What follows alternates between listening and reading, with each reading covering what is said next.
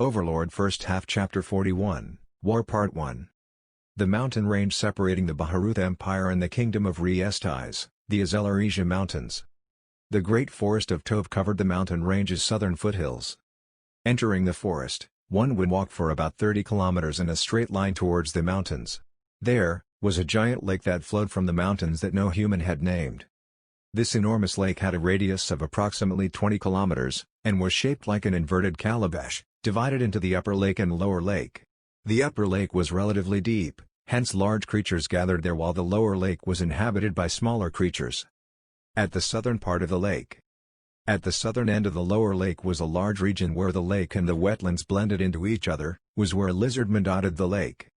Lizardmen were beings which shared human and reptilian characteristics. They were regarded as demi-humans along with goblins and orcs, and were not as civilized as humans, with a lifestyle considered barbaric to others.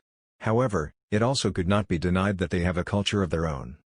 Adult male lizardmen had an average height of about 190 centimeters and were proud of their strong muscles, weighing over 110 kilograms with little body fat. Their bodies were rife with muscles, and if compared to the average of humans, it would be about 1.4 times as much.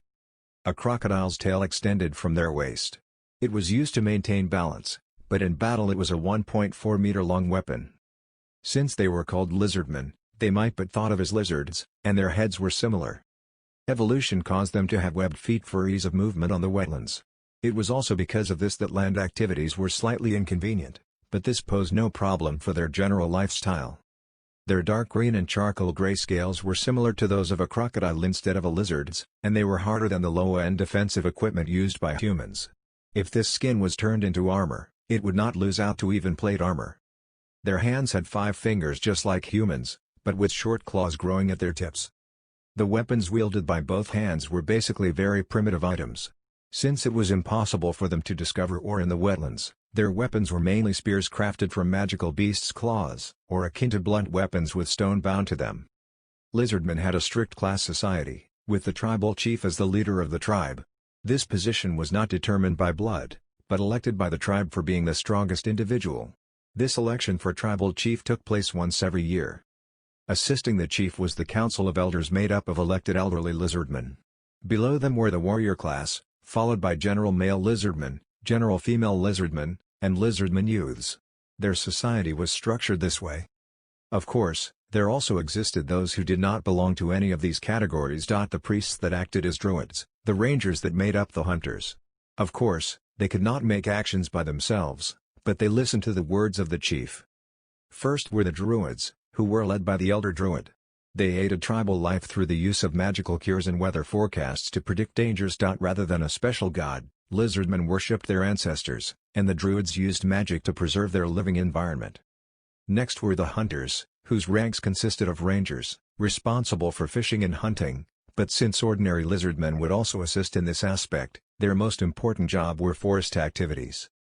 Lizardmen were omnivores, but their staple food was a species of fish around 50 centimeters long, and they did not consume many plants or fruits. The hunters entered the forest and sometimes brought back meat, but this was a rarity. The reason why they entered the forest was to collect wood. Since the land was not a safe environment for lizardmen, members with specific skill sets had to be chosen to chop and collect the wood. Lizardmen therefore had an explicitly paternalistic society with division of labor done according to jobs.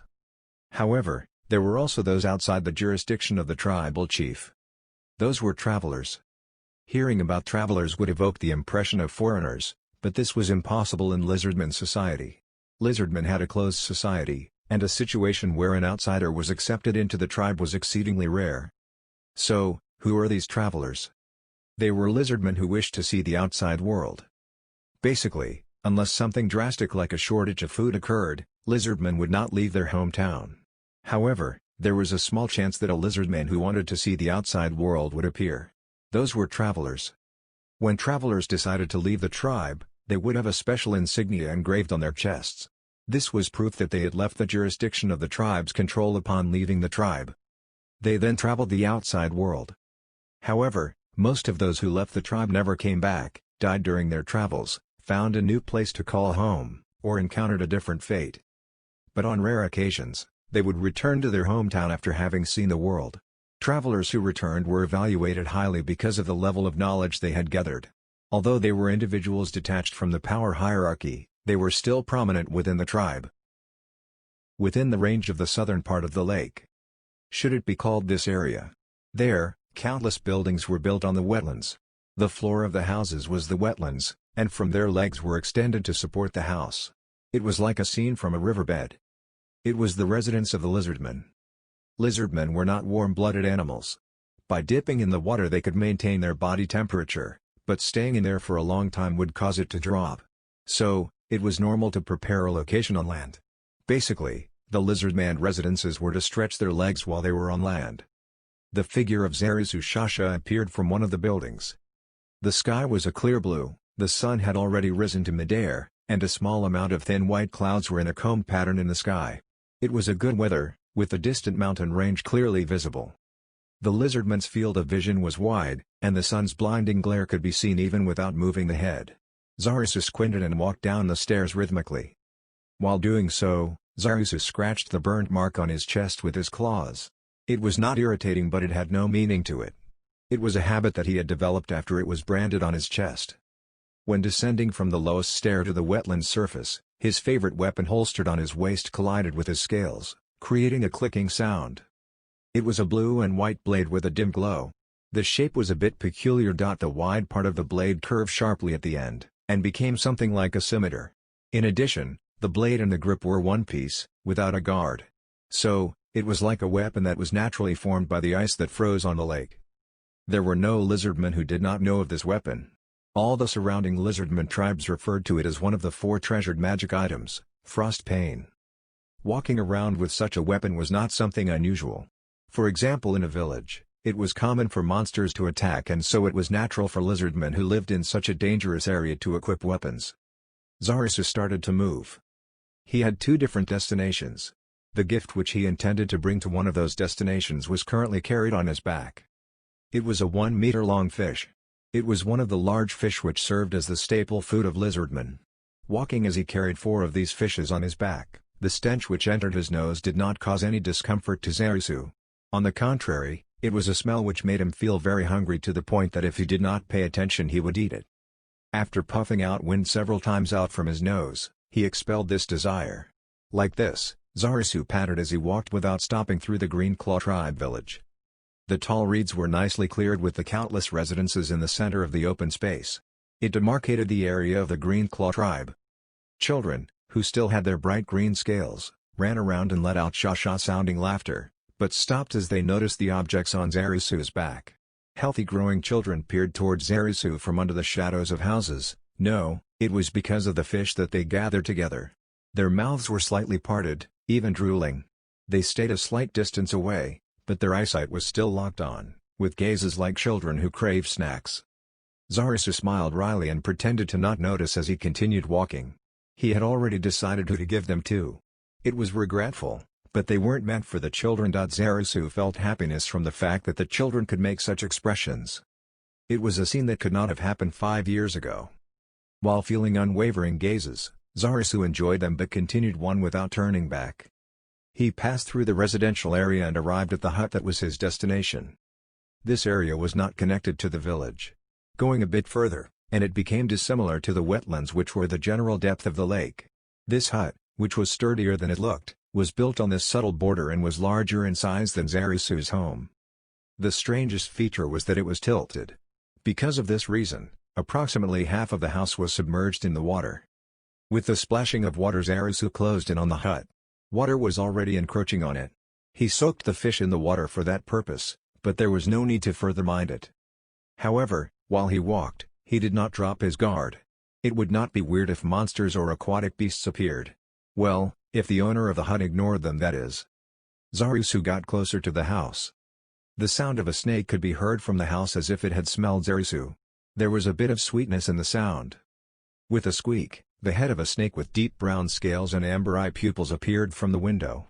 After confirming that it was Zarisu, the neck extended and coquettishly twisted around him. Good, good. With a habitual hand movement, Zarisu stroked the snake's body. The snake comfortably squinted using the eye protection membrane. Zarisu also thought that the scaly snakeskin felt fine. This creature was Zarisu's pet, called Rororo. Since Rororo was raised from young, it was as if it could actually understand language. "Rororo, I've bought food. Be good and eat it, okay?" Zarisu chucked the brought fish through the window. Dang and pluck sounds came from the inside. "I really want to stay and play, but right now I really need to attend to the fish. See you in a bit." It probably understood the contents of the speech, and let out a reluctant noise and slowly released Zarisu before returning inside the house. Afterwards, a chewing sound could be heard from inside. It was eating healthily. Having confirmed that Rororo was in good health, judging by the spirited manner of eating, Zarisu left the hut. After Zarisu left the hut, he was heading towards a location slightly further from the village. He was solid ground, and would be suitable to be called a shore. Zarisu silently padded along the forest. Swimming in the water should be much faster, but his concerns of whether any problems would occur on land had fostered his habit of monitoring the land path. It was just that the trees would obstruct his line of sight while walking, therefore to Zarisu it could also be considered a matter which consumed his concentration quite a bit. Finally he could see his destination from a gap in the trees. Zarisu let out a sigh of relief since no obstacles had arisen along the way. With only a short distance left to travel through the forest, Zarisu quickened his pace. As Zarisu pushed apart the branches, he opened his eyes in shock. There was someone there he did not expect to see. A lizardman with black scales. "Older brother. Oh, it's you." The lizardman with black scales turned his head around and looked welcomingly at Zarisu. This lizardman was the current tribe chief of the Green Claw tribe, Zarisu's elder brother Shaziryu Shasha. He won the competition to be a chief twice in a row, and retained his position without needing to fight this year. His body was amazingly huge. When he stood next to Zarisu, who was of an average build, he made him look small in comparison. There were legends that if lizardmen grew up they would become dragons, but Shaziryu made it seem possible. There was a single long, white and old scar on his black scales. It looked like lightning piercing through dark clouds. This fellow, who carried an enormous sword on his back, was close 2 meters in height and was huge and plain. The steel sword, proof of being tribe chief, had magic which increased its sharpness and prevented rusting. Zarisu and his older brother stood next to each other on the lakeside. "What are you doing here?" "Older brother, that should not be your line, but mine. This is not the kind of place the tribe chief would need to visit personally." "Moo." Lost for words, Shaziryu muttered his catchphrase, then turned to look at the lake in front of them. This was a strange place. Sticks stretched out from inside the lake, surrounding the area. Being carefully placed, there were very fine mesh nets between the sticks. Their purpose was obvious with a single glance. It was a fish farm. Could it be stealing a meal? Hearing Zarisu's words, Shaziryu's tail jumped and flapped against the ground with a flopping sound. "Moo, there is no way that could happen. I am only here to check up on the breeding conditions." "Younger brother, do you see your older brother in that kind of light?" Finishing his statement with a strong intonation, Shaziryu slid 1 foot forwards. The pressure he gave off felt like a wall pressing down on Zarisu. Even Zarisu, who was an experienced traveler and veteran of many battles, felt the urge to take a couple of steps backwards. However, he had the perfect retort. "If it's only to inspect the breeding conditions, then it also means that you don't want them. Such a shame, elder brother. If they were raised well, I was thinking about giving some of them to you." "Moo."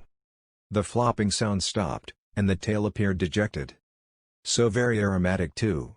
They have become nicely fattened because of the nutrients diligently fed to them, even more plump than hunted fish." "Oh. If you keep them in your mouth, some really good tasting juice will flow out. Biting down with a crunch will also make it seemingly melt in your mouth." "Moo." Once again the cocktail gave off a flopping sound, and it was even more intense than before. Half of Zarisu's attention was transfixed on that tail, the other half was directed to addressing his elder brother in an almost teasing manner. Sister-in-law has also mentioned this before. Elder brother's tail is just too honest. "What? That horrible person, making fun of her husband. Say again, which part is honest?" At the figure of his older brother replying while looking at his tail, Zarisu wondered what reaction would be good, and replied with a dry answer. Thinking about his younger brother, Shaziryu made an excuse-like reply. "Huh. That horrible person. If you have a woman, then you will understand how I feel right now. I won't be able to marry." No. Is it due to that mark? If the elders say anything, just ignore it. Besides, there are no women in this village that hate you, but marriage would be a different thing." In a joking manner, he continued despite his brother not saying anything. "Of course it is fine for someone with your personality. Except, don't you dare mess around. I do not want to butcher anyone over some silly matters. Speaking of which, you also ought to realize the pain of being married. It's just not fair that I am the only one." Hey, elder brother. I'll tell sister-in-law." "Ugh. This is one of the pains of being married. Even me, your elder brother and tribe chief, can be threatened." Boisterous laughter sounded out by the peaceful lakeside. After the laughter stopped, Shaziryu looked at the fish lake as he voiced out some words of frustration. "But honestly? It's just too great. You're—" Zarusu came to the rescue of his elder brother, who fell silent. "Do you mean the breeding farm?" Right, that's the one. In our tribe's past we have never had an individual who would do such a thing. Furthermore, many people already know of its success. In the future, more and more people will feel envy at the sight of your fish and copy your ways. It's all thanks to elder brother. I know elder brother has said all kinds of things about me to everybody. Younger brother, talking to many people about reality does not count for much. That kind of stuff is merely recounting anecdotes. If it weren't for your hard work in nurturing such delicious fish from this breeding farm, those words would have been meaningless." The initial breeding farms were constantly failing. This was expected, since they were built solely based on the impressions from talks during his travels. Just the construction of the fence was met with constant setbacks. After a year of trial and error, although the fish lake was created, there was still more work to be done. Fish could not be left alone without being looked after. It was necessary to obtain fish feed. The fish in the fish lake had died out many times by experimenting with a wide variety of food for the sake of finding out what kind of feed was best. There were also instances of the surrounding nets being broken by monsters, freeing all of the fish. There were some who criticized him behind his back for treating fish captured for food as toys. There were also those who said that he was nothing but a fool. However, the results of his efforts finally bore fruit.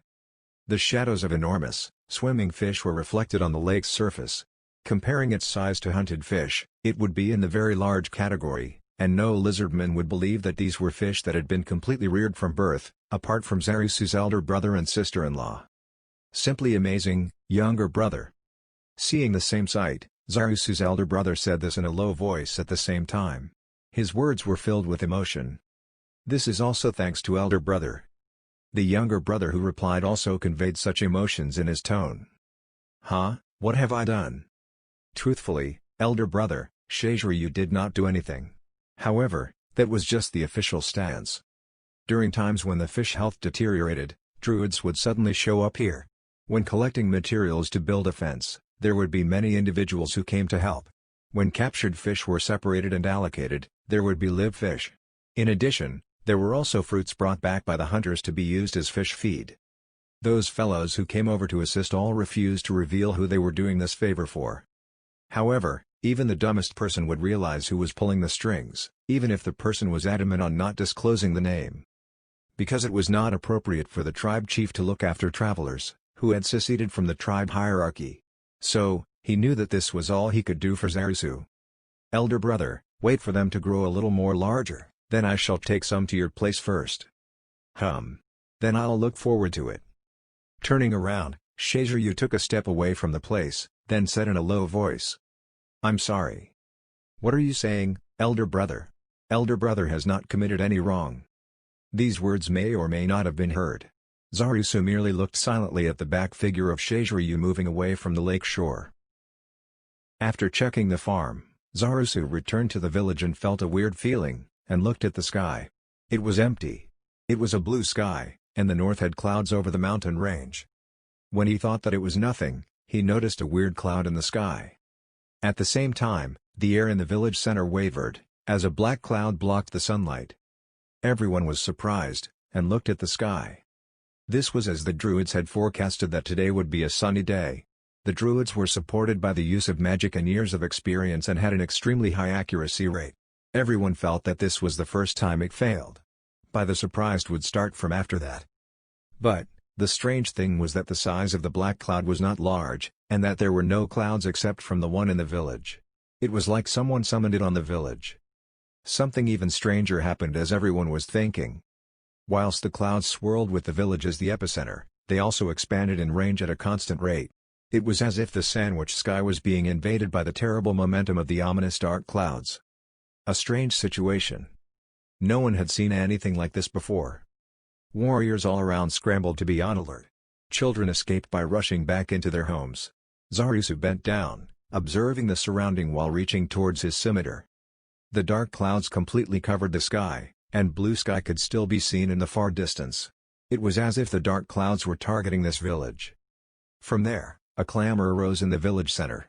The wind carried over a high-pitched sound produced by Lizardmen's vocal cords. That sound was an alarm, one which signaled that there were formidable enemies and advised others to evacuate according to the situation. Zarisu, who heard this sound, bolted along the wetlands at a speed which was fast for Lizardmen. Run! Run! Keep on running! Moving in the wetlands was extremely difficult, requiring use of the tail to act as counterbalance. At a speed unattainable by humans, although Lizardmen feet were more suited for this environment, Zarisu reached the source of the alarm. At that place, Shiziryu and the tribe's warriors had formed a circular formation, staring at the village center. Following the object in their line of sight, Zarisu also glared at the same place. For there was a monster. Everyone's eyes were focused on a monster which looked as if it were created from dark mist. Within the dark mist, numerous terrified faces would appear then quickly vanish. Although faces of various races appeared, the one thing they had in common were expressions of agony. Carried by the wind were sounds of sobbing, resentment, painful lament, and dying gasps melding together to form a chorus. He shuddered. Zarisu felt a chilling hatred emanating from the monster. If Zarisu felt unnerved at it, the others would be trembling.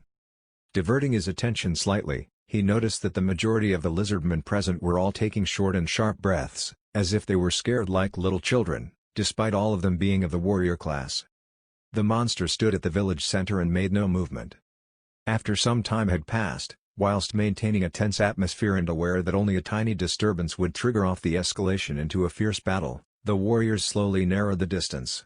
They resisted the mental stress and moved into action. Using his peripheral vision to confirm that Shiziryu had drawn his weapon, Zarisu also swiftly and silently took up his sword. If it became a fight, he intended to launch a surprise attack faster than anyone else. The tension in the atmosphere thickened. Suddenly, the sounds of resentment stopped. The warriors stopped their movements as if their shoulders had holes in them. The noises emitted from the monster mixed together, forming one sound different to the intelligible cursing earlier. It had a definite meaning now. Listen well. I serve as the messenger of the great being and I came here to announce his decree. Everyone looked at each other. Only Zarisu and Shiziryu did not break eyesight. Proclaiming your death sentence, the Great One has sent his army to exterminate you. In his leniency, he has granted you mortals time to put up a meaningless resistance. 8 days from now, the Lizardmen tribe of this lake shall become the second sacrifice. Zarisu grimaced, revealing sharp teeth and issuing an intimidating sound. Resist stubbornly, mortals. Allow the Great One to relish in your demise. Like smoke which constantly changed shape, the monster also gradually deformed and floated into the sky. Do not forget. 8 days. As if there were no obstruction, it flew in the sky towards the forest, with its departing back figure watched by many lizardmen. Zarisu and Shiziryu were silently looking at the distant sky. The biggest hut in the village, the assembly hall, was rarely ever used. Clan leaders had absolute authority on all matters and assembly only happened once in a blue moon. There was no real value to having the hut. But on this day the inside of the hut was filled with strained clamor. Many lizardmen had gathered, causing the spacious hut to feel narrow and stifling. The warriors, the druids, the hunters, the elder council and Zarisu, who was a traveler. Everyone sat cross-legged, facing Shiziryu. This was the format of the meeting. Basically it was the respected chief Shiziryu borrowing the knowledge of various people. There was no one here who did not understand the strangeness of the situation. Acting in his capacity as clan chief, declared the start of the meeting. The first to speak was the elder druid. She was an aged female lizardman with strange white symbols written on her body. These probably held meaning, but Zarisu did not know them. Probably only those who were married, specialized in magic or were aged would know. He did not know much about the other stuff, like attending rituals or locations. You all remember the black cloud that covered the sky? She then stopped and looked around, allowing everyone to recall. That was magic. It is called Control Weather, a 6th tier magic. This is also a spell that only a powerful magic caster can cast. We would be fools to stand against such a foe. Behind the Elder Druid, the similarly garbed druids nodded their heads in agreement. Although Zarisu understood how powerful 6th tier magic was, the other lizardmen did not, and their voices of doubt filled the surroundings. You there? Not sure of how to explain, the Elder Druid showed a perplexed expression before pointing at a lizardman. The one being pointed at showed a confused expression, pointing at himself as well. Yes, you. Can you defeat me? The lizardman slowly shook his head.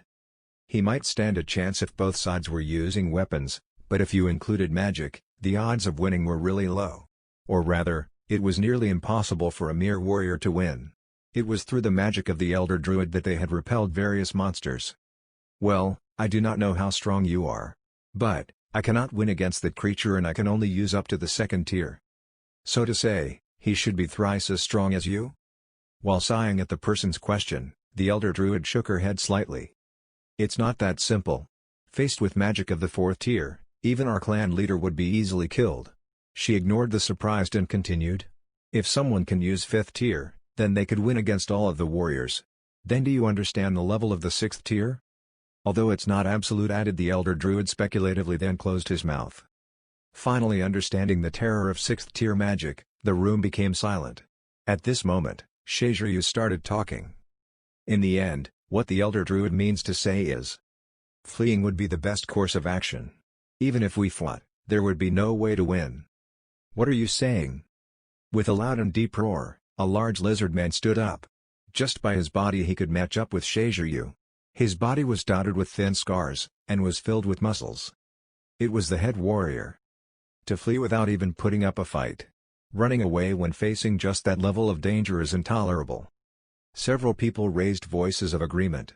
They were the voices of hot-blooded young warriors. Are you intending on fleeing from that level of provocation? What is in your head? It would be too late if we are to start fighting. Glaring at the head warrior, the Elder Druid stood up. The two were agitated, and each were exerting a pressure. As everyone thought that this was an explosive situation, a cold voice reverberated. That's enough. With faces like being woken with cold water, the two of them turned to Shaziryu and seated themselves as if in apology. Headhunter, let us hear your point of view. Elder Druid and Head Warrior's opinions are both understandable, they both make sense. To answer Shaziryu's question, the skinny lizardman opened his mouth. Although he seemed small in size, it was not for a lack of muscle, but rather that his muscles were densely packed. That is why, since there is still time, we should examine the situation. Supposedly, they are sending an army.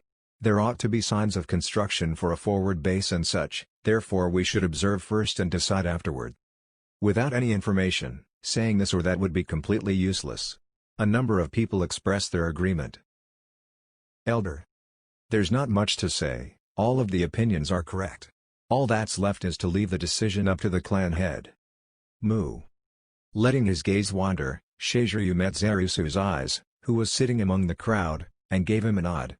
Zarisu felt as if he'd gotten a gentle push on the back. Whether the road ahead was dangerous was unknown. Still, he raised his hand to show he had an idea. Clan head, please allow me to speak. Someone raised his hand. At this time, the focus of all the lizardmen gathered on Zarisu. Most of them wore expectant expressions, but others showed discontent. This isn't the place for a traveler to be speaking. You should be grateful we're already allowing you to attend. An elder raised his voice. Along with it, several voices of agreement followed. However, it was a small number amongst those gathered.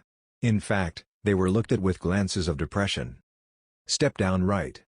A tail hit the floor with a bang. It cut through the words of the elder like a sword.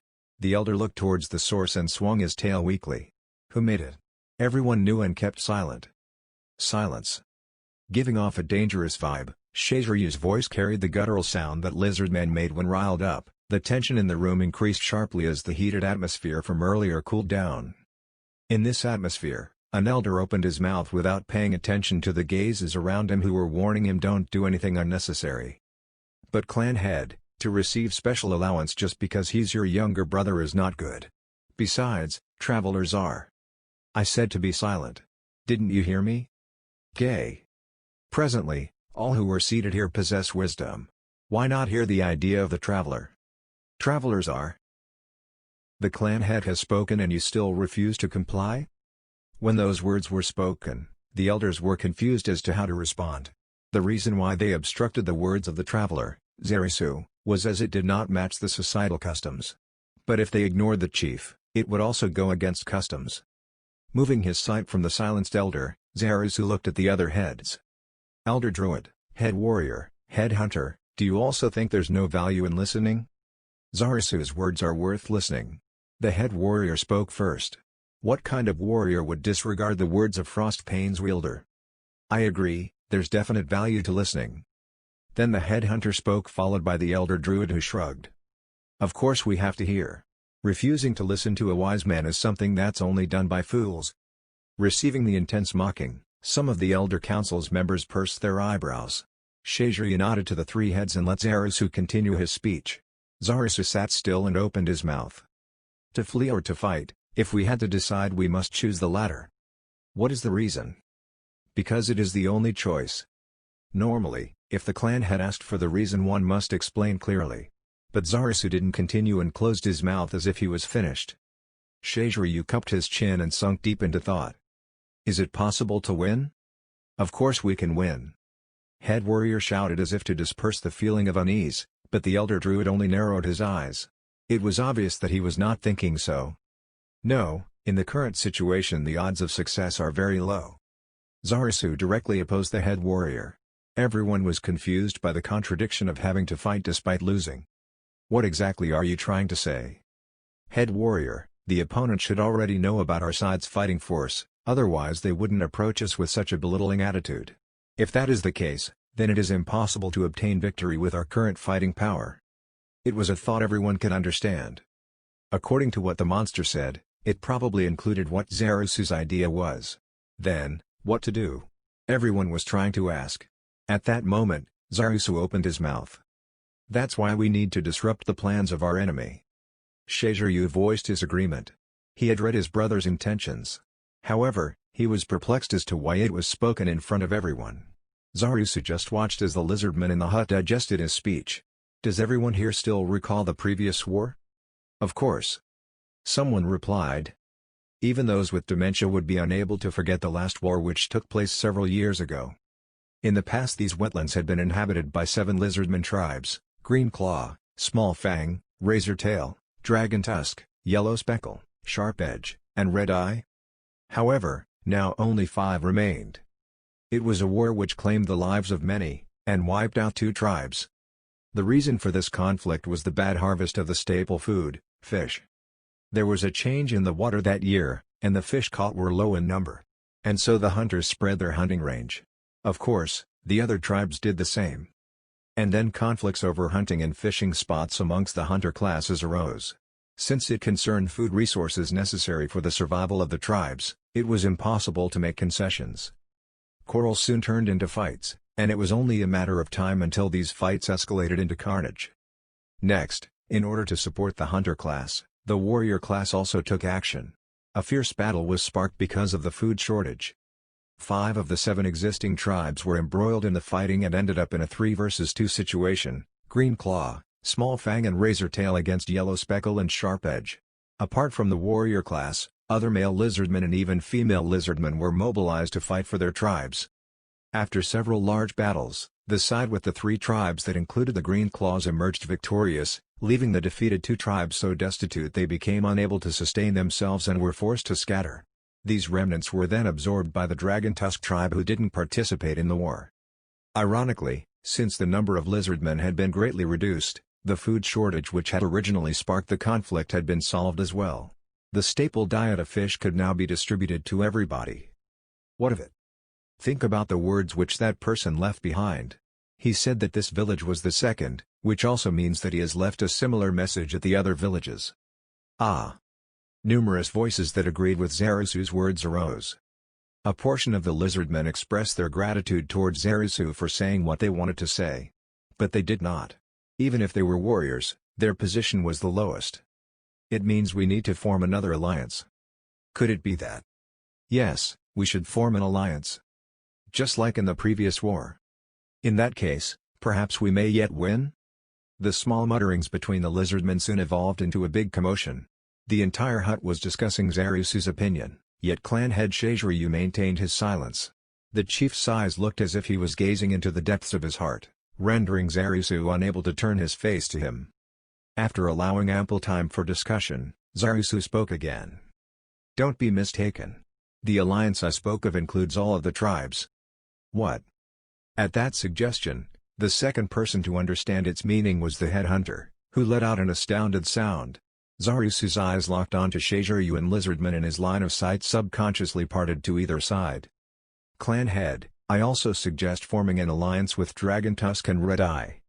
A large uproar occurred. It was a thought that no one thought of. It was like a bomb was dropped in the meeting.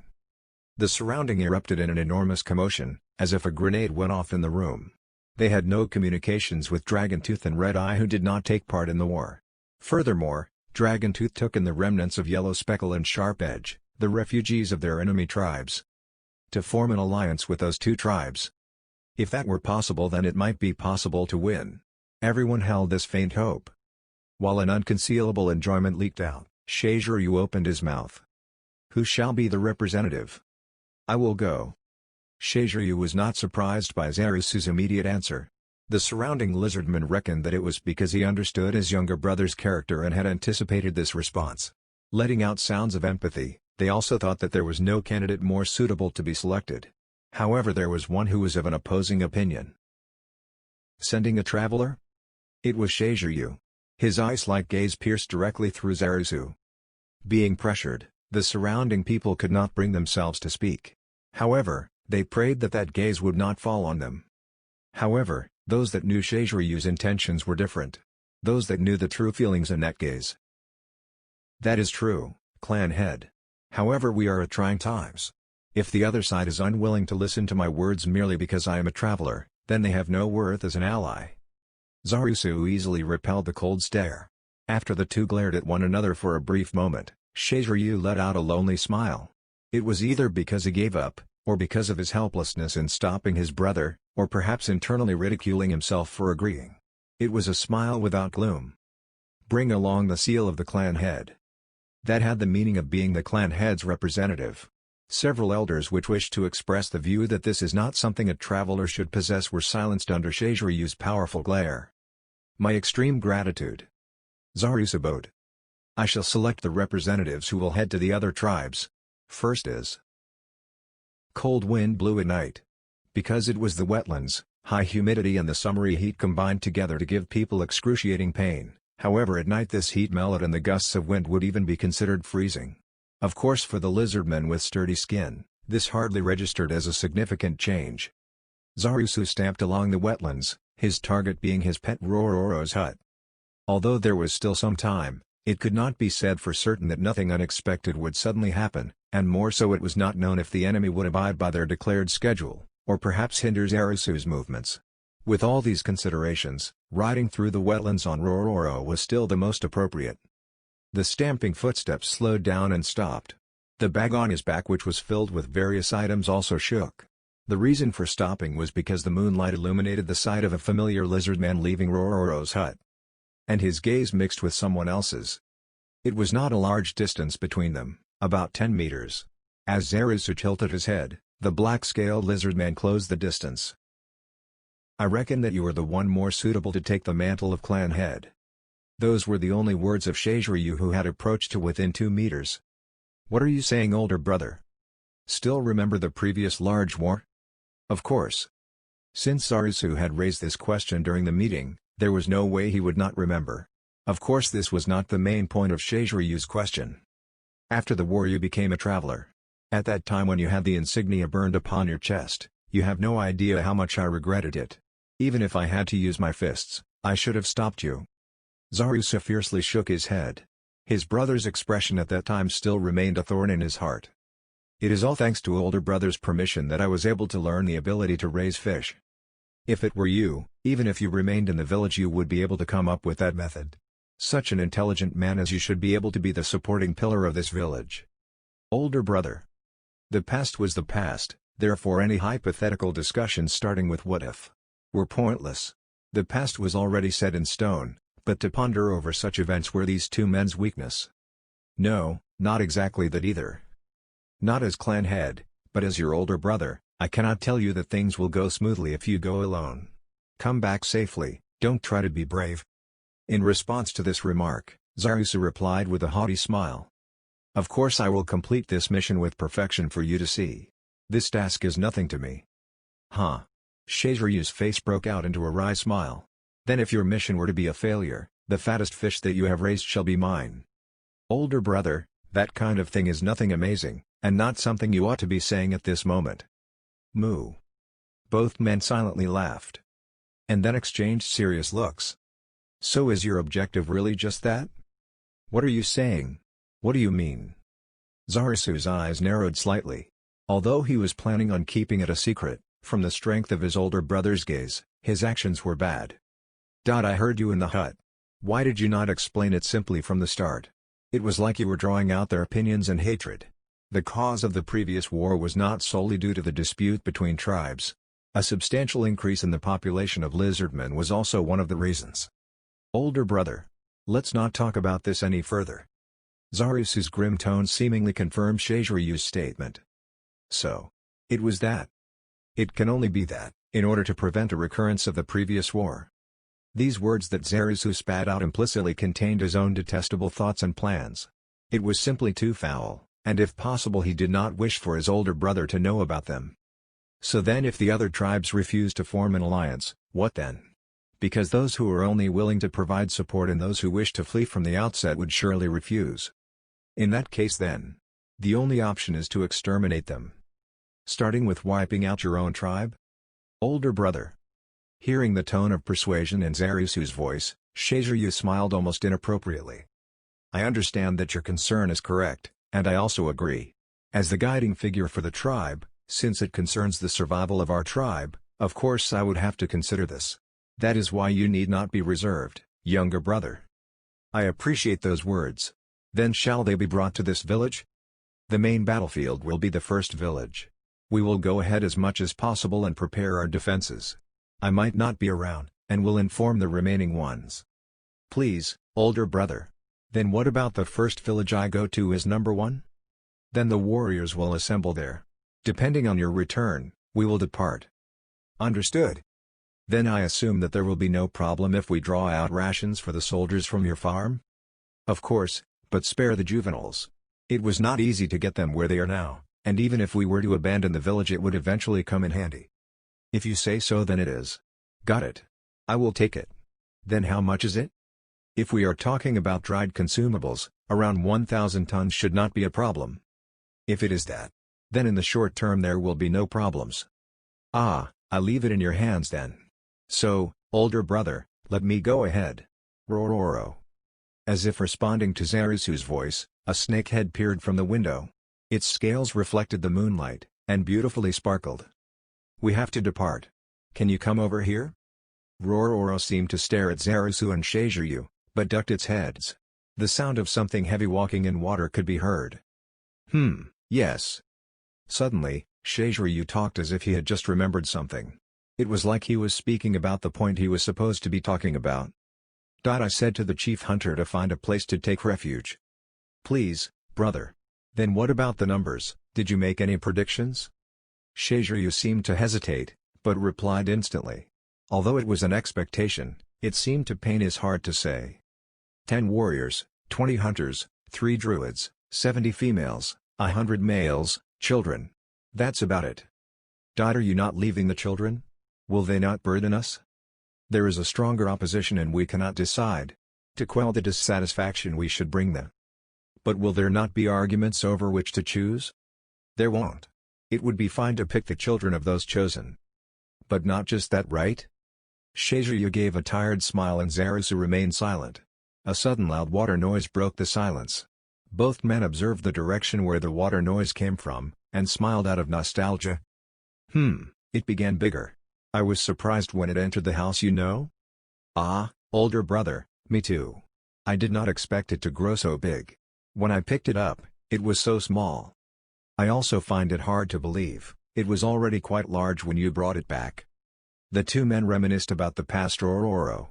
Then four snakeheads surfaced on the water a short distance from the hut, all four using the same action in splitting the water and heading towards Zarisu. Suddenly the snake raised its heads and the figure of an enormous body could be seen inside the water. The beast had four reptilian heads connected through long necks to the enormous four-legged body. Hydra.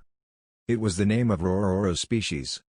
With an unexpectedly fast movement unbefitting of its large body that spanned 5 meters in length, it arrived beside Zarisu. Zarisu climbed onto Rororo's back as nimbly as a monkey.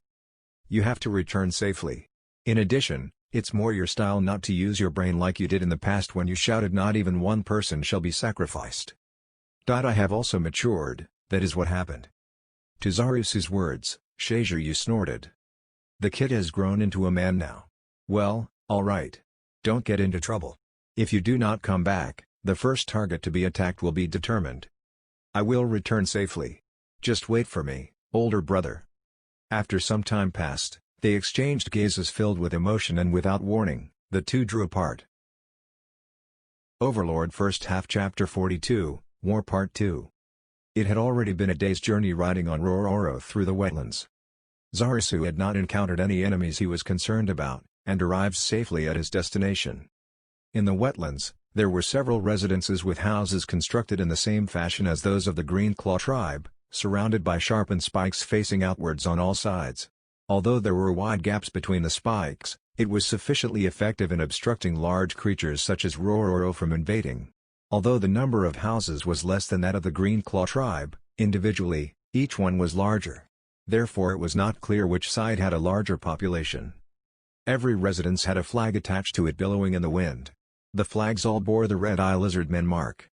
Correct, this was Zarisu's first intended destination, the settlement of the red-eye tribe. After surveying his surroundings, Zarisu sighed in relief.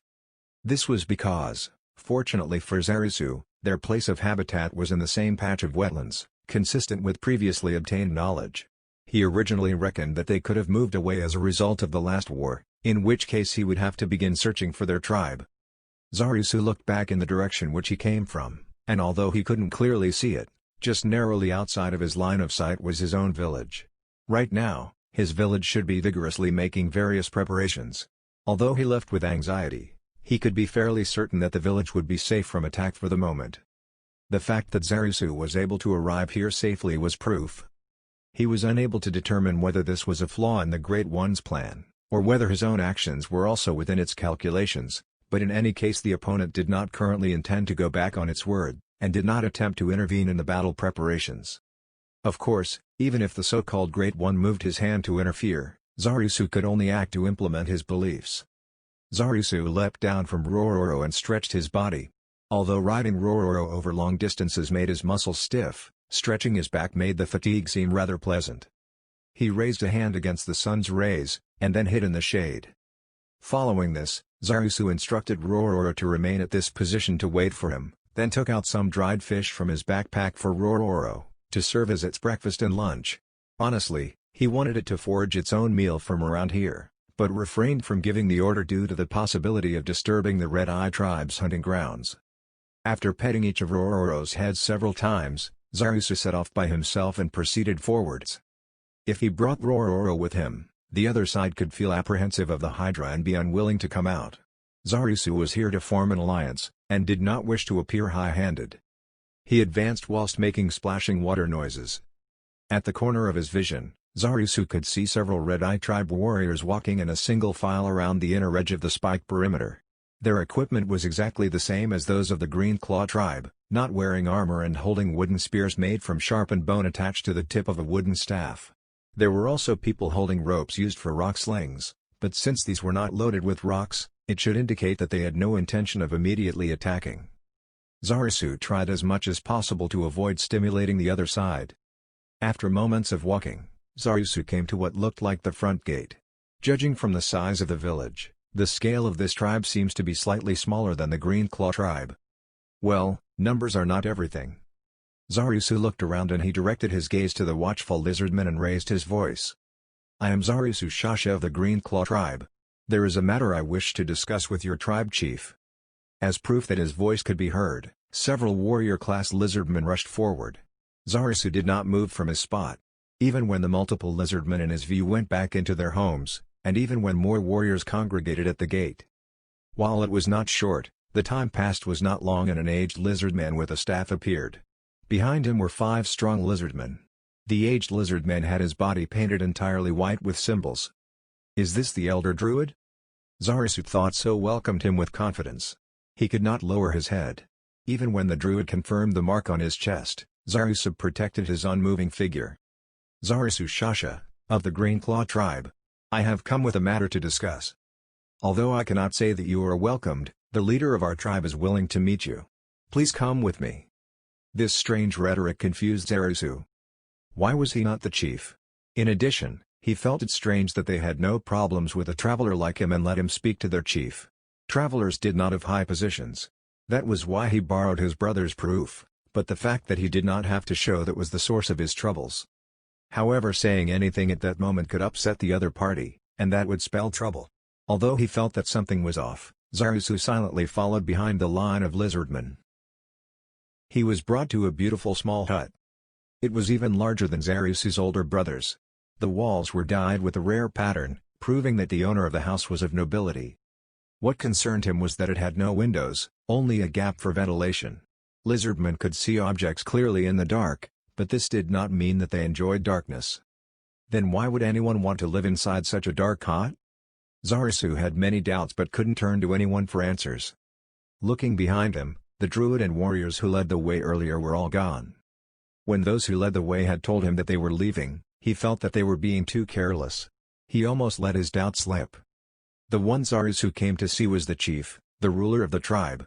How could members of the tribe do something like this? But when Zarasu heard that this was the wish of the leader, of the tribe's acting chief, his opinion of the person waiting inside the hut rose. Although he had promised his brother that he would return safely, Zarasu was already prepared for the possibility that he would be unable to fulfill that promise. As such, surrounding him with armed guards to pressure him would prove ineffective. In fact, it would only make him feel disappointed by the fact that this was all they could muster. However, if they were doing this from their hearts, then the talk should be quick, as if he himself would be the one stalling it. Ignoring the hostile presences of those peeking from afar, Zarasu walked to the door and casually opened it. The interior was as dark as he had imagined. Despite having night vision, the difference between the inside and outside confused Zarasu. The air in the room had the scent of herbs, plant matter mixed with it. He wondered if there was an old lizardman inside. Then his thoughts were betrayed. "Welcome." A voice spoke out from within the darkness. It sounded fairly young. Finally accustomed to the change in light, a lizardman appeared in front of his eyes. Wide. This was Zarasu's first impression. Snow-white scales, a spotless purity. Round, bright red eyes like rubies, and slim limbs that did not belong to a male, but to a female. Her entire body was covered in red and black patterns, meaning that she was an adult, able to use a variety of magic and was unmarried. Zarasu had once been stabbed by a spear in the past. In that moment, Zarasu felt his body burn fiercely as if it had been pierced by a hot iron stake, and likewise his heart also accompanied this by beating rapidly, both combining to produce a feeling of pain shooting across his entire body. There was no pain, but then. Zarasu was lost for words as he stood motionless. Having interpreted his silence in her own way, she merely gave a self-deprecating smile. "It seems that I am a strange sight even for the wielder of one of the 4 treasures, Frostpain." Albinos in nature were exceedingly rare, partially because they were too conspicuous. It made it difficult for them to survive. The somewhat civilized lizardmen had a similar tendency: weak to sunlight, bad eyesight. They have not reached a level of civilization where such feeble individuals could survive. Therefore it was extremely rare to come across an albino adult. There were even cases where they were killed at birth. It should already be considered fortunate if albinos were seen as detestable existences by ordinary lizardmen. There were even some who saw them as a kind of monster. In actuality, as he had red eyes, she would be worshipped, but not as a fellow lizardman, but instead as a symbol of the tribe. There was no one who treated her as a friend among the lizardmen. Even her own tribe. Then it was easy to predict how those from other tribes would react. And that was the reason cynicism leaked out, and was not replied to. "What is it?" While still standing at the door, Zarasu did nothing, and the female inside questioned his suspiciously. He was far too surprised at her appearance. Did something happen? She was troubled. Without reacting to the question, Zarusu let out a tremolo cry. His cry held on a high note and was a vibrato. It was to the point that the vibrato's variable width would be audible. Hearing this sound, the female lizardman widened her eyes and opened her mouth, in surprise, confusion and in embarrassment. That cry had a message. It was a courtship cry. Zarusu came back to his senses and realized what he had done. Just like how a human's ears would turn red, he flicked his tail repeatedly in agitation. It was as if he wanted to destroy the floor. Ah, no, wrong, wait, not wrong, not that, this isn't what I... Zarusu's frantic movements caused the female lizardman to calm down, and she smiled, making Zarusu puzzled. Please calm down. It's troubling if you move so violently. Ah. Sorry. Zarusu hung his head, made an apology and then entered the room. At the same time the female lizardman's tail drooped as if she had finally relaxed. However, the very tip of her tail was still fluttering, indicating that she was not entirely calm. Please come over. My sincere gratitude. Entering into the home, Zarusu saw that the area where she was indicating had a cushion woven from an unknown plant. He sat on it, and she sat opposite to him. This is the first time we have met. I'm a traveler of the Green Claw tribe, Zarusu Shasha. Thank you for your courtesy. I am the acting chief of the Red Eye tribe, Crush Lulu. After the introductions were over, the two observed each other as if to guess each other's intentions. The hut was temporarily submerged in silence, but this could not be allowed to continue. Zarusu was a guest, therefore it should be the host Crush who should say the first word. First, Mr. Messenger, I believe there is no need for us to be so formal. I would like for us to speak freely, so please make yourself comfortable. I am truly grateful for that, since I am not accustomed to speaking with a serious and formal tone. Then do you mind sharing the reason for your visit? Although she asked, Crush already had a rough idea. The mysterious undead which appeared at the center of the village. Magic that controls the weather, 4th tier magic control cloud. And now the male lizardman from a different tribe, one who could even be called a hero. From here, there could only be one expected answer. As Crush pondered on how to deal with Zarusu's reply, she felt all of her expectations shatter. Please marry me. Dash. Dash dash. Dash dash. Huh? For an instant, Crush doubted her ears. Rather than betraying her expectations, it was like she was listening to the words of another world. Actually, this was not my original purpose for coming here. I fully know that this should wait until after my objective is completed. But I can't lie to my heart. You may laugh at this foolish male. Ha. These were words which she had never heard since the moment of her birth, and ought to have no relevance to her. Her thoughts were torn to shreds in a turbulent storm, scattering all over the place, and as such she couldn't organize them. Towards such a flustered Crush, Zarusu revealed a forced smile and continued to speak. I apologize, I don't know what to say, we are currently facing a contingency. Your response can wait until this is over. Ha. Finally able to piece together her psyche and successfully resume her thoughts, Crush regained her composure. However, upon immediately recalling Zarusu's words from a moment ago, her thoughts once again slipped into disarray. Zarusu focused his calm to control his feelings and his tail. The two of them once again slipped into silence. Finally, after enough time, Crush was holding her heart back after being seriously troubled. As she recalled what happened, she had to suppress her rampaging emotions. Yes. She had to ask why Zarusu came. Crush was about to ask for the reason of his visit, when she recalled his words from earlier. Just how do you bring that up? With a bang, Crush's tail hit the ground. Looking at it, Zarusu became embarrassed at his actions. Thinking he upset her, he chose silence. Crush opened her mouth to break the silence. Since you are not fearful of my body, perhaps it is not surprising that you are a hero? Question mark. Zarusu had an expression of what is she saying in response to Crush's cynical words. Question mark. Crush once again wondered what he was thinking about. Not afraid of my albino body, I mean. It's like the white snow that covers the top of the mountain range. Eh? A beautiful color. Of course, she had never heard this line once in her life. In front of the confused Crush, Zarusu casually reached out his hand to touch her scales, and ran his hand along them. Zarusu's hands moved across the beautifully polished and somewhat cold scales. And as they realized what was happening, their bodies shivered. Why did I do it, and why did I let him? Questions formed, and a confusion followed. Their tails hit the house repeatedly with a strength such that it seemed the house was shaking. Then their eyes met, noticed each other's tails, and stopped moving to the point that time seemed to stop. Should it be called heavy? Or stressed? Silence fell and they looked at each other. Why did you? All of a sudden? Zarusu understood what Crush wanted to say and replied simply. It was love at first sight. Besides, death may result from the war this time, and I do not wish to leave any regrets behind. This simple honesty, his words that hid none of his emotions, made Crush momentarily lost for words. However, there was a part that she just could not relate to. Even the wielder of that famous frost pane is prepared to die in battle? Correct. The opponent is an incomprehensible enemy, one which cannot be taken lightly. That strong? Have you seen the messenger? The monster had this kind of appearance. Crush received the drawing of the monster from Zarusu and nodded. Yes. It was the exact same monster. Do you know what kind of monster that was? No. Including me, no one in the tribe had any idea. Is that so? Actually, I have come across that kind of monster once before. Zarusu spoke up to this point and paused to observe Crush's response as he continued, and I fled. Eh? It was impossible to defeat. No, to put it nicely, it was a 50-50 chance of dying.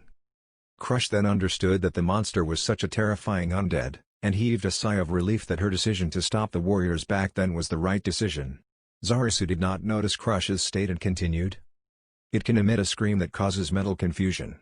Not only that, it has an ethereal body, therefore it is almost entirely immune towards attacks with weapons which are not magically enchanted. Using numbers will not work. Amongst the magic which our druids use, there is a kind of magic which can temporarily imbue magic on swords. Is it able to defend against mental attacks? It is able to strengthen the resistance, but protecting everyone's mental state would be too much and our strength would be insufficient. So it's like that. Are all the druids able to use that magic? If it is strengthening resistance, almost all of the druids are capable of it. But I'm the only one in this tribe who can shield the mind from confusion. Zarusu recognized that the position was not simple given to this woman. Basically she was the strongest magic user in the villages. Then straightly asking her would be faster. Zarusu did not hide anything, and spoke to Crush. Which number was the Red-Eye tribe in order of the tribes that were attacked? The opponent said we are the fourth. I see. Then, what are your plans? Time passed by. What she was asking was what merits were there. Green Claw chose to fight. Zarusu came here to ask for an alliance to do so. How would it benefit Red-Eye? Red-Eye tribe originally did not intend to form an alliance. Their opinion was to choose to seek refuge. However, was it fine to speak truthfully? Thinking so, Zarusu narrowed his eyes at Crush and talked as if he were by himself. Let me tell you what I truly think. Having no idea what Zarusu was about to say, Crush looked at him with unblinking eyes. What I am worried about is what happens after seeking refuge. Question mark. Do you think that after moving away from a familiar environment which you are used to living in, you will be able to maintain the same lifestyle as the one right now? Impossible. No, it would be rather difficult. If they were to leave here and establish a new place of habitat, they would have to fight with their lives on the line. They would have to win the fight for survival. The reality was that lizardmen were actually not the only occupants of this lake, and they had obtained this piece of wetlands after many tiresome years of warring. For this kind of species, it was not possible to easily set up a new habitat in unfamiliar environments. There's also more than enough chance that there wouldn't be enough food. Probably so. Crush, who was unable to understand what this male lizardman standing in front of her was getting towards, replied with a sharp, suspicious voice. Then, if the nearby 5 tribes seek refuge at the same time, what do you think will happen? That. Crush fell silent, because she already figured out the true meaning behind Zarusu's words. Although the size of the lake was quite vast, when a tribe would choose a certain area to serve as a place of refuge, that area should also be the place that other tribes would want to obtain. It would not turn into anything but a terrifying situation. Like the past war. She then reached a frightening answer to Zarusu's proposal. Don't tell me. The reason you want to fight even though we might not win. Zarusu laughed at the fact that she gave the same answer as Shiziryu. That's right.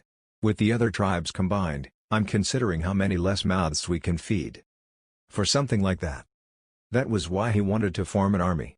So even if they lose the battle, there would be less lizardmen to feed. In a war for survival, it would be extreme but understandable to think that everyone aside from the battle-able warriors, hunters, and druids were expendable. No, in the long term it may be better if the rest simply died. Less mouths to feed means less food required to survive. In that case, even coexistence may be possible. It was better than having all 5 tribes run. Crush frantically tried to think of reasons to reject his idea. You don't even know how dangerous the new location will be, yet you want to start from the beginning with reduced numbers? Then I'll ask you this. Let's say we easily win the battle for survival, what then? If our fish dwindle, will the 5 tribes fight one another next? We may be able to catch more fish. And if we can't? She could not answer in the face of Zarusu's chilling barrage of questions. Zarusu worked based on the worst-case scenario. She was thinking about the best case. If something bad happened, her choice would lead to ruin. However, Zarusu's idea was not like that. And even if they were to be defeated and the number of adult lizardmen decrease, they will have died a glorious death in battle. It would not turn into cannibalism. If you refuse, we will have to attack the Red Eyes first. At Zarusu's dark voice, Crush stared at the man in front of her. It was a declaration that they will not allow only the Red Eyes to flee to a new land with their members intact. After having their numbers culled, there was the danger of being destroyed by the Red Eyes who had their Lizardman warriors. There was no way to avoid it but that. As one trusted to look after the tribe, this was a natural thought. Even if we lose the war, I believe that allying with us will lower the chance of there being bloodshed between our tribes in the new habitat. Crush, unable to understand what he meant, showed an honest, confused expression on her face. Zarusu explained himself so that his real intentions would become clear. He was claiming the possibility that tribes that spilled blood together will not be so quick to war against each other if food becomes scarce. But her own ideas and experience caused her to doubt. With her face slightly lowered, as soon as she was about to fall into deep thought, Zarusu posed a question. By the way, how did the Red Eyes overcome that period? Before she herself realized it, Crush jumped up. It was a reaction to Zarusu's question. Crush narrowed her eyes and stared at Zarusu. Her gaze was so sharp that it seemed like it would pierce a hole through him. Unable to understand the reason for her glare, she saw how it made him feel helpless. Is there a reason that I need to tell you? She spat out her words, tone brimming with loathing. The change in Crush made him doubt whether he was talking to the same person. But Zarusu could not back down. It might contain the answer that will let everyone survive. I would like to hear it. Was it a druid power? Or was there another method? Therein could be our salvation. Zarusu stopped there and closed his mouth. If it really did hold the answer, there was no way that Crush would look as pained as she did now. Zarusu was filled with the desire to hate his past self. If he had thought about it, this should have been expected. As if she read his mind, Crush snorted like she was ridiculing everything, including herself. You're right. That is no salvation. After a pause, she wore an exhausted smile and continued. What we did was a war of fratricide, we ate our children. Zarusu was attacked by an impulse that rendered him speechless. And Crush was filled with anxiety about talking about this thing she wanted to keep secret. Why was she talking about it? Crush herself could not understand why she told him. She knew well how much scorn this would invite from the other tribes. So why?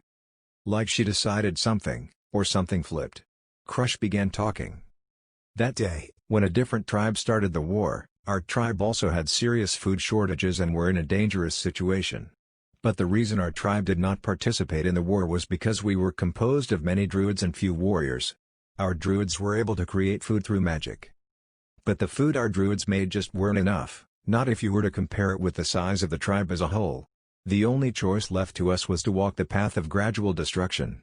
Then one day, our tribe chief brought back food. Bright red meat. Crush grinded her teeth together. Zarusu wondered if Crush held hostility to him. He thought and then rejected it. Her expression was not consumed by hatred. Everyone vaguely knew what kind of meat that was. Even so, we all closed our eyes and ate in order to survive. But something like that could never last very long. When we started to take fish, the dissatisfaction exploded. Crush laughed. The fact that we ate it while understanding. Really, it really is a joke. Zarusu said nothing. He had no right to. Without expressing any special reaction to Zarisu, Crush continued. Please look at my eyes. Our tribe, the Red Eye, sometimes has people born with my eyes. They have something they are amazing at. In my case it was the power of a druid. And so we have the authority of the tribe chief, but we gathered and revolted. So the numbers decreased and there was enough food. Yes. Crush affirmed it. Her gaze was firmly fixed upon Zarisu, but her heart was recalling the past. I still think the chief was right. In the end, the food was divided up evenly. As a result our tribe managed to survive. During the rebellion, that time, the tribe chief never surrendered. He died with countless injuries. And when he received the final blow, he smiled at me. As if she was coughing up blood, Crush continued to speak. It was the pus that slowly coalesced in her heart, ever since she killed the tribe chief. The pus that she could never reveal to the members of the tribe who trusted her and fought against their chief. Crush was just barely able to confess it to the one named Zarisu. That was why her words did not stop, like water emptying out at the bottom. They were not the eyes of someone staring at their killer. No hatred, jealousy, hostility, curses, none of it. It was such a beautiful smile. The chief always faced reality directly and acted. And we acted on our ideals and hostility. Maybe the one who was in the right was the tribe chief. That's what I always think about. Because the chief died, the one who was regarded as the root of all evil, our tribe was able to unite as one once more. And what's even worse, since our numbers were smaller, we even got the gift of no more food problems. This was her limit. With a cry, teardrops like those of living beings did not drop, but she was like a crying girl.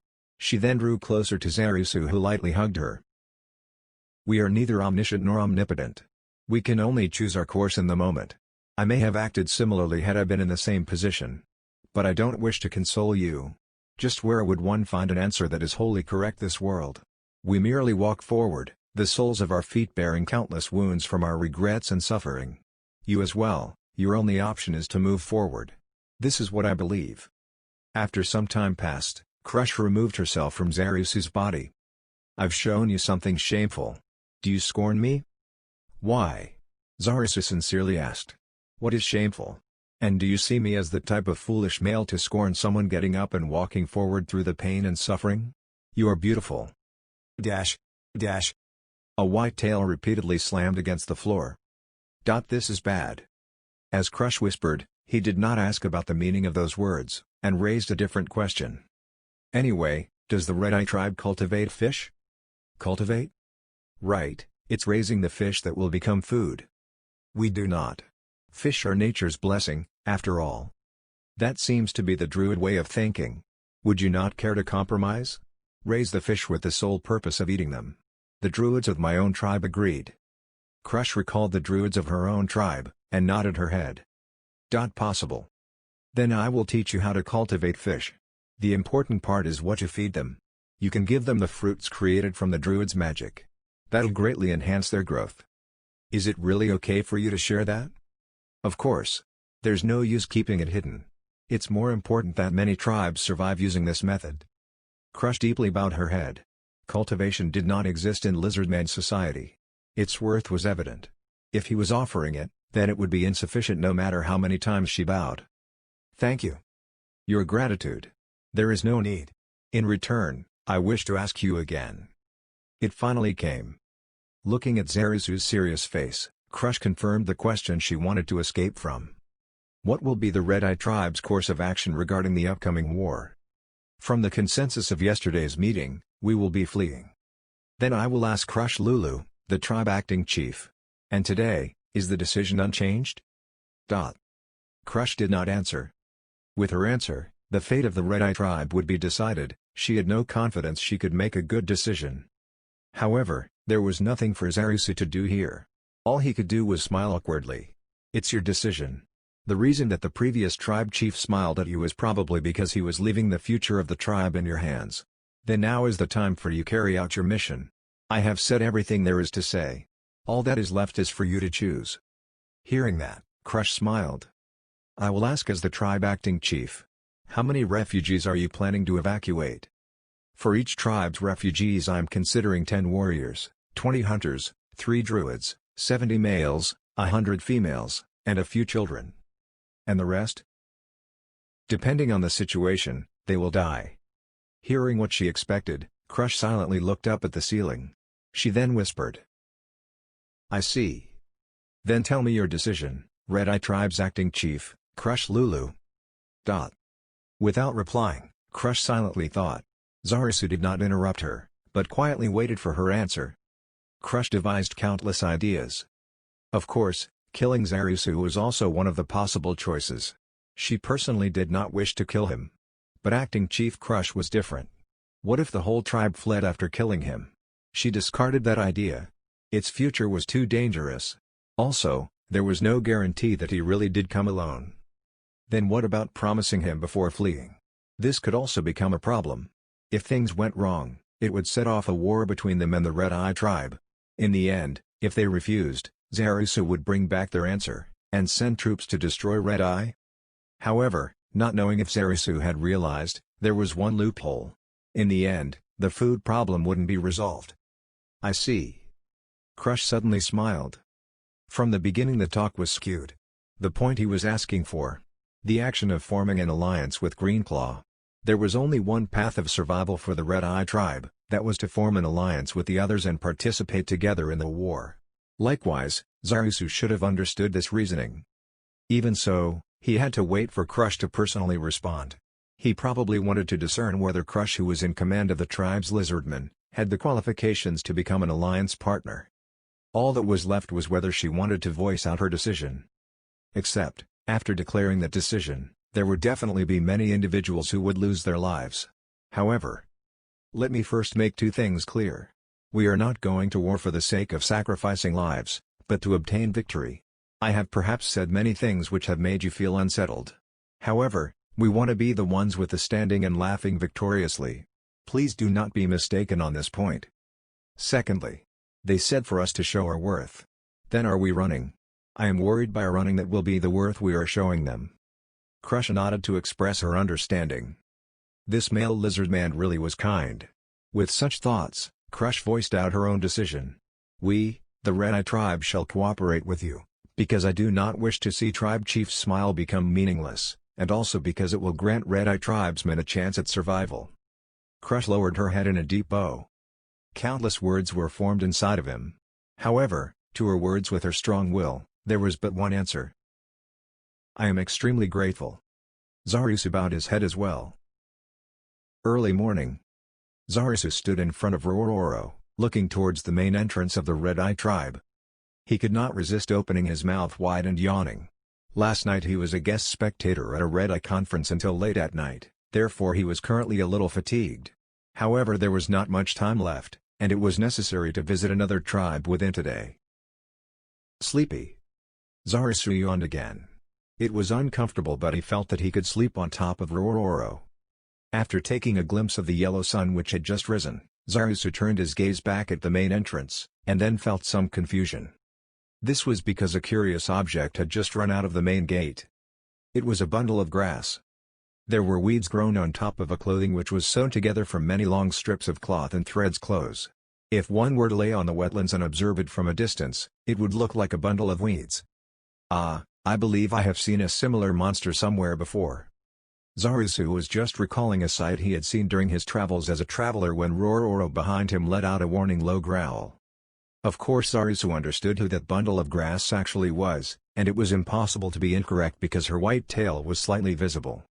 As he was staring blankly at that excitedly swaying tail whilst at the same time reassuring Rororo, that bundle of weeds had already arrived beside Zarisu. "Good morning."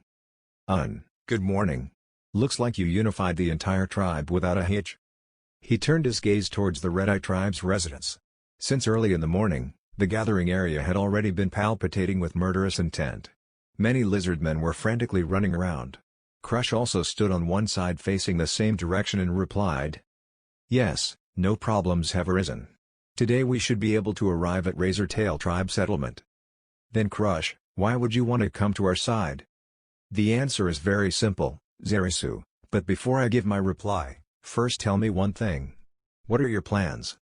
After yesterday's meeting, which took place from evening to early morning, the two individuals felt no reservation even when calling out each other's names. "Coming up next, I plan to visit another tribe. The Dragon Tusk Tribe." If that is so, then, it is still better for me to go with you. What? Is it so strange? The weed pile made a small movement, and let out a faint whispering noise. Because he could not see her face, he could not know what her intent was. I don't mean to say that it is strange. But it would be very dangerous. Is there still a place that is safe now? Zarisu stayed silent. He was calmly thinking, bringing Crush with him would be beneficial in many ways. However, as a male lizardman, he still had reservations against bringing a female lizardman, whom he had feelings for, to a knowingly dangerous place. I really am not calm enough. Although Crush was hidden inside the grass, and her expression could not be seen, she almost seemed to smile slightly. Then, let me ask you another question. What is with your appearance? Does it not look nice? The question of whether it looked nice or not was a strange one. However, wouldn't it be better to give a little compliment? Zarisu did not know how to respond, but replied. I should say that it looks good. Right? How can that be possible? Crush steadfastly rejected this. Zarisu felt his strength drained from him. That couldn't be helped. It is solely because I am weak against sunlight, therefore when I head outside, I almost always dress like this. So that's why. Ah, you haven't given me your answer. Will you let me travel with you? Any further discussion on this would probably not sway her mind. From the point of view of forming an alliance, bringing her along should be advantageous for obtaining this objective. She also thought along the same lines, which is why she probably made this suggestion. With that being said, there was no reason to refuse her company. I understand, then please lend me a helping hand, Crush. Crush was delighted from the bottom of her heart as she replied. Understood, Zarisu. Leave it to me. Are you already prepared for departure? Of course. My backpack is already filled with all the various necessary items. After hearing this, Zarisu subtly assessed her back region and discovered that there was a slight lump on the surface of the grass. Zarisu understood, and climbed up Rororo's back. Crush followed soon after. Rororo glared at Zarisu for the strange itch of grass, but he pacified the Hydra. Then let's go. If you do not feel safe, hold on to me. Got it. Crush hugged Zarisu's waist. The prickly feeling of the weeds gave Zarisu a bit of an itch. The difference in the actual feeling and what he had imagined it to be like, made the corners of Zarisu's lips curl. What's wrong? No, nothing. Let's depart. I look forward to working with you. Zarisu. What was it that made her so jubilant? Hearing Crush's enjoyed voice, Zarisu ordered Rororo to depart. Overlord First Half Chapter 43, War Part 3. Dragon Tusk Tribe. From among the 7 tribes of the lake, it was one of the tribe that did not take part. They believed that strength was everything, and had the most strength among all of the tribes. It was the tribe whose cooperation was the most needed for this war. However, since they had no communications with the other tribes, no one knew what sort of tribe it was. Who was the current chief? Since there was no information on such matters, going alone was extremely dangerous. In addition, since this tribe took in the remnants of the 2 destroyed tribes, the danger increased. As the village came into sight, Crush looked on in shock at the face of the male with his hand glued to his weapon. His expression was the same as they first met, a serious face. Do you really wish to directly charge inside? Crush questioned the sanity of the male sitting in front of her. Ah, this will be different from your tribe. From what I heard, they place emphasis on strength. If we get off of Rororo, there will be problems trying to reach the tribe chief. And, they already have lots of reasons to be hostile. At Zarisu's confident answer, Crush erased the countless questions she had. Since he knew more about the world than she did, she would not come to such a tribe without any information. Then all she could do was trust. They approached the village still on Rororo. Several warriors noticed Rororo and readied their weapons, and glared at Zarisu without hesitation. If they got closer, then a fight would occur. As the atmosphere tensed, Zarisu stopped Rororo and got down. Crush soon followed. Several warriors' sharp gazes were directed towards the 2 individuals. Zarisu took one more step forward. Using half his body to shield Crush, he shouted out loudly. I am the representative of the Green Claw tribe, Zarisu Shasha, and my visit here is to discuss matters with the tribe chief. I am the Red Eye tribe's acting chief, Crush Lulu, and likewise I have come to visit the tribe chief. At that moment, the air moved. It was like they were being attacked by the weight of the emotions. Each of Rororo's four heads did a somersault. Opening its jaws, it let out a threatening roar in all four directions as it shook its heads and glared angrily.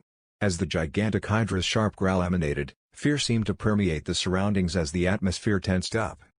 However, countless hostile eyes failed to waver from the two. It was Crush's first time experiencing such hatred. Her stomach churned. She was probably slightly shivering as well. Her clothes shook, and the grass rubbed together noisily. Zarusu then moved in front of Crush. The meaning was obvious. There was no need to protect me from something so trivial. I did not intend to protect you, because you came of your own volition.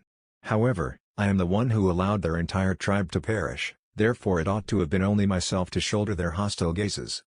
Crush looked at the male that stood in front of her without a word and had an incomprehensible expression. Of course, underneath her clothes, no one could see it. I repeat. I am Zarusu Shasha of the Green Claw tribe. This person is the representative chief of the Red Eye tribe Crush Lulu. We would like to speak to the one who commands this tribe. The warriors gathered more than expected, but there was no signs of a chief like Lizardmen appearing. Zarusu did not break his unmoving stance, but prepared himself to move if something happened. Crush behind him was also ready to cast magic at a moment's notice. Apart from Rororo's cries, the scene was quiet. The Lizardmen did not let down their guard. Then! Exclamation mark. Zarusu's gulping sound could barely be heard. Crush looked in front of him, and swallowed as well. To simply put it, that Lizardman's appearance was simply bizarre. A Lizardman with a body of over 250 centimeters in height slowly but surely came towards them. The word bizarre might not be suitable, but the expression was correct. Firstly, his right arm was huge. It had an appearance similar to that of Fiddler Crab. No, his left arm was not thin, it was the same as Zarusu's. It was simply that his right arm was huge. His left arm's ring finger and pinky were completely gone. His mouth was parted far backwards, perhaps as a result of a cut injury, and his tail was squashed quite flat, not like a lizardman's but rather more like a crocodile's. Crush thought that he was stranger than her. However, even when compared to these, the most striking feature was the insignia seared on his chest. That Lizardman looked at Zarusu and her, and let out a sound that sounded like the crackling of dried branches. It suited the strange Lizardman. The sound was probably a laugh. "Welcome, wielder of Frost Pain. This is the first time we have met. I am the representative of the Green Claw tribe, Zaru." The Lizardman waved his hand indicating that introductions were not necessary. "Just the name will do. I am Zarusu Shasha, and this is Crush Lulu." "That person cannot be a plant monster? However, since you already bring a hydra here, bringing along a monster to be its food shouldn't be too much of a surprise." "That is not the case." Towards Crush, who was about to shed her weed costume, the strange-looking Lizardman once again waved his hand to indicate that it was not necessary. "Don't treat my joke for real, how troublesome." Feeling uninterested, the strange-looking Lizardman gave a brief glance at the bundle of weed which was Crush before once again turning his gaze towards Zarusu. "Then, why have you come? Before that, would you please give us your name?" "Ah. I am the tribe chief of the Dragon Tusk tribe, Zamburu Gugu." Zamburu revealed his teeth as he smiled. Although it was within expectations, the fact that a traveler was also the tribe chief still came across as startling news. But then on the contrary, this was also the most acceptable answer. It was impossible that such a powerful male lizardman was merely a traveler. While Crush was understanding, Zarusu continued with a calm voice. "You may also call me simply as Zarusu. Then, Zamburu, please let us know if there has been any unnatural monster which has visited your village recently." That Supreme One person. Since the opponent has been here, the matter to discuss becomes much simpler. Zamburu raised his hand, interrupting Zarusu's speech. "I can roughly guess what you plan to say. However, we only believe in strength. Unsheath your sword." The burly lizardman standing before Zarusu, the Dragon Tusk tribe chief, Zamburu Gugu, smiled, revealing a mouthful of teeth. "What? This method is simple, Dragon Tusk tribe chief. It keeps the judgment brief, and wastes no time at all. Kaka. Selecting the strongest as the tribe chief, for Lizardmen this was a natural and ordinary matter. However, for a problem where the subsistence of the tribe was at stake, was such a simple method of determining an answer appropriate? Crush thought as such, then realized how coming up with this idea was incredulous. Her thoughts were not those of a lizardman.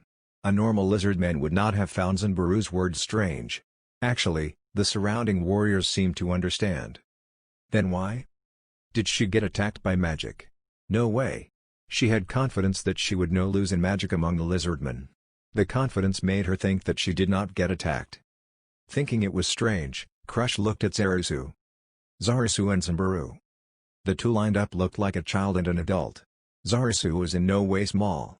It was just Zanbaru was too large. And his muscles were not normal.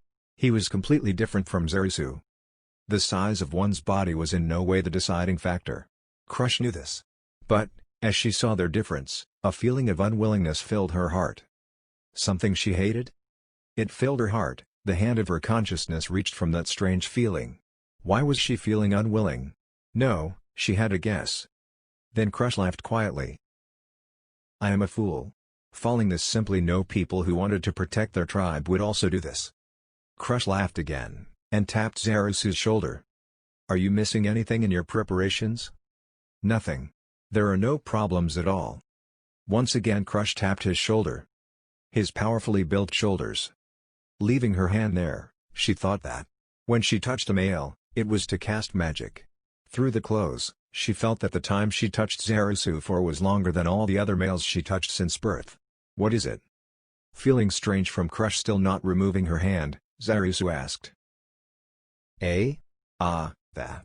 This is a druid's blessing. This. Will your ancestral spirits still assist me even though I am of a different tribe than Crush? My tribe's ancestors are not so narrow-minded. Good luck. Crush withdrew her hands from Zarisu's shoulders, and prayed in her heart for her ancestors' forgiveness. A small distance away from them, Zanbaru held a 3-meter-long copper halberd. Normal lizardmen would need to hold it using 2 hands, but he held it with one with that bizarre arm strength. Then he casually gave it a wave. The lateral sweeping motion generated a gust of powerful wind, such that Crush, who was a distance away from that sweeping motion, also felt it. Will Victo? No, is everything alright? About this. I will adapt to the situation as necessary. Crush originally intended to ask whether it was possible for him to win, but she did not speak out. Zarisu knew he was facing a battle where defeat was not an option.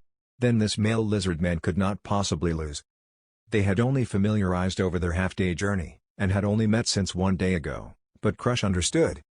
Then, are your preparations complete? Bearer of Frost Pain. Ah, Zarisu. No problem. Zarisu coolly turned to have his back facing Crush, and walked into the perimeter of the fight zone. Crush exhaled one breath. The reason was that she could not resist gazing back at his figure.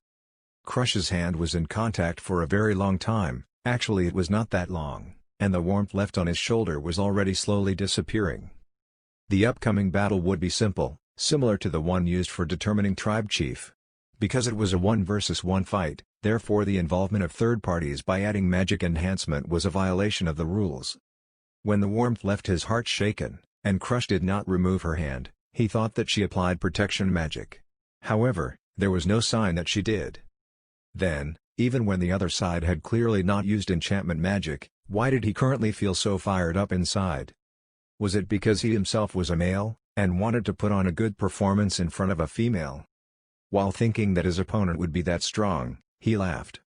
He understood that he was a male. Older brother once said that he was too dense. But this phrase seemed to be untrue now. Zarisu entered into the circle made up of lizardmen and swiftly unsheathed Frost Pain. The sword responded to Zarisu's command and gave off frosty white mist. The surrounding lizardmen burst into clamor.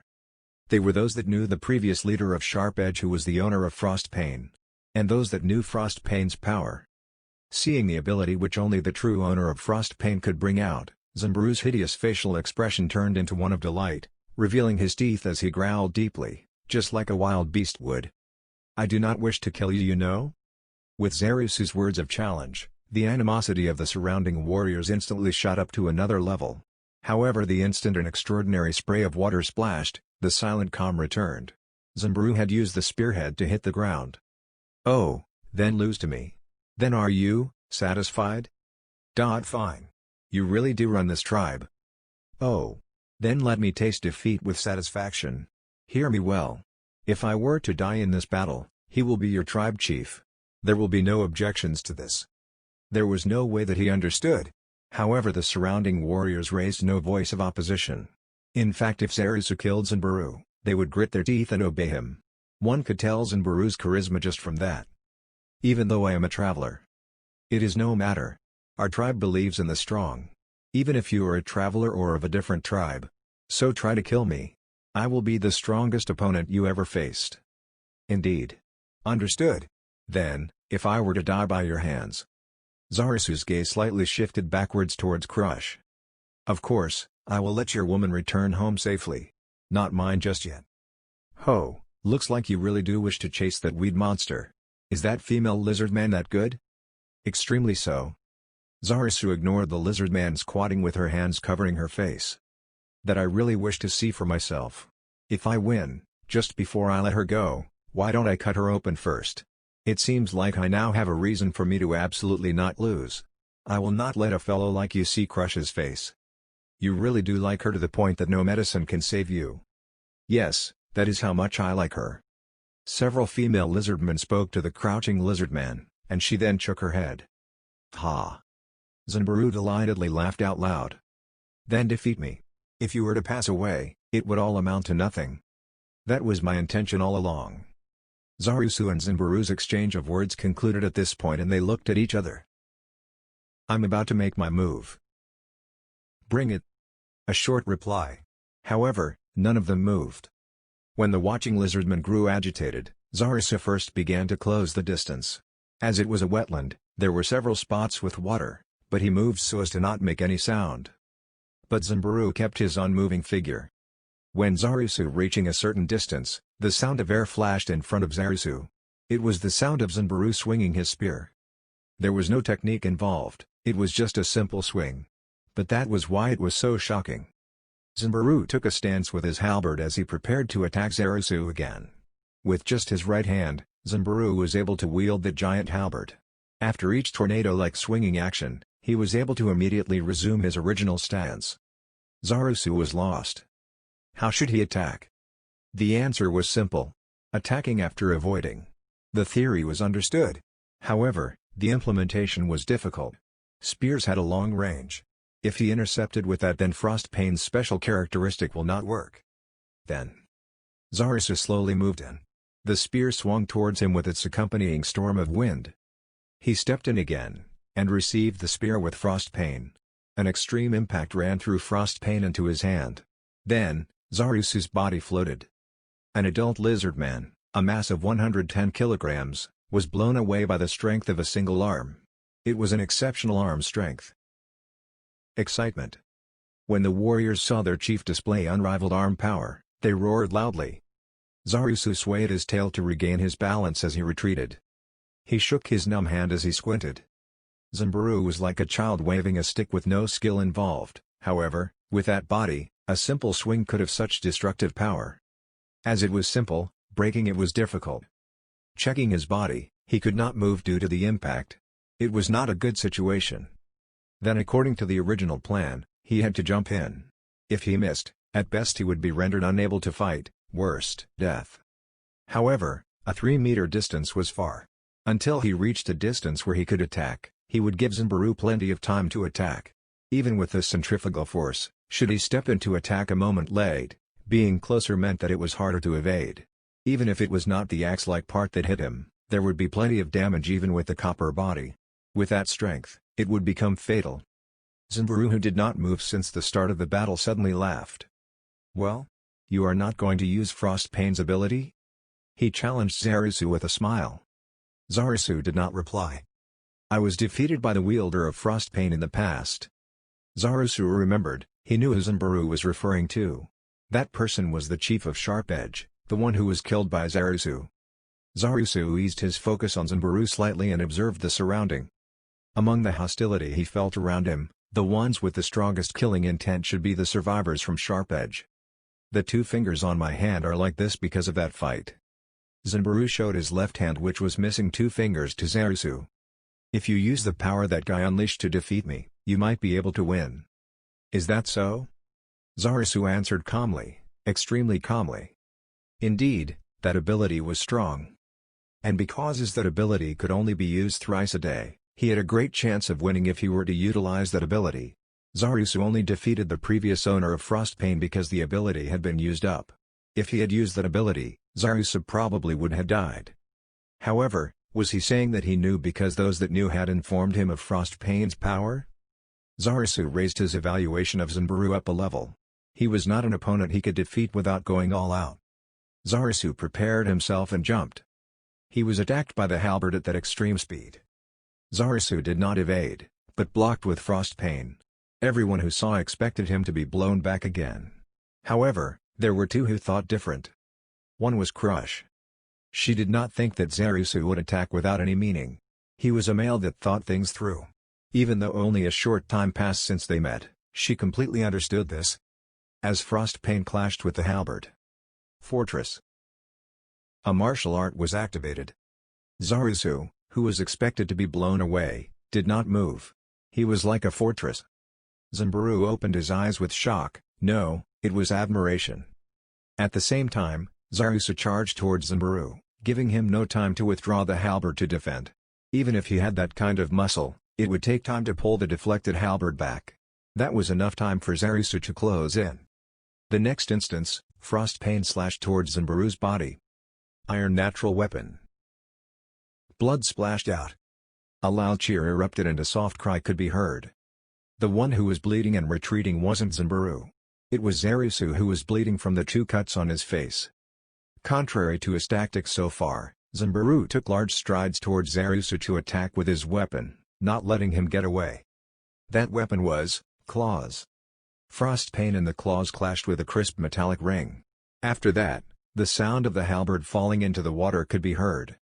The claws of lizardmen were harder than humans, but not so tough that they could emit such metallic noise. That's right, this was the result of hardening the body parts, such as claws and fangs. An ability known as Iron Natural Weapon.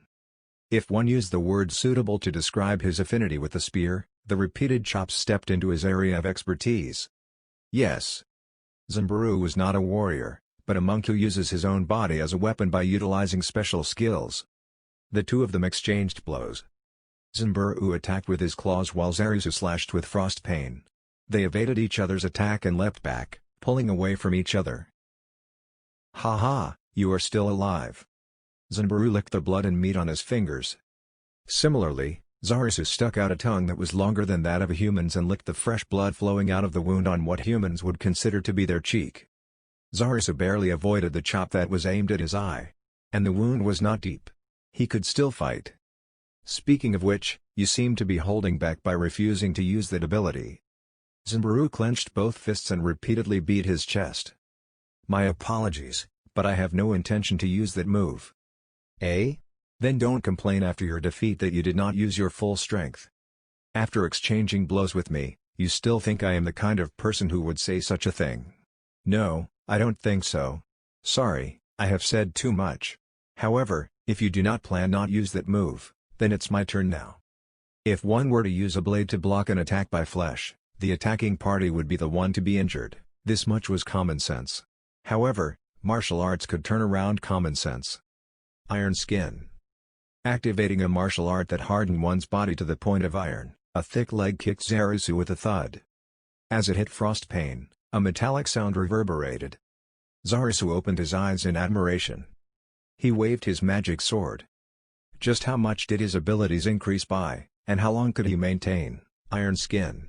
Zarisu was surprised at the extent of both. Zarisu had learned several martial arts, and mastered several. Whirlwind, which was an area of effect attack, and Eyes in the Back, which could notice attacks outside of one's field of vision. He did not have any martial arts that would be effective against such a large enemy. In comparison, Zanbaru had one that could increase his own capabilities. If it was unfair, then it was unfair. However, Zarisu remained confident that victory was within his grasp. Multiple pressuring attacks. Kicking and punching. Zanbaru relied on his body's ability with each strike, which was not only fast but also heavy. Facing such an enemy, even Zarisu had to drop his offense to maintain his defense. Continuous attacks were followed by even more continuous attacks. If he were to forego defending against the enemy's crushing attacks, Zarisu would no doubt be defeated. The surrounding lizardmen believed that the tribe chief, who was launching continuous attacks without stopping, had victory in his grasp and were shouting out encouragements. However, the two fighting, and one watching, understood exactly who was winning. Occasionally Zanbaru's claws reached Zarusu's body, and drew blood. From the side, it seemed that Zarusu was being pushed back, and was in a pinch. However, Zanbaru felt that his chances of victory shrunk with every hit, and his panic grew stronger to the point that he could not suppress it. The blade of Frostpain harbored cold frost, which stacked frost injuries for every cut it inflicted on enemies. In addition, it had an effect where any enemy coming into contact with the weapon would suffer some frost injuries. In other words, merely by exchanging contact between the blade and flesh, Zanbaru was slowly being eroded by the frost. With both hands frozen and both legs numb, his movements became more and more slower. It was precisely because Zarusu knew that the item had such an effect that he chose to stick to defense. Rather, that was why he would choose this method, as it was able to guarantee causing harm to the opponent. It was because of this that he did not evade Zanbaru's attack. This choice was the most certain path to victory. It was flawless. For the current Zanbaru, it was the greatest enemy. Towards Zarusu, who leapt over, Zanbaru released a powerful punch. If this move were to be blocked, Zanbaru's chances of winning would plummet. As he attacked more, he still did not accept the provocation. He then, without hesitation, chose the safest method of winning. It was like a lone warrior challenging an unbreakable fortress. He recalled the memory of going by himself to pick a fight with that male lizardman. Since then, he had become much stronger. Still, he could not reach the lizardman who was at the height of his chest. Of course, he could say that he lost due to frost pain. However, he had to desire to say such a detestable thing. This male really did kill him. Without stopping his consecutive attacks, a calm part of his brain praised Zarusu for blocking his attacks. Being hit again and again. As their chief's attacks reached more often, the surrounding lizardmen raised cries of pride. Actually, Zanbaru's limbs had become stiff. Zarusu was still on the defensive, without any hesitation. Zarusu was strong. Crush was confident in this conclusion. Almost all of the lizardmen relied on their strong and robust bodies, using brute strength to fight, but Zarusu, no, even Zanbaru as well, relied on technique to fight, and Frostpain was merely a supporting asset. Hypothetically, if one were to give Frostpain to an ordinary person to use, would that person be able to deal with Zanbaru like this? The answer was probably not. The weapon was indeed powerful, but Zarusu, who was able to beautifully utilize the weapon's ability, was likewise a first-class warrior. More than anything, was the head to read the battle and find a way to win. Evading the attack that occurred when Zanbaru threw his spear away, was as Zarusu read his attack without hesitation. And not activating Frostpain's special ability. Leaving with the mark of a traveler on his chest, what did he do to come back? He really is an outstanding male lizardman. Finally, it was unclear how much time had passed. To the watching lizardmen, it was not long. However, how long did it seem to the fighting two? Time passed, between Zarusu, who was covered in blood, and Zanbaru, who was without a wound.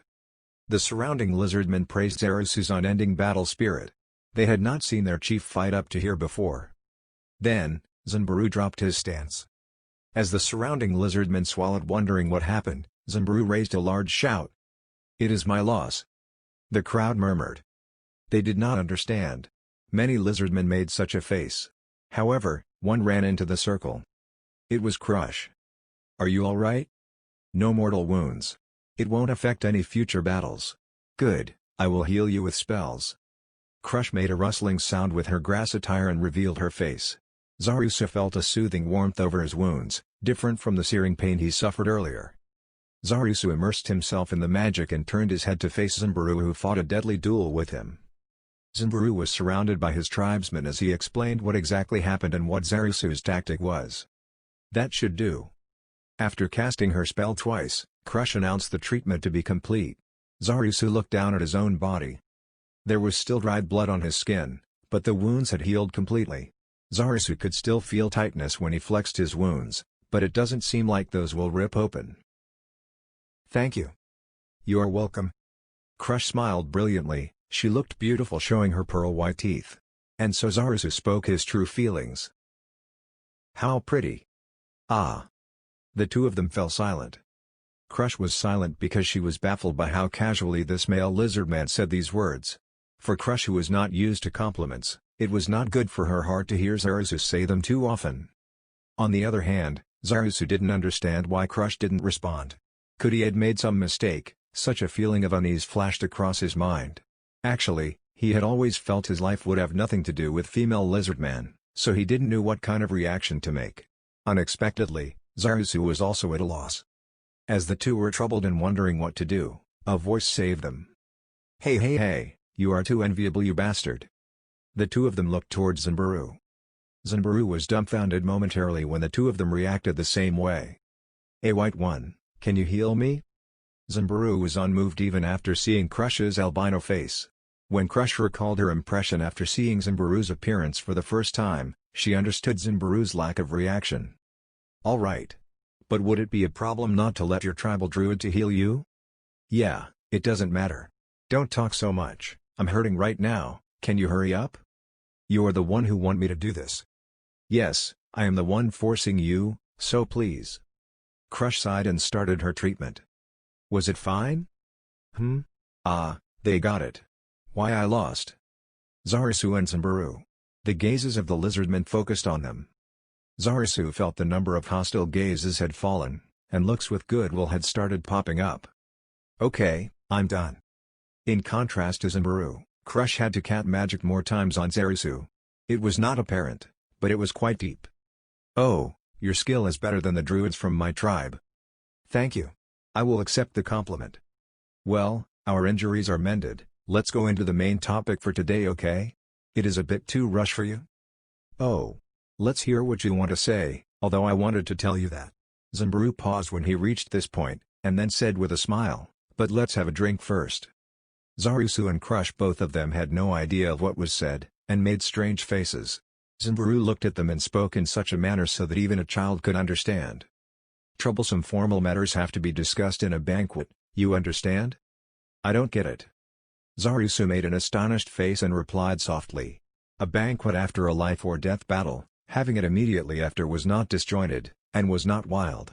However, he only celebrated after something amazing was accomplished, and made himself understand this. Crush gazed at Zarasu, the first male she saw.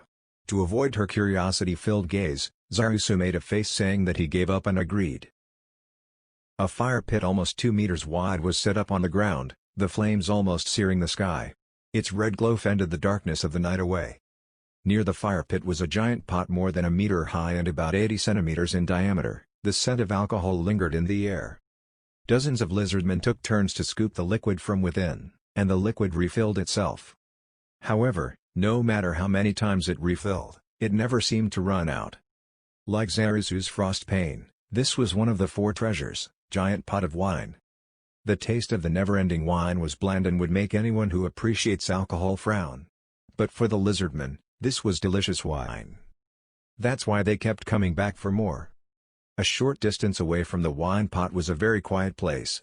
As for why, it was because of the drunk Lizardmen lying motionless here. They tumbled, and did not move. No, their chests moved up and down as they breathed, and their tails twitched. The Lizardmen who had blacked out from the alcohol were all dumped here. There, Crush had removed the clothes that caused her to be called a plant monster, and her tail moved like a completely different animal, and she walked carefully across the ground. This was the first time she showed her albino body to a large group of people. It surprised some of the people, but since their chief also looked like a mutant, she mixed in with the others in no time. Well, currently there were eyes that focused on her strangeness, but it was at an unnoticeable level. Her heart felt light. It was a liberating feeling. Crush carried the food with both hands and walked with brisk steps. She came to the place where Zarasu and Zimbaru were sitting cross-legged and drinking with each other. The two of them used something like a coconut as a cup. Inside was a transparent fluid, but the whiff of alcohol was strong. Raw fish was placed right before them to complement the wine. Zimbaru greeted Crush, who walked over with a smile. "Ah, plant monster. Can't you change the way you address me?" She already took that attire off. But this male Lizardman insisted on calling her that. He was probably planning to tease her like that forever. Crush, who realized this fact, decided to stop her futile resistance. "Have you finished your discussion?" Zarasu and Zimbaru glanced at each other and nodded. "For the most part." "So what sort of conversation was it?" "They wanted to talk man to man, so they asked Crush to give them some time alone. They already made it so clear, so she had no choice but to leave and collect the food, despite wanting to take part in their dialogue. If they wanted to discuss the upcoming battle, she would be involved too. She wanted to know the essence of things while avoiding the awkward details. This is a talk between men. Zarusu comforted Crush, who looked down and spoke. It was no different from what I said at your tribe. About having enough food for this tribe. Ah. It was a talk that Crush also had an interest in. She wordlessly emitted a pressure to get him to tell her, but it was not important. Zimbaru's body language seemed to say so. Originally our numbers were small. So until we took part in the war, it was fine to not look for food. Well, personally I wanted to join and fight. It was a plan I did not tell the elders. But you did not tell me anything, Crush thought. Zarusu made the same expression and nodded at her. So what are your plans? Form an alliance and fight together? I already said it to Zarusubuto, of course we will fight. Even if both of you had not come, we would still fight. You are really a battle maniac. Don't praise me like that, I will get embarrassed. I'm not. Crush said so in her mind. Zimbaru did not mind, or did not notice, and asked for her help. Oh right, plant monster, can you help me convince him? No matter how I beg him, Zarusu still wouldn't become our tribe chief. Zarusu also showed a resigned and fatigued expression. Crush could tell from that tired look that when Crush wasn't around, this question had been repeated countless times. Our tribes are different, and I am a Trey. He was about to say that he was a traveler, but then recalled that Zimbaru was the same. Why did you become a traveler? I lost to the previous owner of Frostpain. The two wondered if it was some sort of rule. Zimbaru then softly said. Oh, losing to the owner of Frostpain was a huge blow to me, so it was only natural for me to want to leave and visit different places and become stronger, right? So I became a traveler. With a name completely different from his, Zarusu's shoulders dropped. It was the feeling of having lost someone who empathized with him. Crush gently placed her hand on his shoulder to comfort him. Zimbaru did not see all that and continued saying happily. I thought that there must be powerful guys in that mountain since it is so big, learned a lot from the guy I met in my travels and got that spear. I didn't want it at first, but since he said that was a memento of our meeting, I had no choice but to accept it. So that happened, that's great. Yeah, thanks. Sarcasm didn't work. Zarusu drank more alcohol. His throat became hotter, and the heat spread from his throat to the rest of his body. Then he spoke extremely softly. A voice completely different from his usual atmosphere, to the point that no one would have recognized that it was him. So, do you think we can win? While watching Zimbaru's face, Zarusu considered thoroughly and replied, I don't know. Yeah, I guessed as much. There was no absolute victory in war. And so no one could say that they could absolutely win against an enemy they had no information against. But, from what they are aiming for, they will not kill everyone. What that monster said right. In comparison to Zimbaru, who did not understand what Zarusu was saying, Crush responded immediately. She then faced Zimbaru and took the tone of a teacher. Do you remember what that monster said? Sorry, I was napping then. Someone must have heard it, right? HMMP, I forgot because it is a hassle. Anyway, the important is they attack us, we hit them back, right? This guy is hopeless, Crush gave up explaining with such a face. They said, resist stubbornly, mortals, and show how you can be useful subjects. A dangerous expression appeared on Zimbaru's face, his features scowled into a sneer. How maddening, looking down on us from the very beginning. There is a possibility that they are gathering soldiers to break our resistance, and destroy it with an overwhelming force. But if they are aiming to rule us, then they will not kill everyone. Don't bullshit me. Zimbaru raised a dangerous cry. He did not have such hostility even during his fight with Zarusu. He was just that furious. But we will crush the arrogance of our foes. We will unite the 5 tribes and show them the largest force we could assemble. We will strike them down head-on, and tell them we are not defenseless weaklings. HMMP, not bad, that's a simple way of putting it. I like that. As the 2 male lizardmen was discussing passionately on how to fight, Crush poured cold water onto their plans. It won't do us any good to wound their pride too much. We just need to show them our worth, correct? Hey, you want us to bow our heads to those annoying people? Zarusu. I understand the danger in evacuating, but I think keeping our lives is more important than losing our freedom. Crush said her piece softly. Even if they refused it, they did not make fun of the idea of slavery. Those that could were either arrogant, or could not think of the future. No one wants to be dominated, but being enslaved has more future than losing their lives. If they have a future, there will be endless possibilities. For example, if they taught the fish farming technique to everyone, they might be able to abandon their current homes and run away. If one was to give up on this possibility and order everyone to die, he has no right to be a leader. Listen to this. After hearing what Zarasu said softly, the three of them perk up their ears and listen to the laughter being carried here by the wind. We might not be able to have fun like this after being dominated. Maybe we could, right? Maybe. But, they are evaluating us. It seems that we cannot avoid it. Crush nodded in agreement. She understood completely. It was an unavoidable war. However, what I want to say is, please don't die. I won't, not before I hear your answer to that question. Crush and Zarasu gazed into each other's eyes under the cool night sky. And made an oath. Completely ignoring the disgruntled Zimbaru.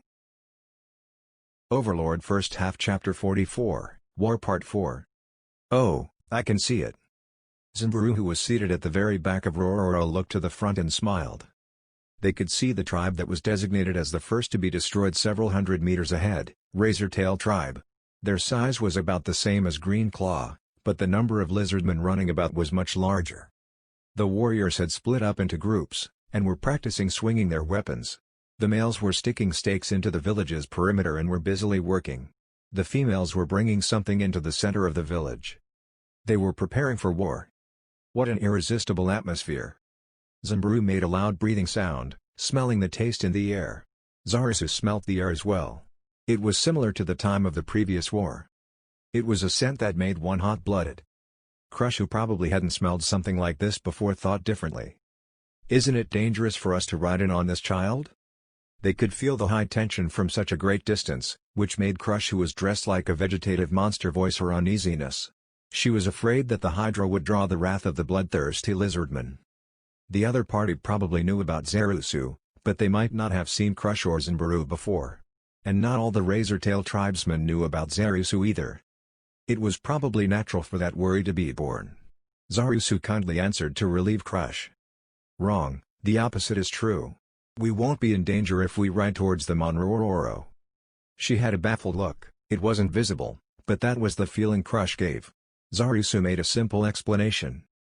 My older brother should have arrived, and he definitely would have told them that I would be riding on Rororo. News of us coming on Rororo should have been reported to my older brother. As Rororo traversed the wetland, the figures of a black lizard man and several warriors could be seen. Zarasu recognized the lizard man, and waved his hand vigorously.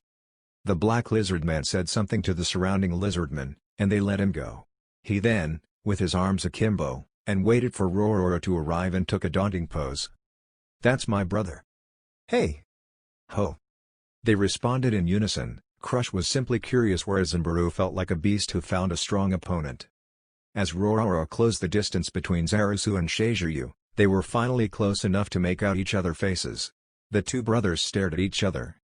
The two of them were only apart for 2 days, but because they had already steeled themselves to the fact they might not meet again, their emotions were really strong.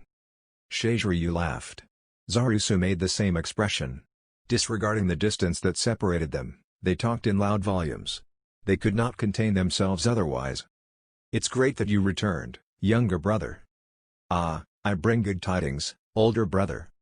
Shiziryu shifted his gaze to the two behind Zarasu. Zarasu could feel the hands of Crush that was hugging onto him stiffen from nervousness.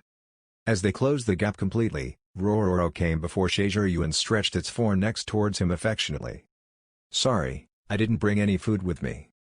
The moment Rororo heard this, it withdrew its 4 heads as if it was throwing a tantrum. The Hydra couldn't understand the language of the lizardmen, but it could tell what Shiziryu was saying through their understanding similar to that of family members. Or it simply didn't detect the scent of food from Shiziryu. Well then, let's dismount. Zarasu said to the two behind him and agilely leapt off Rororo. He then grabbed Crush's hand and assisted her in getting down. Shiziryu looked at Crush in surprise. What is that plant monster? Getting this sort of reaction made Crush a little depressed, but she didn't retort. This was probably thanks to Zimbaru's constant teasing. But the next stunning blow made her stiffen. She is the female I like. Oh. Shiziryu sighed. He then stared at the stiff Crush who was still holding hands with Zarisu. Moo. I just want to ask one thing, is she a beauty? Yeah, I am thinking of marrying, eh? Suddenly, a sharp pain ran through his hand, causing Zarisu to stop talking. This was as the person whose hand he was holding had pinched him with her claws. That was surprising. Shiziryu watched the two with an astonished expression. Then, he spoke the words that was stuck in his throat. I see. So you are picky about the appearance. And you kept playing cool, saying I can't marry. You just haven't met the right one yet. Alright, back on topic, I am the chief of the Green Claw tribe, Shiziryu Shasha. Thank you for agreeing to ally with us. Shiziryu wasn't trying to confirm this fact, but was absolutely sure of it. But Zimbaru and Crush won't be shaken up because of this small matter. We should be the one thanking you. I am the acting chief of the Red Eye tribe, Crush Lulu. Everyone had thought that Zimbaru would respond after Crush, but surprisingly, Zimbaru's voice could not be heard. While everyone was confused, Zimbaru scanned Shiziryu several times, and rudely looked at him. Satisfied, Zimbaru nodded and spoke with a feral expression. So you are the one, the warrior who could utilize the power of the druids. I have heard about you. I am surprised that even the Dragon Tusk knew about this. A greeting that was not a greeting. Zimbaru had the smile of a predator, and Shiziryu responded in kind. I am Zimbaru Gugu, chief of the Dragon Tusk tribe, until the day your brother agrees to take over. Thank you for coming. So, want to have a match? Shouldn't we find out who is stronger? That's a great idea. Zarisu had no intention to stop them. To Lizardmen, words must have strength behind them to back them up. If the two fought, the discussions might proceed more smoothly, so he would let them duke it out until they were satisfied. However, the conversation did not head towards the fight. This was as Shiziryu raised his hand and erased Zimbaru's fighting spirit. I agree with you, but this an awkward timing. Why is that? Shiziryu smiled at Zimbaru's unhappy face. The scouts we sent out are about to return. We should be able to obtain detailed intelligence about the enemy. We can fight after hearing their reports, right? A small house was used as the conference room of the chiefs. The chiefs of the gathered tribes and Zarisu were gathered here, a total of 6. Zarisu, the one who killed the previous sharp-edged chief, bearer of Frost Pain, was famous and all the chiefs knew of him. He was also the brave one who convinced Red Eye and Dragon Tusk to join the alliance, so no one was opposed to him taking part in the conference. While it was natural for Shiziryu, Crush, and Zimbaru, the other two chiefs did not oppose. This was as they knew the male that was the previous owner of Frost Pain, the chief of Sharp Edge. In addition, he was the hero who got the Red Eye and Dragon Tusk tribes to agree to an alliance, so having him was natural. In the small house, the 6 sat in a circle. When the other 3 chieftains saw Crush's white scales, they were surprised, but had already regained their composure. He was petite compared to other lizardmen, but his limbs were as strong as steel. Originally from the hunter group, his ranged attack skill was the best among all lizardmen in the vicinity of this lake.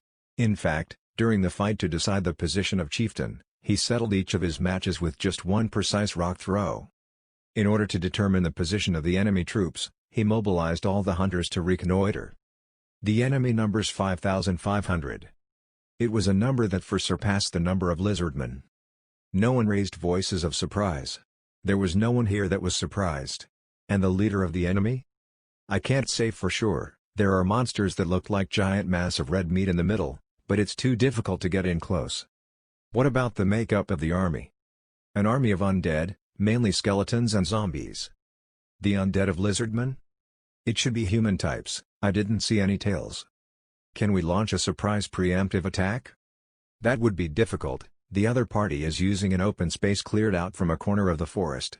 How long did they take to clear the trees? It is strange that the felled trees are nowhere to be found. I digress. Anyway, they are in the forest.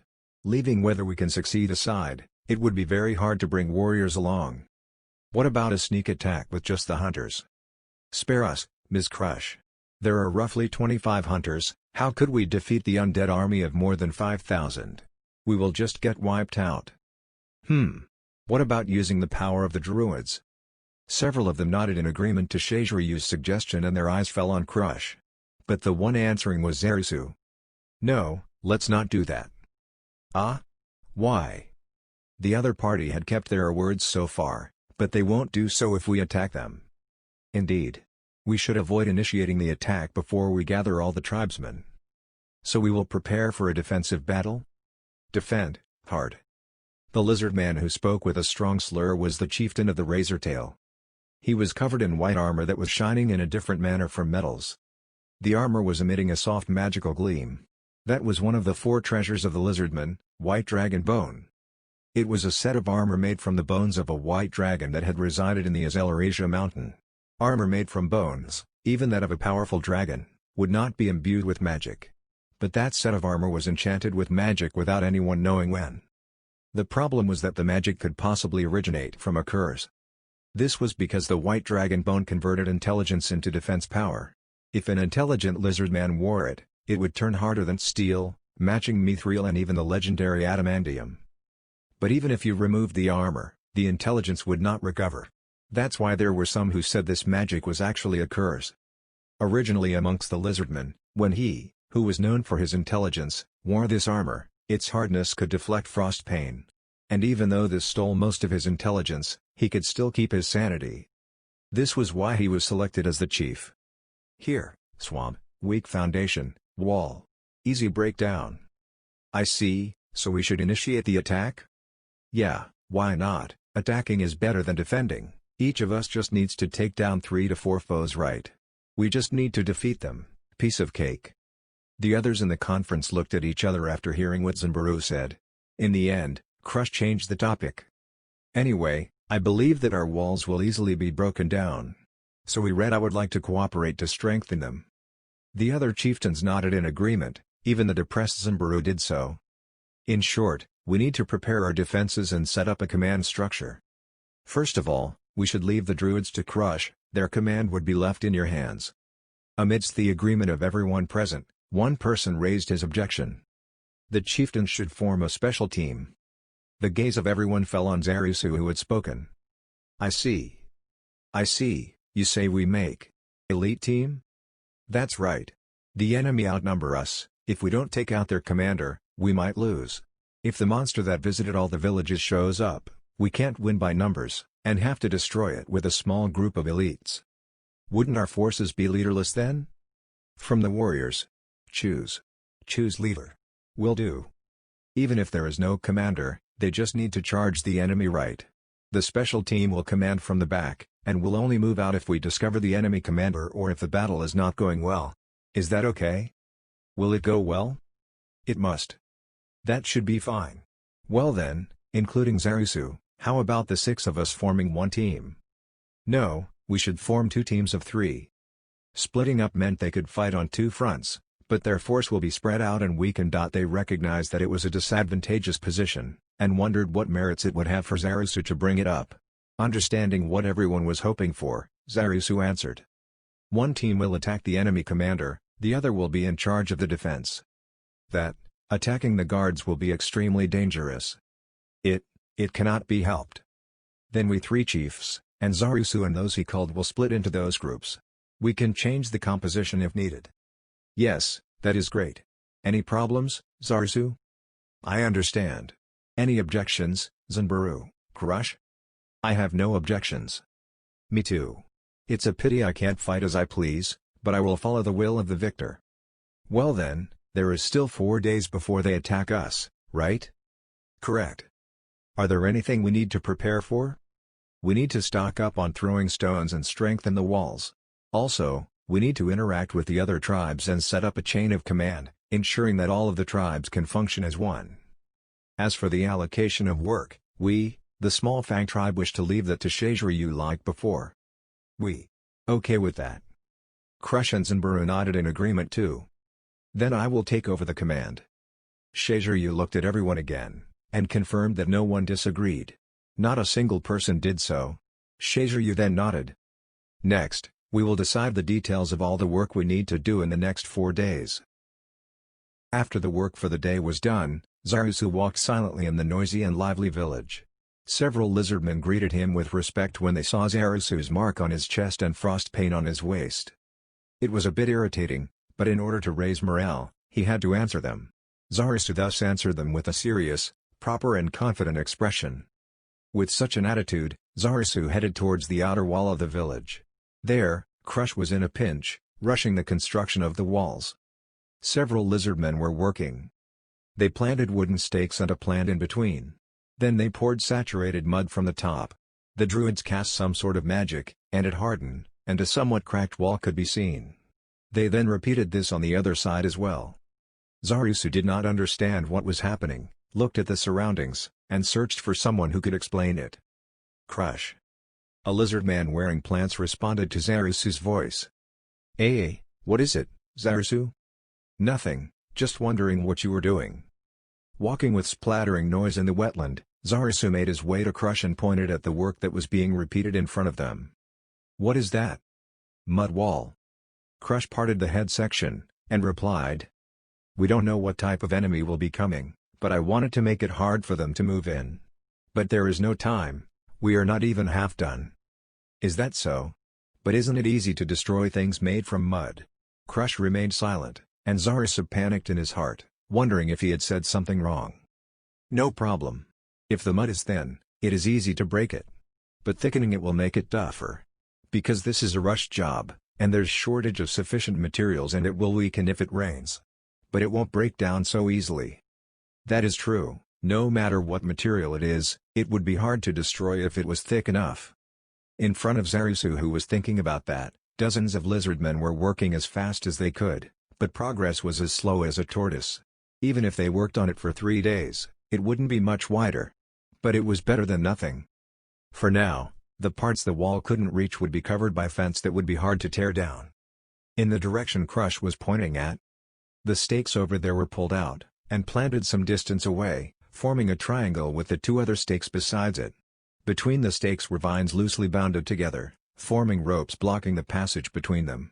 Zarisu thought for a moment, and recalled that the fence around the Red Eye tribe looked like that too. He could ask then, but currently it would not be a problem. What is that? By placing something heavy there, the fence won't fall even if it were being pushed or pulled. As for the ropes, they are meant to prevent enemy from getting through. If the ropes are pulled taut, it would be easily cut by swords or knives, that's why we left some slack on it. At Zarisu's question, Crush enthusiastically replied. She was happy that she could teach Zarisu something. One reason was that she was always the one being taught until now, and another was due to a certain feeling. I see. It is harder to destroy it that way. These impressed words made Crush felt proud. Zarisu nodded deeply. It was quite a pinch, but the transformation into a fortress was going well. It was certainly far from what humans or dwarves could make. However, in the wetlands where footing was bad, anything more was impossible. By the way, Zarisu, did you tell the warriors? As Crush was saying that, the cheers of the warriors were carried by the wind into their ears. It was an intense and hot-blooded noise. What is happening? Crush faced the direction where the sound was coming from, but unfortunately the source was blocked by the buildings. However, it was a roar of enjoyment. Crush recalled hearing something like this before, dug through her memory, and Zarisu answered for her. Ah. Zimbaru is fighting, I think? Now, my brother is fighting him. Yes. This was the sound when Zarisu fought. As Crush understood, a new unease was born. But can he win? Would it not be terrible if your brother loses? The highest-ranking leader of the alliance was Shiziryu. If the person giving orders were to lose, the situation might become extremely bad. Lizardmen placed strength first. They were a race that could not trust the weak. And so it was rare for the winner to obey the loser. Orders might not be transmitted well. Dragon Tusk, Zimbaru's tribe might especially not follow Shiziryu's orders. It was natural for Crush to worry after seeing Zimbaru's strength. However, Zarisu was not worried. I don't know, but my elder brother is strong. If he had the chance to use his druid powers, he will become even stronger, even I might lose to him. Shiziryu, who casted several buffs on himself, was very strong. He would probably refrain from using offensive spells in a mock battle, but if he does, Zarisu won't be a match without Frostpain. The reason why the original owner of Frostpain didn't use its special ability that could only be used thrice in one day against Zarisu was because he had used it up during his fight against Shiziryu. That's great. Zarisu thought that Crush, who was still worried, should be brought to see his brother fight. Then before them, Several warriors walked and stumbled. What at that? Are they sick? That is the result of drinking Zimbaru's wine. What? Even though we are all busy. Don't say that. It is because bridges between the different tribes are being built. While saying that, Zarusu recalled that Zimbaru was probably not thinking about this. However, Crush showed that she understood. In her memory was the sight of the banquet at Dragon Tusk. At that memory where relations became deeper, her image of it became better. It cannot be helped. Yes. It cannot be helped. Crush sighed and kept quiet. Zarus did not speak any further. He just waited. Finally, Crush spoke. Are the preparations for running away done? Yes, it's going well. All the tribes had their chosen members in one place. They were waiting to leave. Is it progressing well over there? I'm not too sure. All the lizardmen might be erased from this lake. Zarasu decided to say the one fear that was in his heart. Having not voiced his thoughts until everything was decided was quite a cowardly behavior. Of course, Zarasu understood. But he did not want to hide anything from the female he was in love with, and he could not stifle his strong desire. I am worried about one thing. Hearing Zarasu's anxious voice, Crush smiled. That was a deliberate smile, something that was not her style, an expression that didn't fit the situation, stopping Zarasu from continuing. The one who spoke in place of Zarasu was Crush. You mean the thing you didn't bring up during the conference, right? If the enemy already anticipated this, and was waiting for us to form an alliance. Zarasu fell silent. She was right. The enemy gave them time, and told them to show their worth. They would kill all of the lizardmen in one fell swoop. Then they might not have the ability to chase after the refugees. But then it had its own problems. Crush already knew it, and said the result of that choice out loud. But, in the end, the food problem will still be there. In the end, the problem of food came up with the evacuation. There are lots of things to be worried about. It is the fate of people like you, Zarasu. But, shall we focus on winning first? I don't think that they will stop after one time. The enemy's strength or aim, or true from were all unclear. They simply reacted from the information. However, if their evaluations missed the mark, and considering the worst outcome, they could not do anything but take the safest course of action. Without replying, Crush. Look. Crush extended her arms toward the empty space before her. But Zarasu understood that she was referring to the entire village. Look at all the lizardmen from the various tribes working towards the same goal. Indeed, the lizardmen from all the tribes were advancing together as one. The image of the five-tribe banquet surfaced in Zarasu's mind. The tribes were interacting harmoniously together without reservation. It would be a lie to say the survivors from the two destroyed tribe bore no grudges. But they displayed the will to swallow their grudge in the face of this incident. The irony. Zarasu muttered. He always thought their divided worlds would carry on forever. He never thought the appearance of a mutual enemy would allow him to witness the unity of the lizardmen. We need to protect the possibility of our future, Zarasu. The alliance of all the tribes would promote our development. Crush moved her head towards the wall. A skill that Zarasu had never seen before. However, this was made known to the other tribes.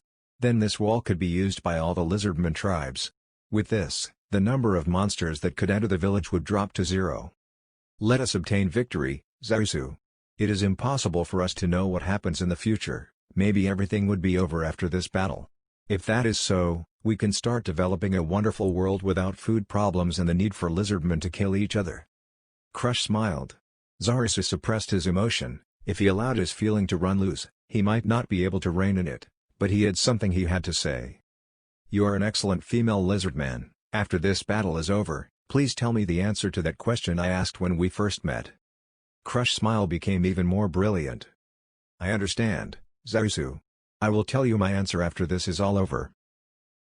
When you prepare for something with a deadline, you would feel that time passes by in a flash. The promised time had come. That day, the burning sun crawled up in the sky as slow as a tortoise. The sky was blue and devoid of clouds. There was no sound from the wind. The world seemed so quiet that you could hear a pin drop. The tension was so thick that you could cut it with a knife. Some of them gulped, others breathed in deeply. An unknown amount of time passed since the gathered lizardmen had turned silent. Suddenly, a dark cloud that seemed to appear from a hole in the sky spread speedily across the blue sky just like it did before. However, The lizardmen below gave no signs of surprise or awe. They only looked towards the front. As the black cloud completely covered the sky, and a thin darkness fell when the sun was blocked. In front of them, they slowly appeared from the boundary of the forest and wetlands, a countless number. As they were covered by the trees, their number could not be grasped. However, they came out in what seemed to be an infinite number. Attacking was 2,500 zombies, 2,500 skeletons, 400 undead beasts, 200 skeleton archers and 120 skeleton riders. A force of 5,720 not including the commander and its guards. Opposing them was the 5-tribe alliance of Lizardmen. Green Claw had 103 warriors, 5 druids, 7 hunters, 124 males and 105 females. Small Fang had 65 warriors, 1 druid, 16 hunters, 111 males and 94 females. Razortail had 89 heavy armor warriors, 3 druids, 6 hunters, 99 males and 81 females. Dragon Tusk had 125 warriors, 2 druids, 10 hunters, 98 males and 32 females. Red Eye had 47 warriors, 15 druids, 6 hunters, 59 males and 77 females. In total, 429 warriors, 26 druids, 45 hunters, 491 males and 389 females. A force of 1,380 not including the chief Sansarisu. In the world after, the name of the Overlord, the Supreme Emperor Ainzul would be known by all. The first war the great existence of the God King took part in, was when he had direct command of Nazarik's forces during the massacre of the Katsa Plains. Even when the military strength of 2 countries took part, it was not called a war but a massacre. The Supreme Emperor Ainzul with his immense powers, birthed the dead from the opposing army. And due to that might, it was most suitable to not call it a war, but a massacre. And after that, there were few battles that could come close to be called wars when Nazarik moved. However, a war that was not recorded in history before the massacre of the Katsa Plains, was one small battle. Lost in history, an extremely small war. Now, the curtains for it were slowly opening. Overlord First Half Chapter 45, War Part 5. It was a house made from wood. There were no decorations, the wooden structure was plain to see and the design was as plain as a cabin. But the ceiling was 5 meters from the floor while the length and breadth were more than 15 meters either way. There were barely any furniture inside. So it was obvious at a glance that this was not a room meant to be lived in. No, but there was one giant mirror laid against the wall. In this extremely empty room, normally it would be quite bleak, but these past few days were not so. Within the room were countless figures. In the room at the table in front of the mirror. As it was made sturdily and did not fit with the atmosphere of the log house, one would have wondered where it came from. On top of that strange table, were countless scrolls, all lined up. All were scrolls imbued with magic. These are teleportation scrolls. On top of the table, another scroll was placed on the table. The one who took out the scrolls was a human female in maid attire. With an extremely noble face, she was like an adult, but her eyes were stiffly bound, and could not be seen. Her mouth was closed to the point that it seemed that she disliked talking. Her wet black hair, had a gloss that made it seem that it was a different creature, was held up in a side-up hairstyle. Her skin was black too. Her clothes were black as well. However, they were far different from normal maid clothes. Her armor that protected her limbs went up to her elbow, comprised of gauntlets, couters. Someone please find out what this is. Japanese pronunciation is kata. Vambraces and rira braces, were made of a black material with gold embellishments and had purple symbols engraved inside. Her high heels seemed to be a mix of Solares, Reba and Poland, and had the same pattern. The skirt part of her maid uniform had a magical defensive plate made of a black magic metal on top of the cloth. In addition, it was 3 plates of magically transformed metal, adamantium, a mix of mithril and Beliad, and a magic metal known as galvan. Her chest armor also used this as well. Of course, the magic added was top grade. Data crystals that only players that are over level 90 could get were used. If one thought about its defensive properties, rather than a maid uniform, it was more like full plate armor. That was the same as her co-workers, the maid uniform of the battle maids. Draped around her body, around her neck, her throat was completely hidden. A sword hung from its scabbard at her waist. She was one of the battle maids, Entima Vassilis Zeta, working under Sabot. And, this are the message scrolls. But there are a lot. Could someone please tidy up the table? Entoma talked to one of the figures that were gathered. It then slowly nodded its head. Do it. An extremely hard to listen to voice spoke to Entoma. The pronunciation was like scraping a hard metal, and trying to turn the sound into words, something impossible for humans to do. Actually, the owner of the voice was not human. It made one think of a giant 2.5-meter-tall bipedal insect. If one mixed a praying mantis and an ant together, it would probably look like this. A tail longer than itself held countless spikes. Its jaws could probably easily cut through a human's arm. With a sparkling platinum exoskeleton, he was the existence known as Cocytus. And those surrounding the table. They were strange creatures whose figures resembled those of insects. Those that looked like praying mantises, and those that looked like ants. And there were those who did not seem like insects at all. Everyone had strange appearances. However, they had two things in common. One was that they were all Cocytus subordinates. And secondly, they were part of Nazarick. Understood. Entoma deeply bowed. Receiving it, the surrounding insects moved so as to not disturb the maid. Cocytus made a face saying as if this was natural, Entoma made it as well. It was an extremely natural scene from those in Nazarick. The positions of those directly created by the supreme beings like Cocytus and Entoma were completely different from the subordinates. After confirming that the tables had been cleared. Well then, please accept this, Cocytus-sama. Entoma said without moving her mouth, picking up the bag by her feet and fished out several scrolls of parchment. These are message scrolls. These are from Ein-sama. Due to the work of Demiurge, his worry of the scrolls running low has disappeared, and so he does not mind you using them. I see, I have to thank Demiurge then. From among the scrolls offered, he picked several up using one of his four hands. Demiurge has pulled further ahead. Cocytus said to his subordinates with a wry smile. When his subordinate heard that, they smiled along too. With the parchment in his hand, Cocytus fell into deep thought. He had heard about the stock of low-level magic scrolls being diminished gradually. However, Cocytus was ordered with the defense of Nazarick, and could do nothing. It was natural. While defending, how could he go out? And the one who solved the problem was Demiurge. He, without any problems, had discovered parchment that could be used. His comrade completed his duty. It was something to be celebrated. Cocytus had actually felt happy. However, he could not completely stifle the flames of jealousy that burned from the bottom of his heart. His comrade had been of use to the Supreme Being Ein's discovering parchment, and he could not stop feeling envious. Of course, Cocytus understood that. Cocytus who could not go outside, and Demiurge who was out on missions and had freedom. His mission was to defend Nazarick. This was probably more important than any other order given to any other guardian. It was natural. Coarse people had no place stepping into the location of the Supreme Beings.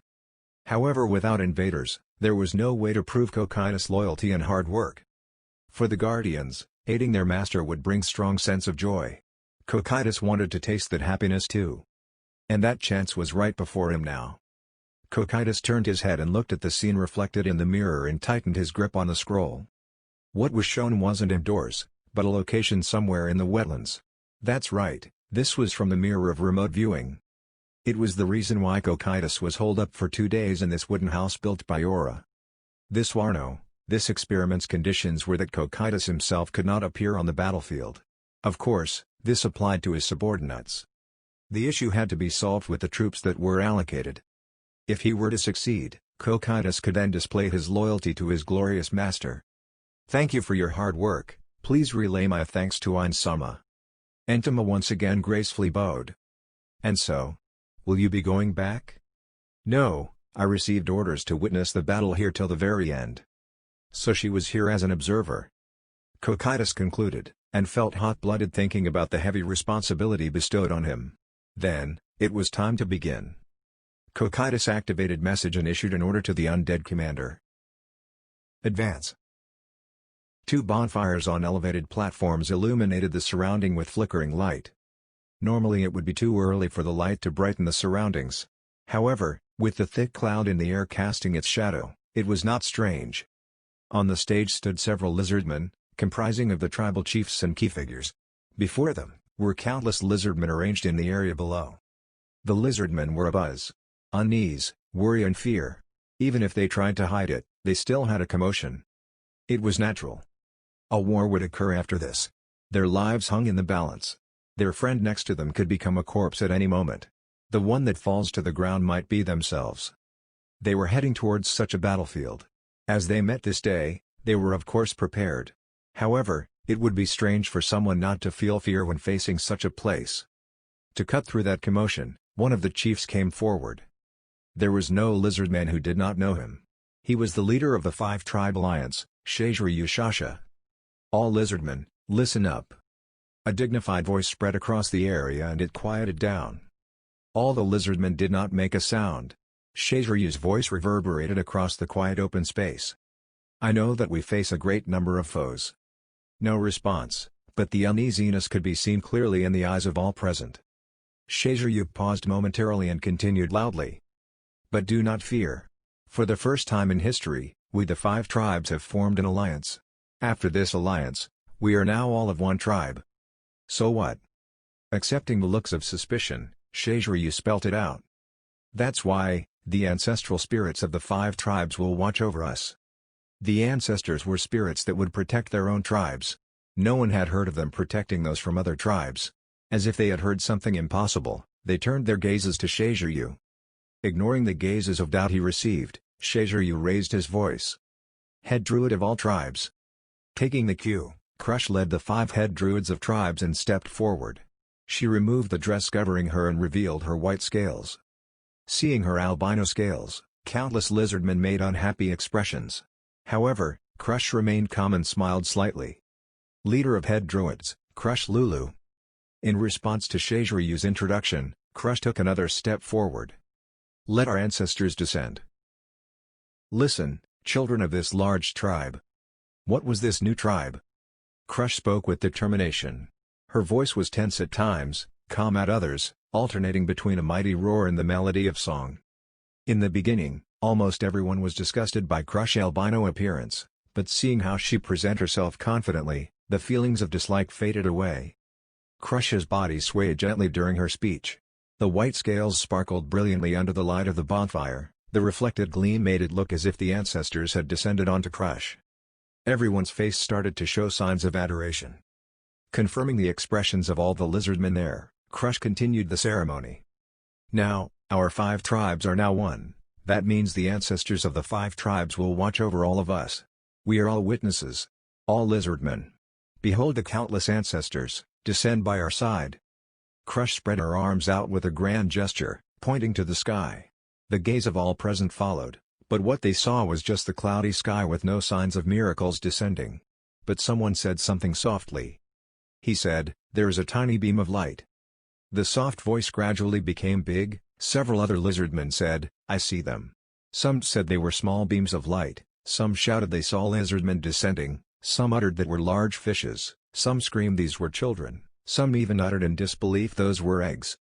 As if inviting the rest, the other lizardmen began to see things as well. All the lizardmen had the same thought in mind, the ancestors really descended. The ancestors are here to protect us. It was only natural for them to shout something like that. Feel this. Feel the power flowing into your body. Crush's voice reached the heart of everyone. The sound seemed so far, yet so near. Led by that voice, the lizardmen felt some sort of energy surging into their body. Feel it. Feel the strength bestowed onto you by the ancestors of the 5 tribes. All the lizardmen present definitely felt it. They felt that surging power. The feeling of their hot blood flowing washed away all their unease, their bodies started heating up as if they just drunk alcohol. This could be taken as the best proof of their ancestors descending. Crush looked away from the revel faces of the lizardmen and nodded to Shaziryu. Lend me your ears, lizardmen. The ancestors have descended onto us. We cannot match the enemy in numbers, but will we lose? No. The lizardmen intoxicated in the atmosphere responded to Shaziryu in unison, shaking the very air. That's right. With the ancestors upon us, it is impossible for us to lose. Defeat the enemy, and present victory to our ancestors. Warg. The lizardmen were in high spirits, no one felt uneasy anymore. There were only lizardmen who had morphed into warriors as they headed toward the battle that was upon them. They were not charmed by magic. It was the drink that all the lizardmen drank before the battle ceremony. It was a special drink that made the Lizardmen felt intoxicated, happy and saw illusions for a short period of time. They had received the effect of a type of meditation. Crush's speech was just buying time for the herb to take effect. Once the truth was known, it wasn't much. But for those who saw the effects with their own eyes, the Lizardmen who witnessed the ancestors descending, it was a ritual that brought out the courage in them.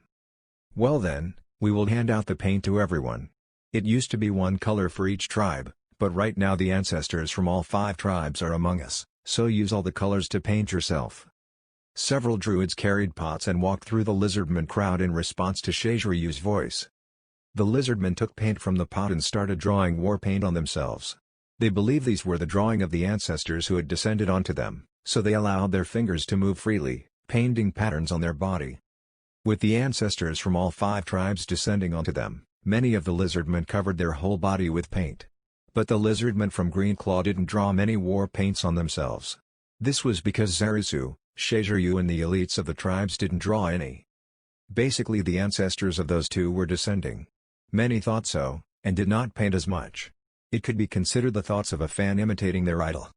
After surveying the crowd and confirming that everyone had finished, Shazhiryu drew his greatsword and pointed at the main gate. "Move out. Warg." Countless piercing roars shook the surrounding. The forces of the Great Tomb of Nazarick were roughly divided in 2. From the view of the Lizardmen, the zombies were on the left while the skeletons were on the right. Skeleton archers and riders were positioned behind the skeletons. Undead beasts were situated behind as the core of the army. The Lizardmen army had a smaller force and were divided into 2 groups as well. Facing the zombies were female Lizardmen and hunters, while the warriors and male Lizardmen were set against the skeletons. The druids were placed inside the village protected by walls. The Lizardmen formed up outside the village because there was nothing to be gained from a defensive battle. They had no incoming reinforcement and the walls weren't really sturdy. On the other hand, the undead army didn't require any provisions or rest. With such a disadvantageous position, a defensive siege battle would be foolish. But after both sides set up formation, the difference in numbers was clearly shown. 1 Lizardman had to fight against 5, 10 against 50, the ratio remained the same. But the difference was prominent when it was 1,000 against 5,000. Just lining up 5,000 undead was highly intimidating. The difference in numbers was enough to possibly lose the desire to fight even before the war started. Even so, the Lizardmen did not show any fear. With their ancestors descended amongst them, numbers were not a problem. Moments later, the undead army started advancing slowly. The first to move were the zombies and the skeletons. The skeleton archers and riders remained in place, therefore they were probably conserving their forces. The Lizardman army started their march too. Warg!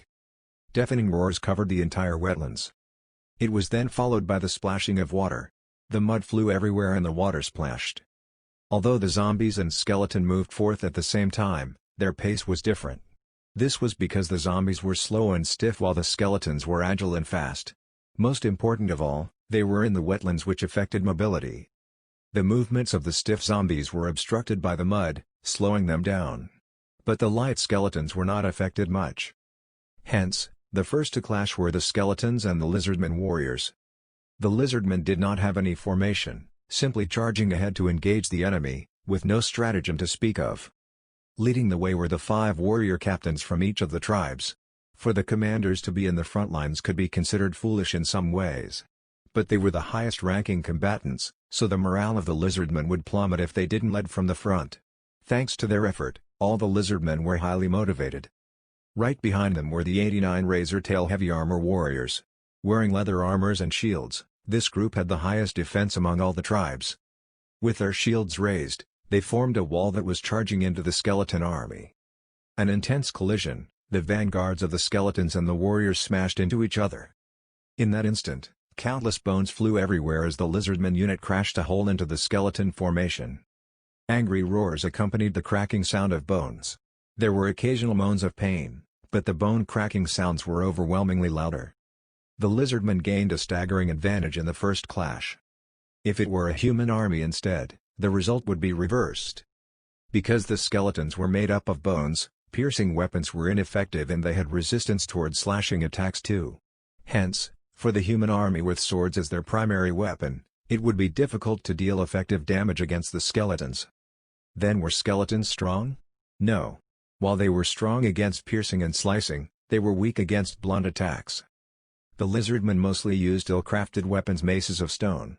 Whenever a lizardman swung the weapon in their hand, the bones of the skeleton shattered easily. Even if they survived one hit, they would be crushed in the next attack. On the other hand, whenever the skeletons attacked with their rusty swords, it got deflected from the tough scaly skin of the lizardmen. Some of them were hurt, but no one suffered mortal wounds. The very first clash. The shattered bones of 600 skeletons littered the wetlands just like that. The image reflected in the mirror stunned Cocytus. It was nothing more than the first clash, but the abilities of the lizardmen were higher than expected. They could last for more than 5 minutes against the skeleton archers and skeleton riders. As he watched, another skeleton fell. The skeletons and zombies would serve no purpose except for wasting their energy. In that case, the effective forces would be the remaining 400 undead beasts, 200 skeleton archers, and 120 of 720 skeleton riders. They were outnumbered instead. However, if they slowed down and slowly destroyed them, there would be no problems. Cocytus started calculating in his heart. The undead were strong in battle, especially in a drawn-out fight. The undead didn't feel anything, and wouldn't feel neither fear nor pain. They didn't need rest or sleep. The advantage these characteristics brought were evident with no need for any explanation. For example, most creatures would fall from a powerful hit from a mace to its head. Even if they didn't die, they would bleed profusely and feel pain. The one who got hit would lose all will to fight. Some warriors who were trained to resist pain might be able to stand their ground, but most people would lose the will to fight. This was natural for living beings. But what about the undead? Simple. If the damage was not significant, it would keep coming. Smash its head? It would keep on attacking. Break its arm? It would stab at you with its stump. Take out its legs? It would crawl at you. Yes, the undead would continue until their false life ran out. They would not lose their fighting spirit like humans would. This meant that the undead was in a way, the perfect soldier. In terms of individual strength, the lizardmen obviously had the upper hand. But that could change. Cocytus raised his evaluation of the lizardmen by 1 level and acknowledged that they were not enemies that could be defeated easily. What he needed to do now was to turn this into a battle of attrition. How about retreating for now and observe the situation? I believe this is a wise move, my lord. Sending out the skeleton archers and riders might be a better option, master. No, I think we should press on with the attack and sap them of their stamina, my liege. How would waiting for them to tire help? If we can't destroy the enemy's base camp, they would be able to rest and recover, right? Indeed. Our foes had strengthened their defenses with just a fragile wall. How about taking that village and routing them? After hearing the response from his underlings, Cocytus picked up a message scroll. He glanced at Intima from the corner of his eyes and observed her expression. Intima kept her eyes closed, and faced the mirror. There was no expression on her face. It was weird, like she was wearing a mask. Cocytus recalled her true body, and chided himself for trying to read her face. Wrong, that expressionless face was just a decoration. Yes, there was no way she could express emotion on that face. Cocytus gave up trying to read Intima's thoughts from her face and used the scroll to issue the instruction to the commander. Are they looking down on us? Zambru mumbled. He wasn't loud, but it was enough for everyone surveying the enemy from on top of the mud walls to hear. Are the skeletons and zombies the only ones moving? Their archers and riders are still held in reserve. I think they are underestimating us. That's right, I thought the enemy would charge at us at one go. Fight with zombie. Smooth. There were only 45 hunters fighting the zombies. Using hit-and-run tactics by throwing rocks at them, the hunters were luring the zombies slowly away from the skeletons. The female lizardmen moved slowly to the flank of the skeletons. Aren't their movements rather queer? Indeed. Instead of being lured, the zombies were focusing completely on the hunters. Was the commander agreeing with this? No, there was no way any commander would accept this, but in actual fact, that was how the zombies were moving. Then, what is the objective of the enemy? I don't understand why they are moving this way. No matter how they thought about it, there doesn't seem to be any purpose in the zombies' action. Maybe there is no commander? Zarisu what saying? No commander? You mean the undead are just following the very first instruction they received? Yes, correct. Amongst the undead, zombies and skeletons were the bottom of the hierarchy and so had no intelligence. Normally a commander would give orders, but if there was none then they would follow the last order they received. Basically, it was the idea that they were without a commander and were simply following the order of killing any nearby lizardman. That is to say, our foes thought they could win against us if they have the numbers. No, could this battle be just an experiment to see how well the undead fight without a commander? That may be so. Damn it. What kind of joke is this? Shiziryu spat out those words. As expected, even Shiziryu could not take it. They were risking their lives, but the other side was simply taking this as an experiment. Calm down, Shiziryu, it might not be so simple. Ah, my apologies. It is a good thing that we have the upper hand. You are right, older brother, we have to use this chance to diminish the enemy's numbers. The fatigue from battle was heavy, the mental strain would be enormous in a chaotic fight. Without knowing if the enemy would come from the front, back, left or right, just swinging your weapon under such conditions a few times would be much more tiring than normal. But the undead wouldn't get fatigue and would fight without rest. The difference between the living and the undead would become more prominent with the passage of time. Time was the enemy for the lizardmen. DCH, I want to take the field too.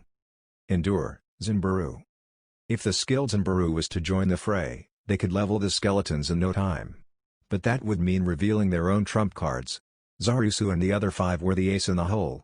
They had to show their ace if the situation called for it, but before the strongest foe shows itself, they must not show their hand. But wouldn't it play right into our hand if the enemy doesn't advance? Zarusu said to the others. The others agreed with him, and Zarusu asked Crush, who was beside him, "How are things on your end?" "Yes, the ritual is going as planned." Crush answered as she looked inside the village behind them. The group of druids were performing a ritual inside the village that could become another race for the lizardmen. It usually took a lot of time, but with all the druids of all 5 tribes gathered here, the progress was sped up and it could be used in this battle. Teamwork, what an amazing thing. Yeah. That's true, we did share some information after that war. But there are so many more things I want to do after the war now. At Shiziryu's words, the other chiefs nodded. With this fight, they could develop themselves for the first time. Zarusu smiled as he looked at the 5 of them. "What's so funny?" Crush saw Zarusu and asked him with doubt in her voice. "Nothing, it is just that despite being in such a situation, I still feel really glad." Crush understood Zarusu's thoughts immediately. "Me too, Zarusu." Seeing Crush smiling brilliantly, Zarusu squinted his eyes as if he was looking at something bright. Both of their eyes were filled with admiration and love for each other. They separated. It was natural. Lizardmen were currently dying. As they understood this, they could not let their true feelings show in their behavior. However, Zarusu and Crush's tails moved as if they were different creatures, and touched and left each other. Moo. As the older brother, how does it feel? They are in their own world. How passionate. In conclusion, it's good to be young. Their future is bright. The 4 older lizardmen nodded in unison as they watched their cute juniors. It was impossible for Zarusu and Crush to miss that. Although their tails were twitching about, they still kept their poker faces. "Elder brother, the enemy is moving." Shiziryu and the others smiled wryly as Zarusu shifted gears so suddenly. They looked towards the enemy formation and saw the skeleton riders flank the battle in front of them before advancing. Hey, are they charging for us? With skeleton riders? Are they planning to bring down our morale by striking at us? No, they are probably flanking to the rear of the warriors and male lizardmen to surround them. Not good. Everyone came to the same conclusion that the mobility of the skeleton riders was a threat. If the skeleton riders were deployed at the start of the fight, the lizardmen could exterminate them first.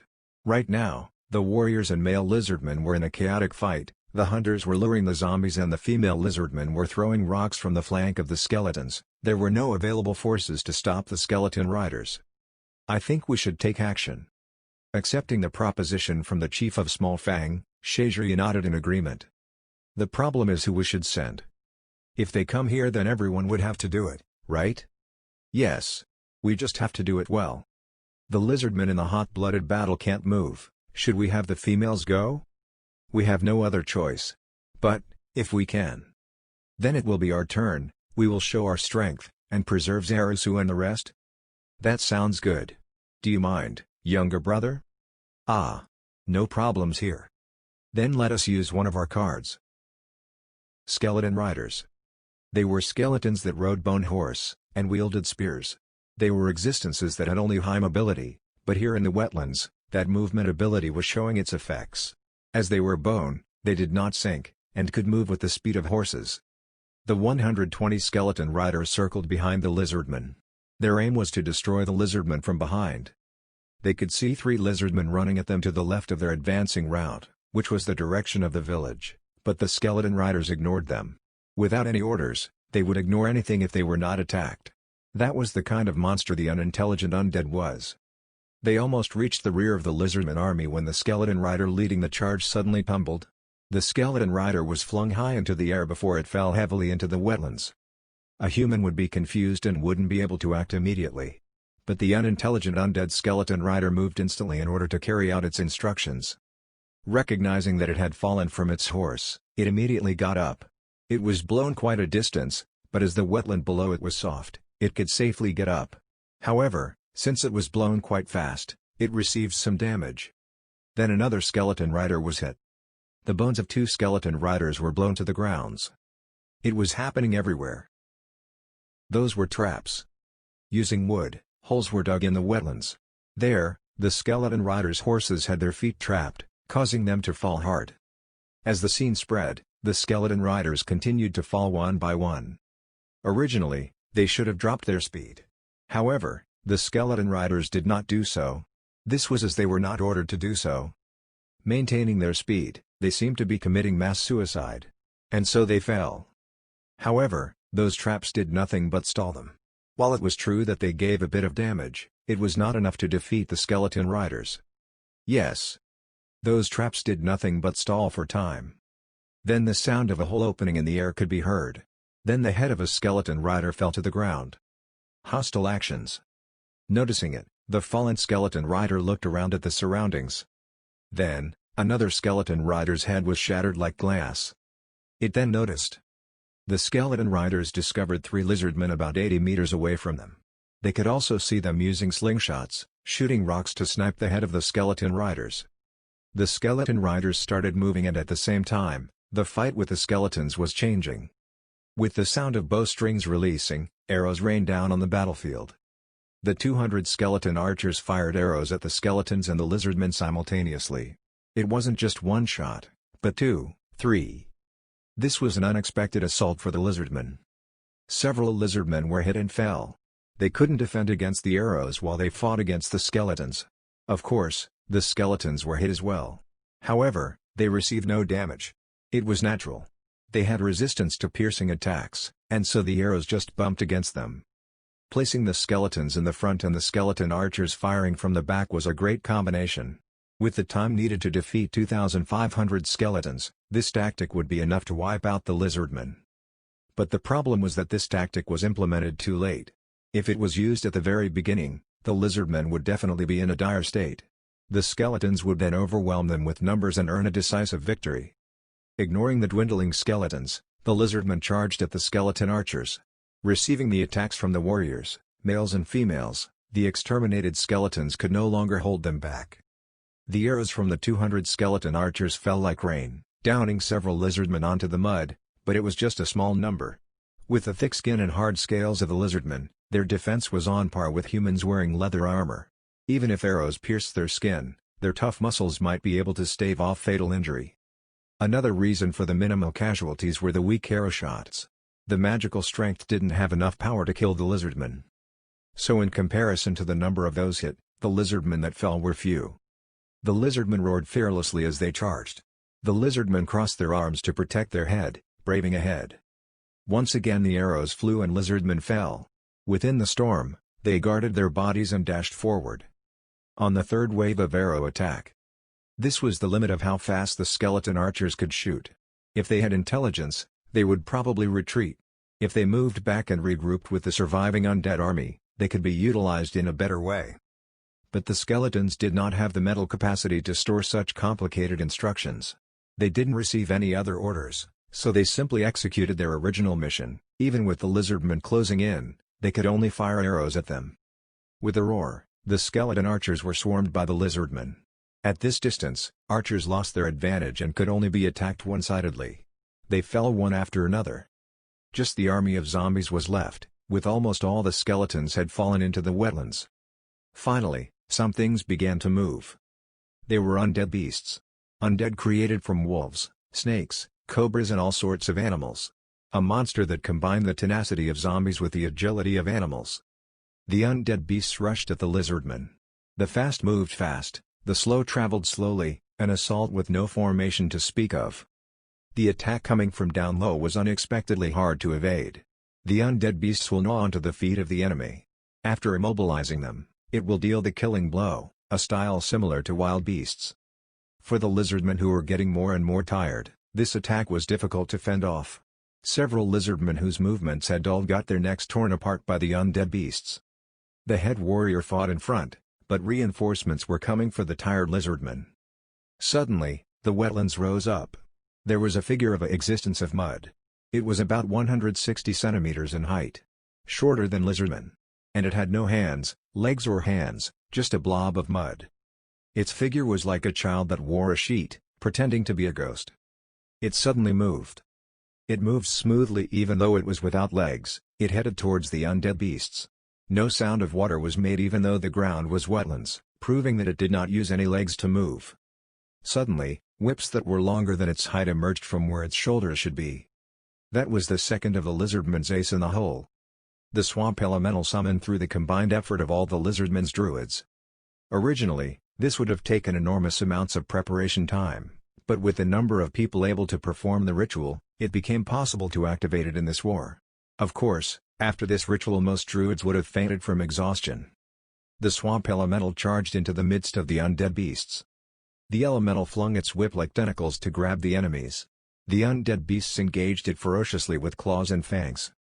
It was a battle between creatures without fear. But the wetland fairies had the advantage due to their superior combat power.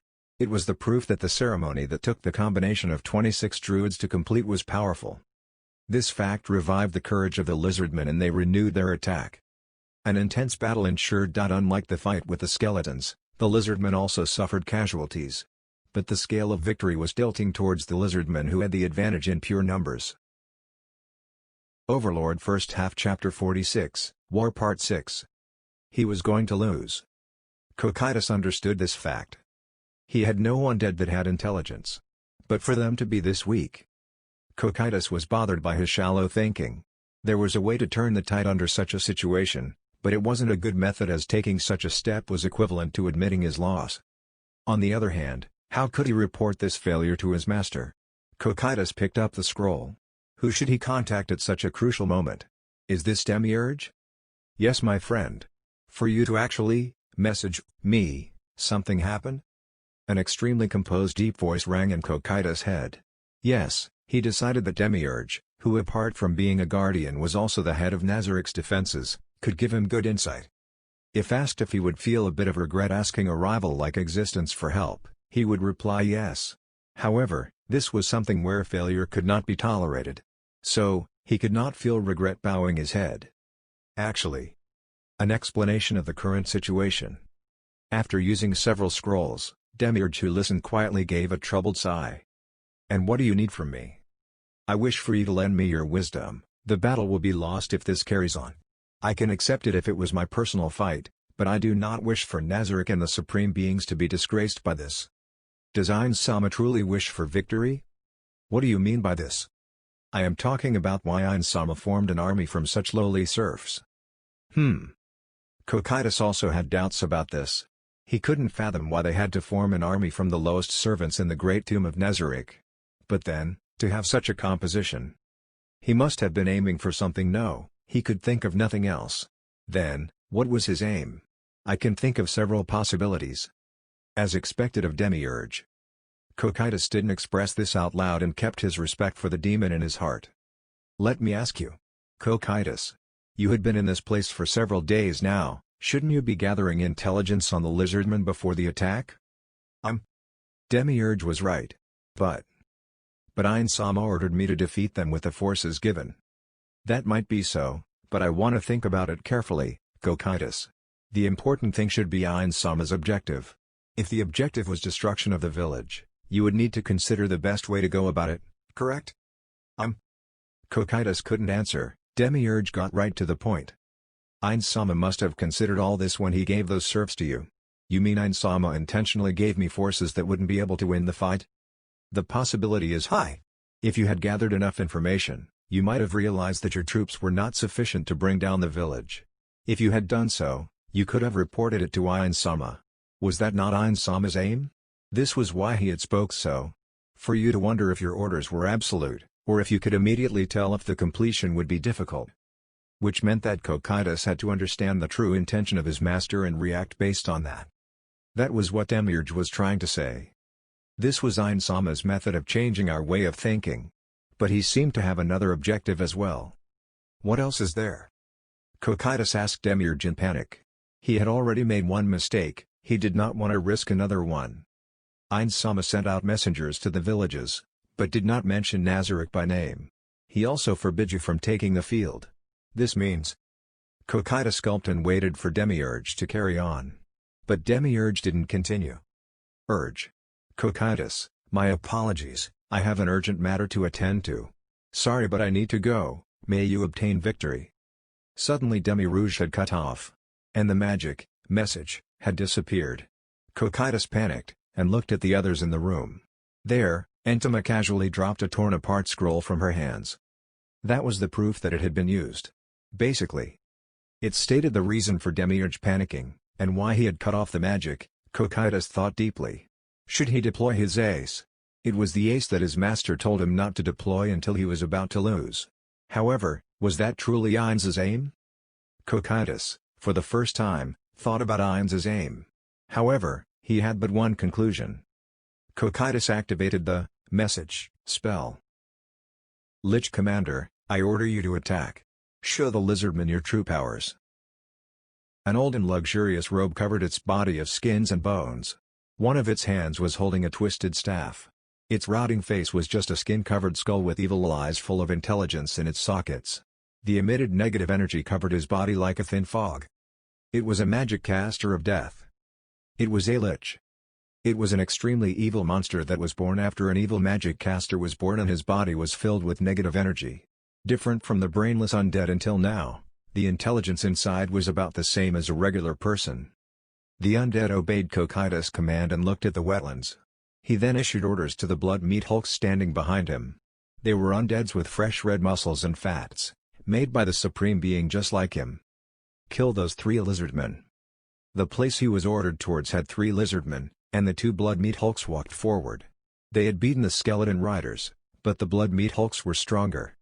Blood-meat hulks were muscular undead with blood-red skin. Instead of sweat, a blood-like liquid flowed down their skin. With each step, their meat bounced up and down. Although blood-meat hulks were low-tier undead that could only attack with brute force, they had regenerative abilities. If they were facing physical attack on the same level as them, they would be able to stall for time. As a magic caster, the Lich was not good in melee battles, so having the blood-meat hulks close to protect him was the orthodox way to fight. However, he couldn't use such tactics. The order he received was to show the Lizardmen your true powers. Hence, he had to take the base camp of the Lizardmen alone with his overwhelming power. As the Lich advanced, his terrifying face laughed softly. He felt this was too easy. After the Lizardmen had killed the undead beasts, they dropped their shoulders in exhaustion and breathed a sigh of relief. Many wounded had appeared. They had to transport them without being able to rest. The ones able to fight were all tired to the point that they wanted to sit down. Their bodies were dull, and it was exhausting to lift their weapons. However, they had to clean up the zombies. The head warriors commanded. They said that those who could still fight had to oppose the zombies. Then a blaze erupted. With that one blast, the spirits had become half broken. Then, another hit. After the second, the spirits crumbled and disappeared. What happened? The Lizardmen couldn't suppress their confusion and looked around. When they saw an undead in the distance, a fireball was shot from its hand once again. The fireball that was the size of a human head flew through the air and blasted into the Lizardmen unit taking point. Normally, fire would be put out when it come into contact with water, but this fireball was a magical phenomenon and ignored such common sense. The moment the fireball hit the water surface, It exploded as if it had collided with solid ground, creating a tornado of fire. A crimson battery fire engulfed the Lizardmen. The 5-meter radius balls erupted and disappeared. An illusion, it disappeared so fast that this was the feeling it gave. But the smell of burning flesh, from the Lizardmen that laid on the ground motionless, was definitely not an illusion. The undead slowly approached. Should they move like they had done against the skeleton archers? As the Lizardmen hesitated, another ball came flying. It exploded, and stole the lives of the nearby Lizardmen. It was an overwhelming power. Even though their ancestors had descended, several Lizardmen were swallowed by fear. Several tried to attack, but were intercepted by the fireballs. Run! A spirited roar sounded out, shocking the Lizardmen like lightning. It was one of the head warriors. That is a strong enemy. The fight will be different from that until now. Yes. The figure of just one person approaching. Every Lizardman could feel an overwhelming pressure from it. Run back and report to the chief Sanzarisu. Let us buy some time. Yet another fireball exploded, felling several Lizardmen. Run. Report to them. The 5 head warriors ordered the Lizardmen to escape as they gauged the distance between each other. They spread out with the blast radius of the fireball in mind. Their goal was for one of them to reach the enemy.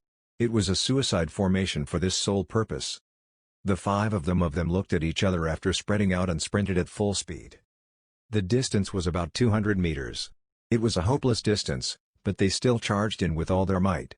They knew even if they fell while rushing in, it would leave clues for the chiefs and Zarisu who were watching from behind. The pressured Lizardmen continued to run. Zarisu coldly watched the scene. No, the moment the strong enemy appeared, he had paid attention to it. Fireballs came flying from the single undead. Its actions were different from the brainless undead until now. It was probably the commander. The moment a Lizardman was within range, it welcomed them with an fireball. There was no one who got up after being hit. The head warriors who tried to attack, were all killed en route. The distance was 200 meters. Nothing more. However, considering that it was wetlands without cover, that distance had changed to a hell. The Lizardmen's projectile weapons were slings. It was an impossible feat for it to fly 200 meters and hit its target. In addition, some high-ranking undead received no damage from unenchanted weapons. If the approaching undead was one, it would just serve to anger it. Now, it was strolling towards them with ease. Trying to poorly attack was a fool's errand. Zarisu thought of attacking with numbers. He could see that attacking an existence that could use large area attacks would only result in death. Then only the elite should challenge it. However, that was the problem. Zarisu and the others could take a couple of hits from Fireball, but they will suffer more than a couple of attacks before they close the gap. And the real test begins after reaching the target. It was easy to see that taking the attack of the Fireball from the front will kill them. The chance of them being killed en route like the 5 head warriors was high. While Zarisu was watching, the last head warrior was swallowed by flames, and fell to the wetlands. Such a despairingly long distance. Zarisu's group thought about how to reach the enemy without injuries, or with minimal injuries. How about tunneling through the wetlands? Even for the powers of a druid. That would be difficult. It would be great if we could use invisibility. They could sneak close immediately using flight after casting invisibility. But these were not among the spells a druid could learn. How about making a shield while we advance? Making a shield will take too much time. What about dismantling a house? Zanbaru smiled wryly as he knew the proposal he just said wouldn't work. The enemy was attacking with fireball explosion. Even if they could protect one side, the heat would still get in from the side.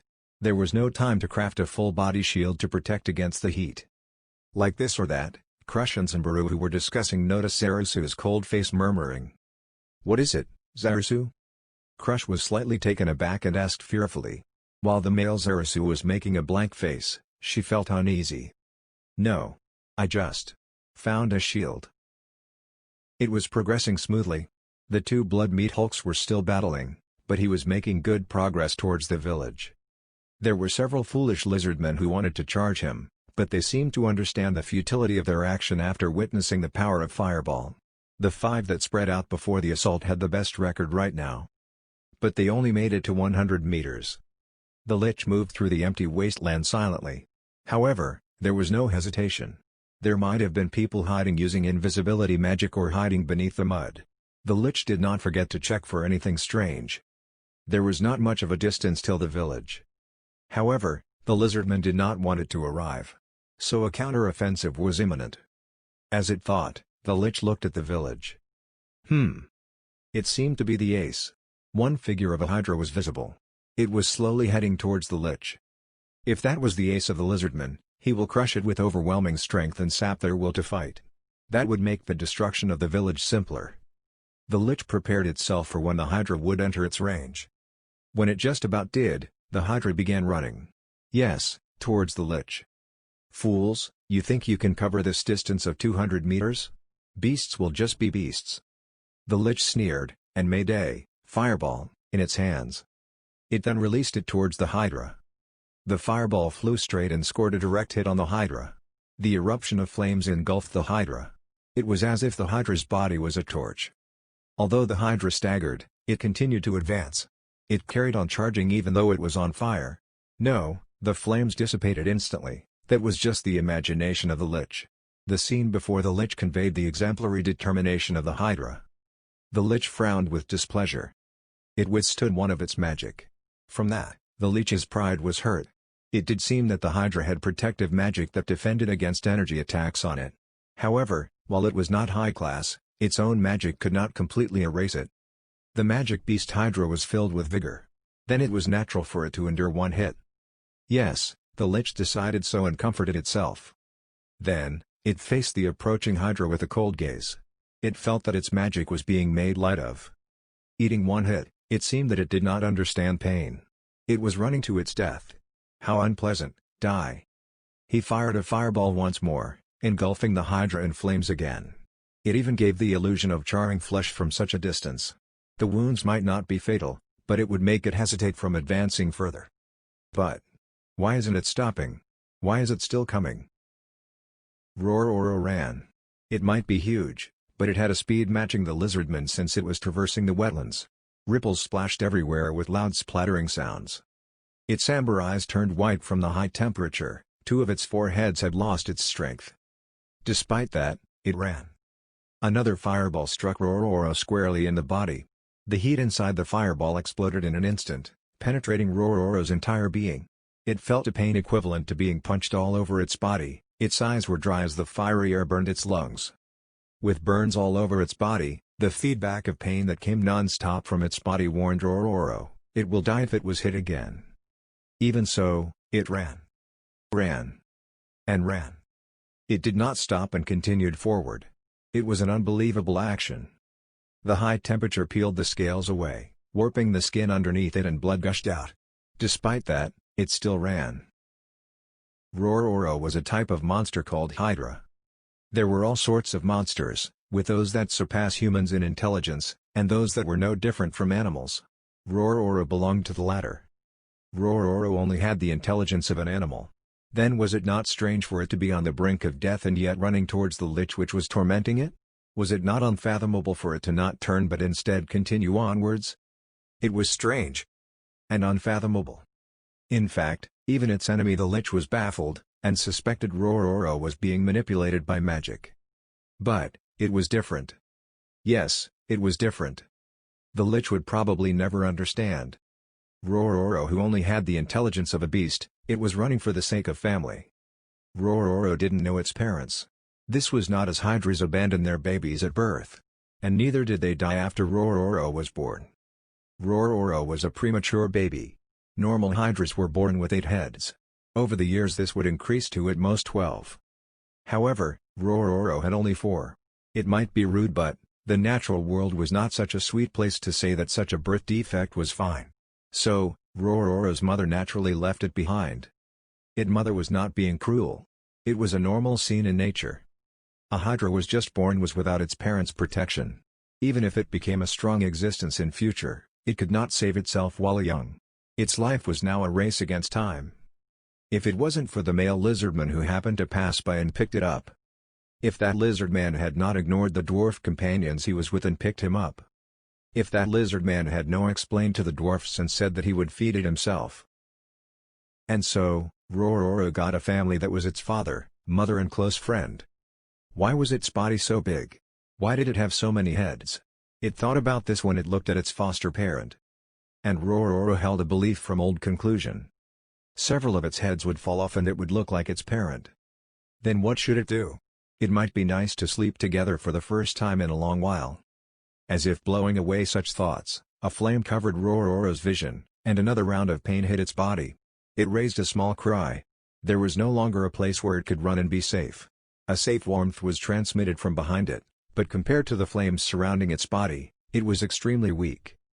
Rororo felt pain as if countless hammers were smashing into it. It was far too painful, to the pain that it could not think. Its legs became limp, it was telling Rororo to stop. However, did Rororo stop its advance? No. Its legs did not stop. Rororo continued. Its steps were slowing. It was being burned by fire, and its muscles seemed to be tearing. There was no way it could continue with the same speed. Just taking a step forward was hard. It was hard to breathe and it hurt when it inhaled, its lungs probably being damaged by the heat. However, its legs did not stop. Only one of its heads could move, the others were just a burden now. The image of the undead conjuring a fireball from its hand appeared vaguely in Rororo's murky eyes. Its instinct as a living being told it one thing.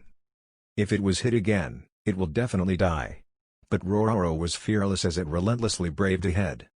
Rororo frantically, with all of its strength, staggered a few more steps as a crimson ball of flame flew from the leech's hand.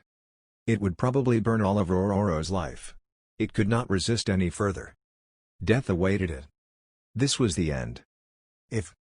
That's right, if that male lizardman wasn't here. Will that male lizardman allow Rororo to die before his eyes? Watch such injustice unfold in front of him? That was impossible. Icy burst. Zarusu, who was running behind Rororo, leapt out to the side and shouted as he swung his magic sword. The air before his sword seemed to freeze instantly, forming a white wall of mist before Rororo. That was an extremely cold wave of air. It was a flow of cold air created by Frost Pain. One of the abilities of Frost Pain. A powerful skill that could only be used thrice a day, Icy Burst. It could freeze everything within range instantly and deal heavy damage. The wall of cold mist blocked the incoming fireball as if it was solid barrier. The fiery ball and chilly wall, according to magic theory, it was wise to counter one with the other. It hit. The ball burst into flames, struggling mightily against the white mist. Both sides were like a white and red snake struggling and devouring each other. After pushing back each other for a moment, the two energies disappeared. Fireball and Icy Burst. The two disappeared as if nothing had happened. While they were close, it was still quite far there. The Lich was surprised, and could be seen panicking. It was making the most suitable figure for one that had its magic erased. Yes. There was still some distance between the two groups, but they were close enough to make out each other's expressions and actions. An impossible distance was covered thanks to Rororo's effort and determination, bringing the three lizardmen this far with no injuries. Rororo. Zarusu didn't know what to say. How should he put it? What was the most suitable words to say to Rororo? In the end, he chose a clear and simple phrase from the millions of expression in his mind. Thank you. Spitting out words one would say to their childhood friend, Zarusu ran forward without looking back. Behind him, Crush and Sambaru followed. In its blurry vision, Rororo raised a small cry towards the leaving figure, knowing that its role was done. That was a cheer for one's family. The thought of how could this be? Its magic was erased. What did they do? The Lich thought. Impossible. Lich cast Fireball once more. He was not willing to acknowledge that the lizardmen rushing at him had dispelled his magic.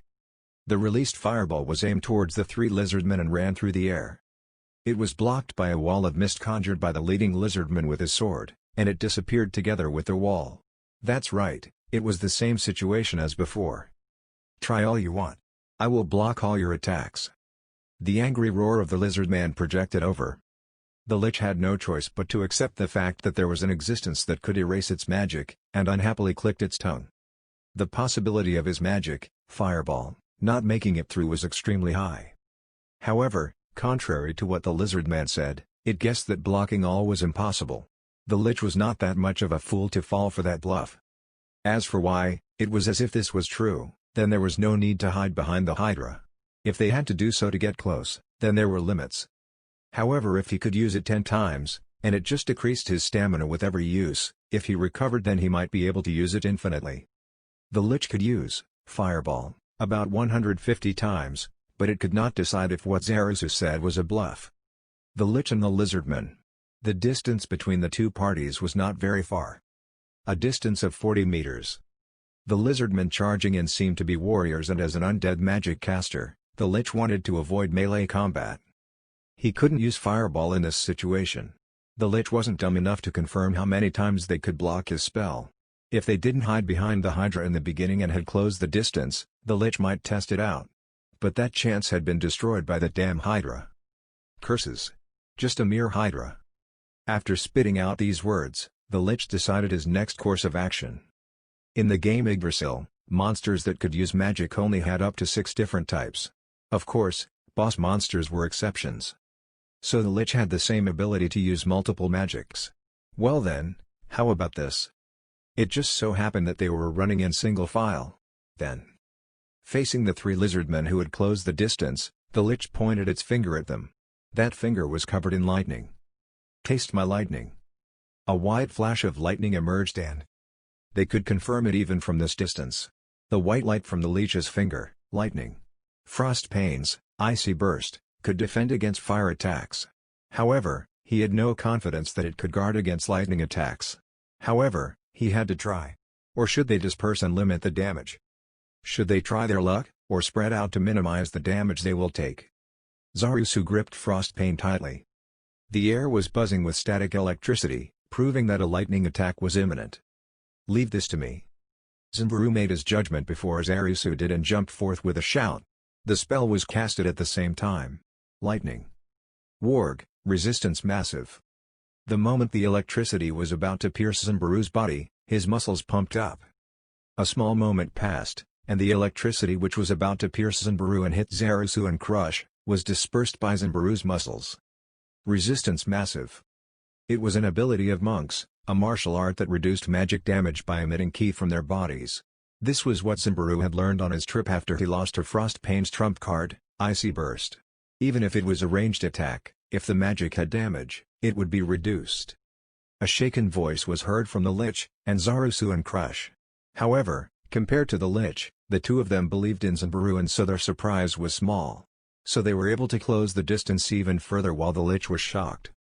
As Zarasu ran, he finally figured something out. During that one battle, if he had used Icy Burst, it would have been blocked and he would have instantly lost when Zimbaru took advantage of the gap in his defense. Ha! Too easy. Zimbaru's casual voice made Zarasu smile. However, his face tensed the next moment. A small, extremely small, aspect of Zimbaru's voice had pain in it. A male like Zimbaru could not bear all the pain. Then there was no way that the damage was small. And if that skill was perfect, he was not a man to agree to let Rororo run in front of them. Zarasu stared in front. The distance was not far. About 25 meters. A distance of 200 meters. That long distance was finally reduced to this. The distance closed, and the Lich judged them to be the strongest enemies so far. It praised them for being able to defend against its magic. Of course, he had other methods of attacking, but it had to consider defending itself. The Lich looked down on the Lizardmen. However, he did not have the complacence that accompanied it. The Lich was not a fool. The Lich activated his magic with a smile. 4th tier summon undead. The wetland bubbled and skeletal bodies with 4 hands holding round shields and scimitars emerged to protect the Lich. They were undeads known as skeleton warriors, much more powerful than normal skeletons. There were other undead that it could summon, but the skeleton warriors were chosen to avoid cold attacks. Liches and other skeletons made of bones have complete resistance to cold. While being protected by soldiers it summoned, the Lich made some distance and looked down upon them.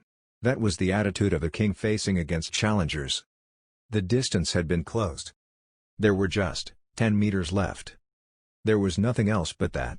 Yes, nothing else.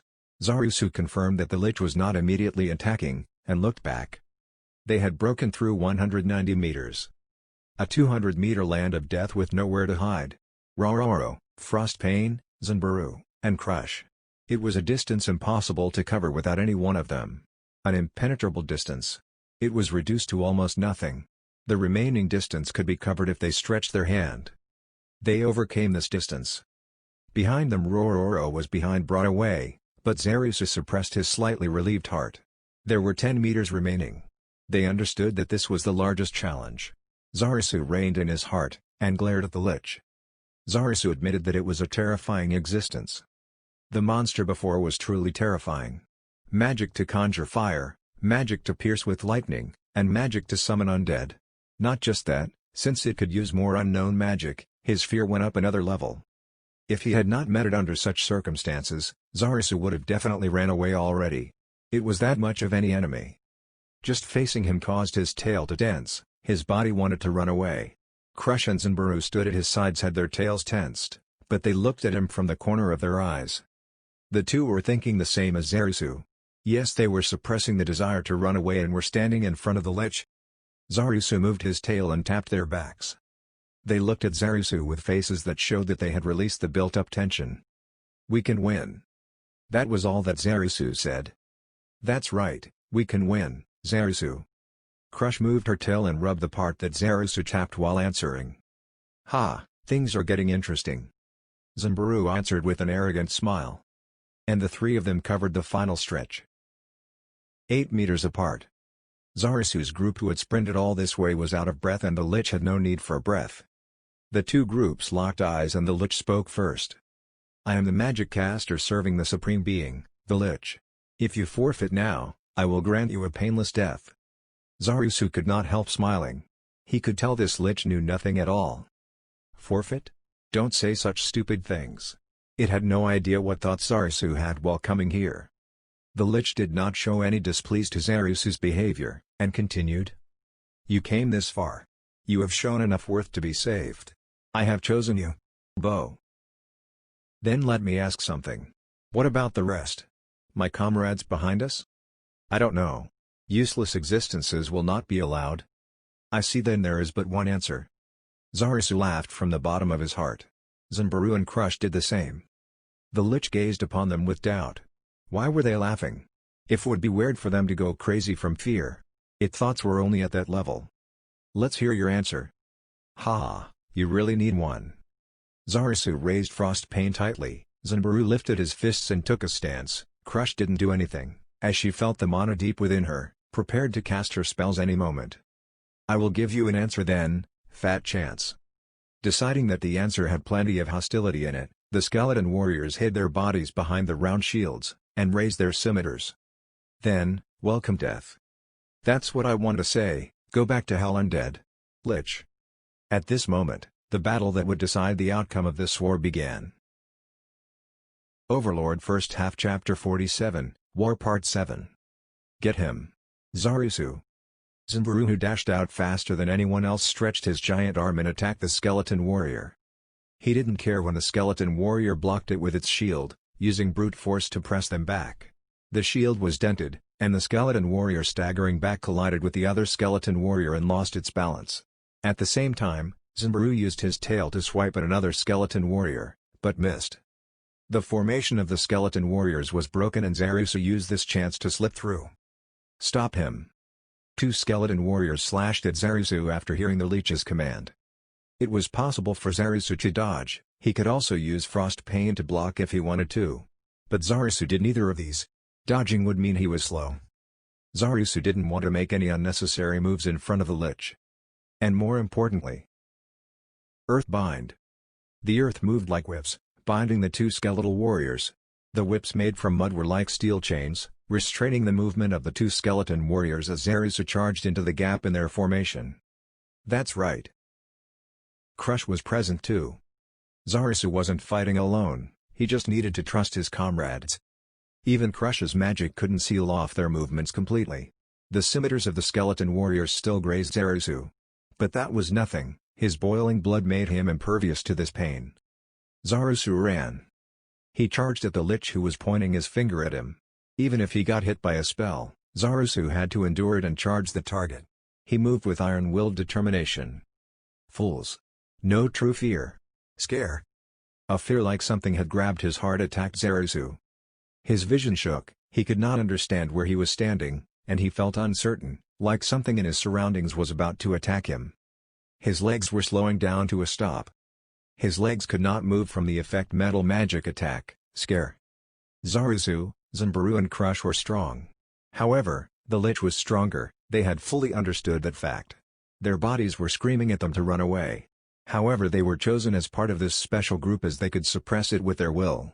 Their originally suppressed instincts received reinforcement from the Lich's magic, and stole their right to control their body. Their hearts screamed at their legs to move. However, they did not. Zarusu. Lion's heart. The moment Crush shouted, his fear vanished instantly and his will gushed out from within stronger than before. The Lich glared unhappily at Crush and pointed a finger at her. Annoying. Lightning. White lightning dashed at an angle where no one was. Hiya! Crush screamed. Zarusu, who started running again, was almost consumed by hatred, but got hold of himself in the end. Hatred could be a good weapon sometimes, but in the face of a powerful foe, it could get in the way instead. What he needed when fighting a strong enemy was fiery heart and an ice-cold mind. Zarusu would never turn his head. The Lich attacked Crush just now, but that meant Zarusu could use this chance to close the distance. Dismay could be seen on the Lich's face and it knew it made a mistake. This reaction made Zarusu, whose beloved female was harmed, sneer mockingly. DCH. Light. Too slow. Frost pain that sliced in from the side knocked away the Lich's finger. Ugh. I will let you know your spells are useless now. Zarusu narrowed his eyes at the feeling transmitted to his arm. It was different from the feeling of cutting something. This meant that the Lich had some sort of resistance to weapons. But it wasn't invulnerable. That's right, if he had resistance against damage, Zarusu just needed to deal more damage. What he needed to do was to keep on slashing. Of course, it was easier said than done. Zarusu understood that. However, the warrior Zarusu could do nothing but that. Don't look down on me, Lizardman. Silent magic arrow. 3 arrows of light suddenly flew towards Zarusu from the Lich's body. The arrows of light that appeared without any preparatory actions or signs made Zarusu block them with his sword on reflex, but the magic arrows went through the weapon and hit Zarusu's body, inflicting dull pain. Silent magic didn't require any preparatory actions, so it could not be disrupted from being casted. Coup. Not only that, magic arrow was also a type of spell that could not be evaded, so Zarusu couldn't dodge it either. However. Coup. Zarusu gritted his teeth and cleaved at the Lich with frost pain. Magic arrow might be undodgeable, but its damage output was low too. For someone who had gone through tough training like Zarusu, he was not so weak as to be rendered unable to fight from this bit of magic damage. Silent magic arrow. Magic arrow struck Zarusu once again. The pain pierced through his heart and will. Zarusu endured the excruciating pain and struck back. After several exchanges, Zarusu's movements became dull. The sharp pain prevented him from making agile movements, which was contrasted by the undead who knew no pain. The Lich and Zarusu who understood this point made entirely different expressions. However, Zarusu's heart was calm. To the point that the winning Lich was saddened by it. Compared to Zarusu, the Lich was strong. The weak fall and the strong prevail, that was the natural law of the world. The result of the one-on-one duel between the two was obvious. But it was also a fact that the unity of the weak gave them a chance to fight on par with the strong. Middle cure wounds. Zarusu's pain disappeared with this voice and he regained his vitality once again. The calm Lich was angered by the healing spell that came from the back and shouted. Damn Lizardmen! Zarusu was fighting together with companions he trusts. Crush, Zanbaru and Rororo. I will not lose. Imbecile. How could I, a creation of the Supreme Being, lose? The Lich glared at the 3 Lizardmen with his venomous eyes, focusing on Zarusu. The Lich did not fire magic at Crush. He recalled the earlier mistake. It thought that it would be better to destroy Zarusu in front of it. It didn't use any summoning magic as the undead he had summoned earlier were still around. As long as those undead were still around, he could not raise new ones. Hence, the Lich continued casting silent magic arrow while Zarusu slashed away at the Lich's body. This monotonous fight kept repeating. It felt as though this battle would never end. In that case, the duty of breaking this stalemate rests on the ones behind them. When one side receives reinforcement, the match will be settled in an instant. Both Zarusu and the Lich were sure about that. Enduring the pain of the lightning attack coursing through her body, Crush pulled through and casted. Summon Beast third. With a dong, a giant crab about 150 centimeters big appeared, a crab with a large right claw. It appeared as if it had been waiting under the wetlands the entire time, but it was actually a nature beast summoned by Summon Beast third. It was called out by magic. Of course, it was not a normal crab. One could understand just by looked at its advancing figure. The nature beast advanced to Zimbaru's side and hammered the skeleton warrior with its oversized claw. Zimbaru, who received unexpected reinforcement, smiled. For Zimbaru, who had to endure the attack coming from all sides and protect Crush, he was glad to receive help. She surveyed the battle, regulating her breathing with deep breaths. She had been casting defense buffs and healing magic on Rororo when they charged here. In addition, with the summoning magic, Crush's body wavered. She could no longer stand due to excessive mana exhaustion. She could not heal her wounds due to this. She had no breathing room to do so. Even so, it would make Zarasu and Zimbaru, who were fighting in the front lines, uneasy if she was to fall. Blood dripped from the corner of Crush's lips as she bit the inside of her mouth to keep herself conscious. Middle Cure Wounds. The healing spell flew towards Zarasu. Her vision wavered. She could feel the sensation of cold water all over her skin. Crush couldn't understand what was happening. Why and when did she fall into the mud? She had probably fainted for an instant, and fell into the mud. She didn't force herself to stand. No, she didn't have the energy to do so, so she decided to conserve her strength. In her blurry field of vision, she looked at her companions. Zimbaru, who was fighting the 4 skeleton warriors, and Zarasu, who was enduring the leech's magic attacks, were covered with wounds. Crush adjusted her breathing and casted her spell. Middle Cure Wounds. She cured Zimbaru's injuries. Middle Cure Wounds. She healed Zarasu's wounds. Huff, huff. Crush panted hard. But her breathing was still rugged. She felt the air wasn't coming in even though she was breathing so hard. This was probably the symptoms of mana exhaustion. She felt tremors of violent headache. Even so, Crush worked hard to open her eyes. They had sacrificed so much for this battle, how could she be the first to retire from the field? Crush used all her effort to open her eyes and chanted.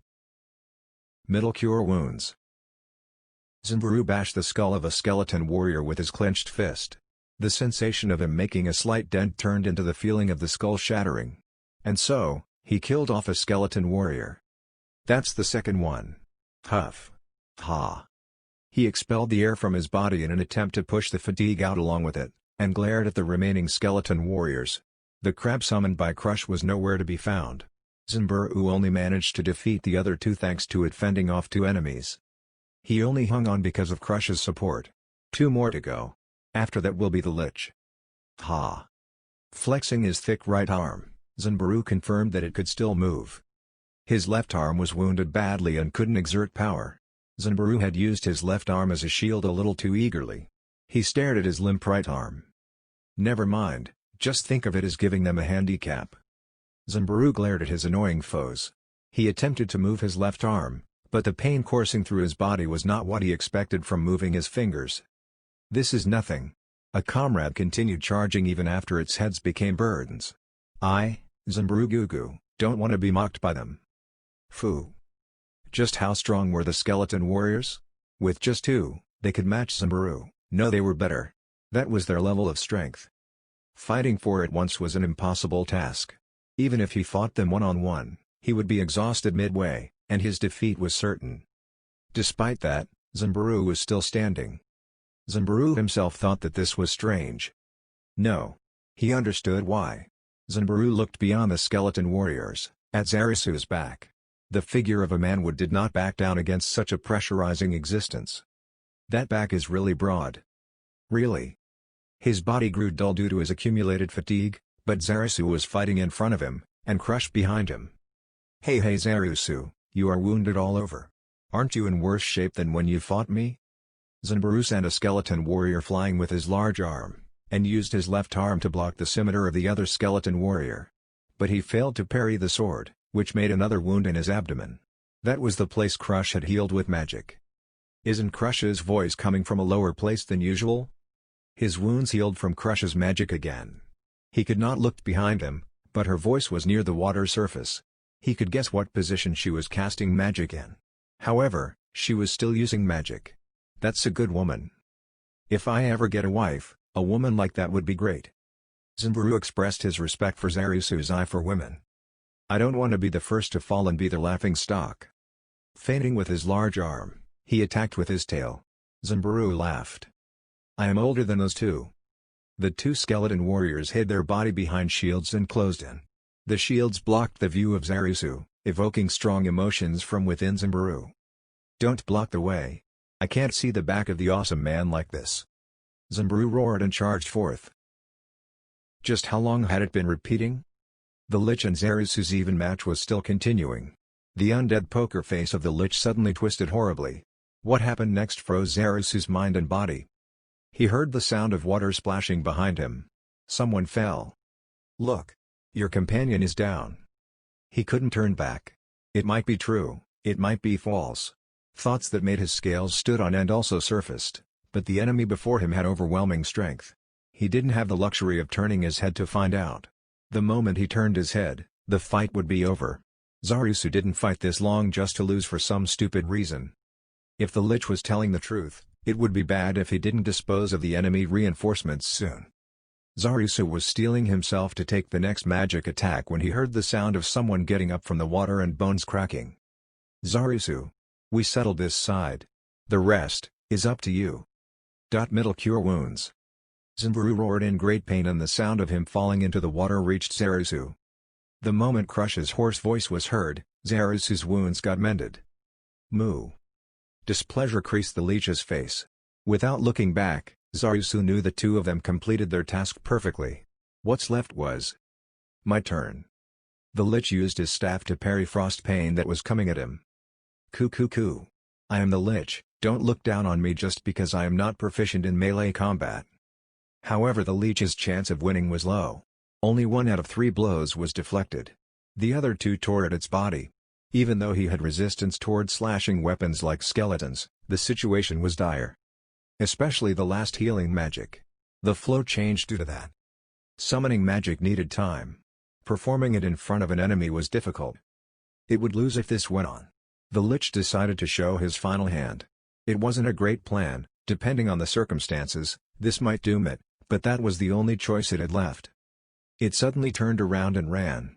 While Zarusu was surprised, but he still took the chance to cleave at the Lich's back. The Lich who took a hit on the back staggered, but did not fall.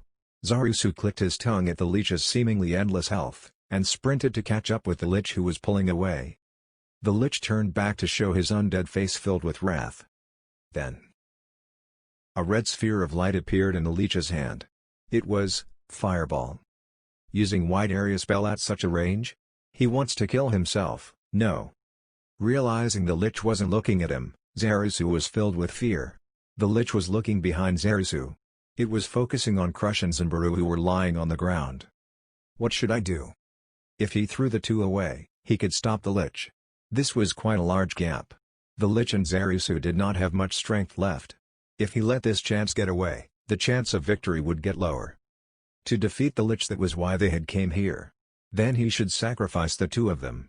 They will definitely forgive him. Even so, Zarusu wasn't someone who would abandon the comrades fighting alongside him. Throwing away his comrades, he could not make such a decision. Then save the 2 of them and then destroy the Lich. I just have to choose that. Icy burst. Zarusu created a barrier of cold air on the ground near his feet. Gigh. Inside the whirlpool of cold, Zarusu's body instantly froze over.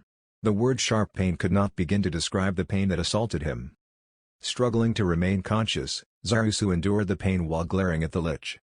While the screaming continued, Zarusu and the Lich were swallowed by the fog of frost as it spread around them. The Lich smiled as things went just as it planned. Cuckoo, you could have won if you had abandoned your comrades. Liches had complete resistance to cold and electricity. That was why it could remain calm even in this flow of cold air. It crushed the fireball magic in its hand. If it was released, it would coil around it and explode as it contacted the white fog. It could deal the final blow to the other 2 after the fog dissipated.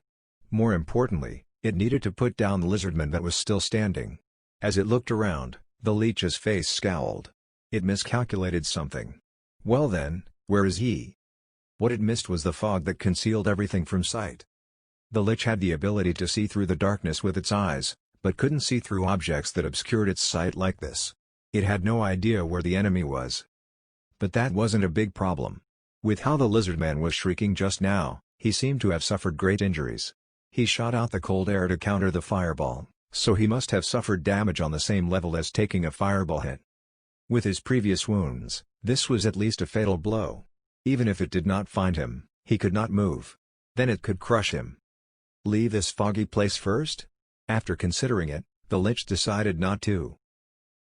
If it moved now, he would be giving his position away. The important thing was to summon undead guards. With a meat shield, victory will be won even if that Lizardman was still alive.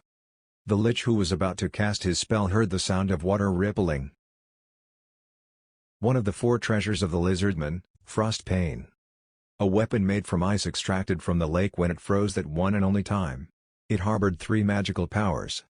Number 1, the sword was imbued with cold energy, dealing additional ice damage to the enemy it attacks. Number 2, the powerful skill that could only be used thrice a day, Icy Burst. Number 3. The sound of air being sliced echoed out. Before understanding what was happening, the Lich saw the tip of a sharp object. The Lich's head was hit by a powerful strike. The sword lodged into the Lich's right eye, rattled wildly. Hiya! Why? Why are you not dead? The Lich screamed. Frost Pane pierced deep into the Lich's right eye socket. It could feel his health falling drastically. In front of the Lich, who was standing unsteadily with a sword lodged in its head, was Zarisu, who was covered in frost.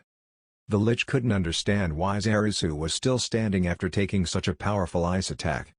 The third ability of Frost Pane. Granting the user with resistance to ice damage. Even though Frost Pane offered resistance to the cold, it couldn't completely negate a powerful skill like Icy Burst.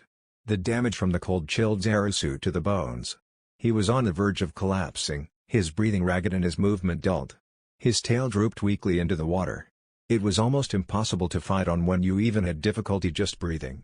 That strike wasn't aimed carefully, but a blow thrown out by instinct using all his might. It was a lucky hit. Zarisu struggled to keep his eyes open. He gave everything he had to deal this final blow to the Lich, and he could feel that it was a fatal hit. Zarisu, who had no energy left to fight, looked at the Lich with a glimmer of hope. The Lich was wavering. It couldn't keep his body intact as the skin fell off its face and cracks appeared on its bones. Even its clothes were rotting away. It was a matter of time before it would fade away. The moment Zarisu was certain he was victorious. A bony hand covered in skin grabbed Zarisu's throat. I am created to serve the Supreme Being. How could I be vanquished like this? The Lich wasn't even holding him with much force and Zarisu could break free easily. But... ah! Zarisu wailed as an intense pain permeated his entire body. Negative energy flowed into Zarisu's body, robbing him of his vitality. Even Zarisu, who was trained to endure pain, couldn't withstand the feeling of the pain caused by the cold that seemed to be injected directly into his veins. Die. Lizardman. Pieces of the Lich's face had dropped off, disintegrating in midair. The Lich's life was deteriorating as well, but his intense loyalty towards its master made it cling on to life desperately. It would not be defeated by time. If they continued, Zarisu had no chance of winning. Zarisu was struggling with all he had, but he was overcome with fear as his body refused to move as he wished. Zarisu didn't have much health left. The negative energy the Lich was injecting into him was draining his life force away. Zarisu's gaze wavered and his vision blurred. The world seemed to be covered by a thin fog. The Lich, who was clinging to consciousness mightily, had a victorious smile as it watched Zarisu slowly lose his strength to struggle. Kill this Lizardman, as well as the other 2 behind him. They should be the elite of the Lizardmen. Killing these Lizardmen would be the best gifts it could offer to the Supreme Being, its creator. Die. His body was not reacting to him as he could feel his body temperature dropping as if a poison was spreading through his body. He could hardly breathe, and his mind was the only thing that was clear. He couldn't die yet. Rororo, who sprinted with all its might. Zumbaru, who shielded him. Crush, who exhausted all her mana. Not just that. He was shouldering the burden of all the fallen Lizardmen. While he was desperately thinking of ways to win, a small sound made its way into Zarisu's ear. The gentle voice of Crush. The hearty voice of Zumbaru. The playful whimpers of Rororo. sound that should be impossible for him to hear. Crush had lost consciousness and Zimbaru should be knocked out. Rororo should have been taken far away from here. Were they voices that Zarasu imagined due to his half-dead mind? The words of his comrades he did not know even a week ago? The cry of his pet? No. No, it was different. Everyone was here with him. Ah. Ah. Dash? A roar emerged from the half-conscious Zarasu. Zarasu moved his eyeballs, and looked at the lich. His eyes, which he could not make meet with the lich's, suddenly were full of energy. Crush. Zimbaru. Rororo. Dash. Just where was he hiding such strength? An impressive amount of negative energy should have eaten up all of his life force. Indeed, Zarasu's four limbs were heavy, and his body was frozen. Even so, Zarasu felt warmer with every name he shouted. This warmth didn't originate from his life force. It came from within his chest, his heart. The sound of muscle tensing erupted. It came from Zarasu's right arm, his clenched fist. He was gathering all the strength he had left in it right now. Impossible. The lich stared at Zarasu, not believing that he could even move. This was bad. The lich had goosebumps. If it did not pump in more negative energy it would lose. It would not accept it. It was the lich. The leader of these troops from the great underground tomb of Nazarick. And more importantly, it was an undead created by the great king of death, Einzulgon. It cannot permit itself to lose this fight. Die. It's over, you monster. Zarasu was a step faster. That's right, his strike with all his might was an instant faster than the leech's injection of negative energy. The tightly clenched fist hit the hilt of Frostpain. Zarasu's fist bled.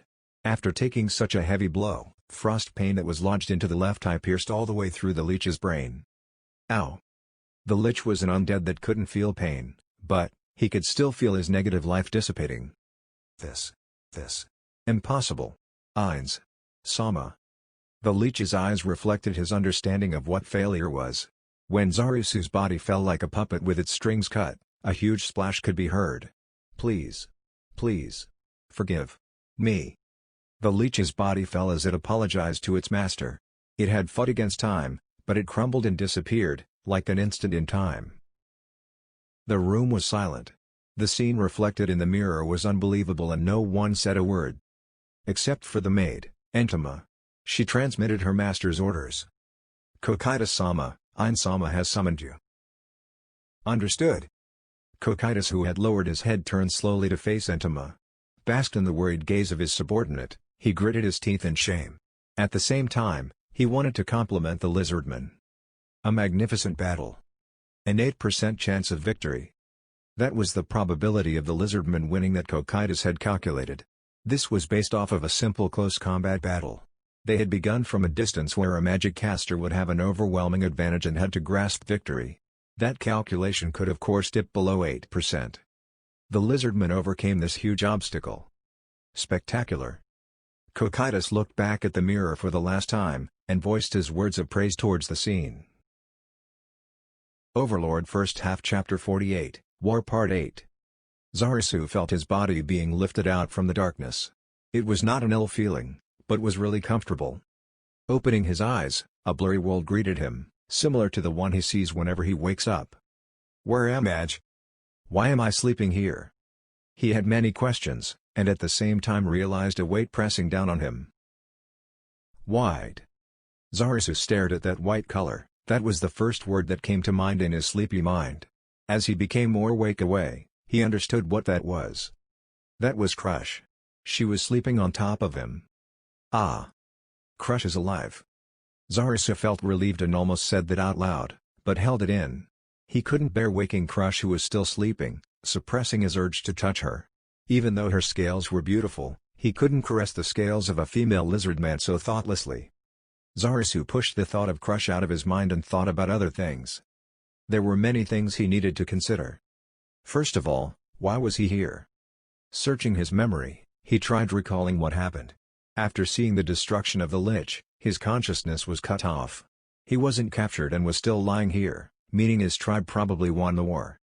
To avoid waking Crush, Zarasu sighed softly. He felt the burden he shouldered recently lightened. But thinking over it calmly, there were still some worries. They still didn't know about the enemy or what their goal was, There was a high chance their foes will strike again.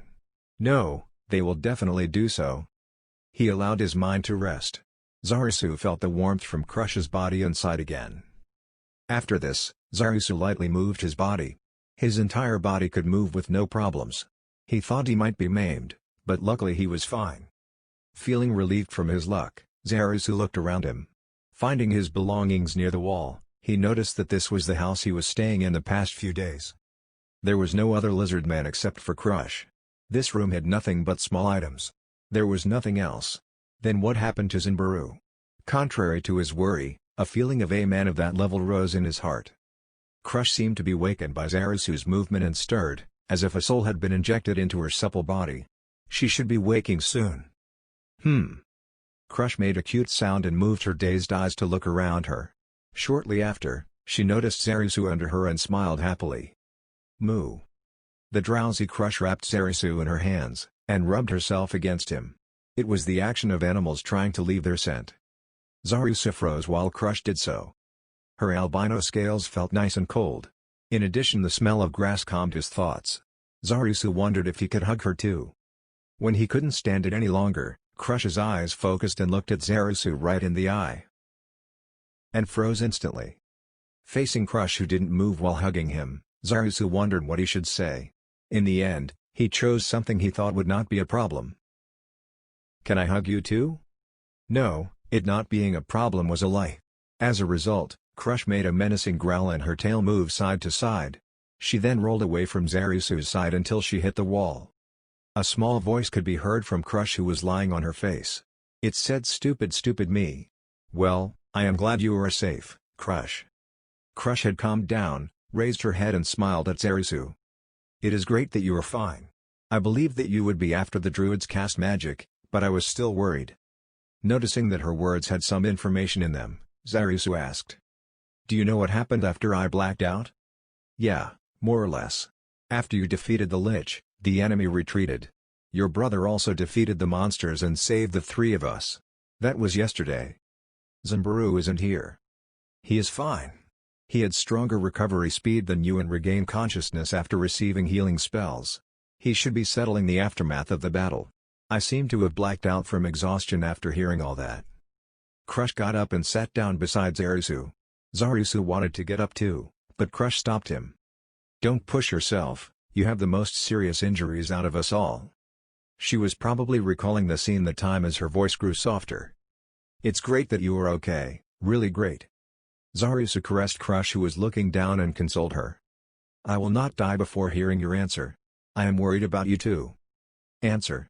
As Crush recalled the question, she faced Zarisu with a serious expression. It was the figure of a female about to talk from her heart. Then they said nothing and a silent time was created. Crush moved her tail slowly, tangling Zarisu's tail.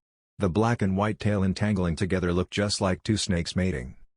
Zarisu looked at Crush quietly, and Crush was looking at him too. Their reflection could be seen in each other's eyes. Zarisu uttered something softly. No, it wasn't words, but a cry. That was the cry he uttered when he first met Crush. A mating call. Zarisu didn't do anything after the cry. No, he couldn't do anything except letting his heart beat intensely. Moments later, Crush made the same sound, a cry. The same emotional cry while shaking her tail, that was, the cry to accept the mating call. An indescribably seductive expression appeared on Crush's face. Zarisu could no longer pull his eyes away from Crush. Crush pushed herself onto Zarisu. The position was similar to the one they had while sleeping. There was almost no distance between their faces, their warm breathing mixed together, their heartbeats synchronized through their chests that were touching, and two of them became one. "Oh. Getting busy?" The door was opened strongly and Zanbaru charged in. Crush and Zarisu froze like ice sculptures. Zarisu was surprised at the fact that he completely could not sense a male like Zanbaru getting close. However, more than anything, this was a completely unexpected development. Zanbaru tilted his head and asked those two, Zarisu, who was on top of Crush. "What, you haven't started yet?" They did not understand his words. When they did, the two silently parted. They slowly stood up. They faced the ground so Zanbaru could not see their faces. No, it was good for him to not see. Yes, the bad thing came afterwards. The two kept silent and stood before Zanbaru. Zunbaru looked down at the two of them confusedly and leaned forward. Gah! He took 2 punches to the stomach. After exhaling, Zunbaru's giant body collapsed onto the floor. Woo! What powerful punches! Especially crush. Gah! That really hurts. Leaving Zarisu aside, the punch of wrath from the female lizardman could even win against Zunbaru. That wasn't enough to vent their anger, but no matter how much they beat Zunbaru up, that atmosphere would never come back. The two quickly realized that and gave up. They held each other's hand and asked Zunbaru. I heard some of it, but could you tell me what is the situation right now? Zarisu and Crush were holding hands, but they were touching nowhere else. Even Zunbaru could not see the level of interest. To him, it was a natural thing, so they naturally calmed down. Don't you know? All the tribes are having a victory party. It was the ceremony to return the spirits of their ancestors to their original locations. Performing it meant that the war ended. Zarisu breathed a sigh of relief. My older brother is hosting the party? That's right. Anyway, the hunters scouted the region and did not find any signs of the enemy, and no traces of reinforcement or ambush. It would be difficult to hide such a large army. We are still on alert, but your brother has already declared victory.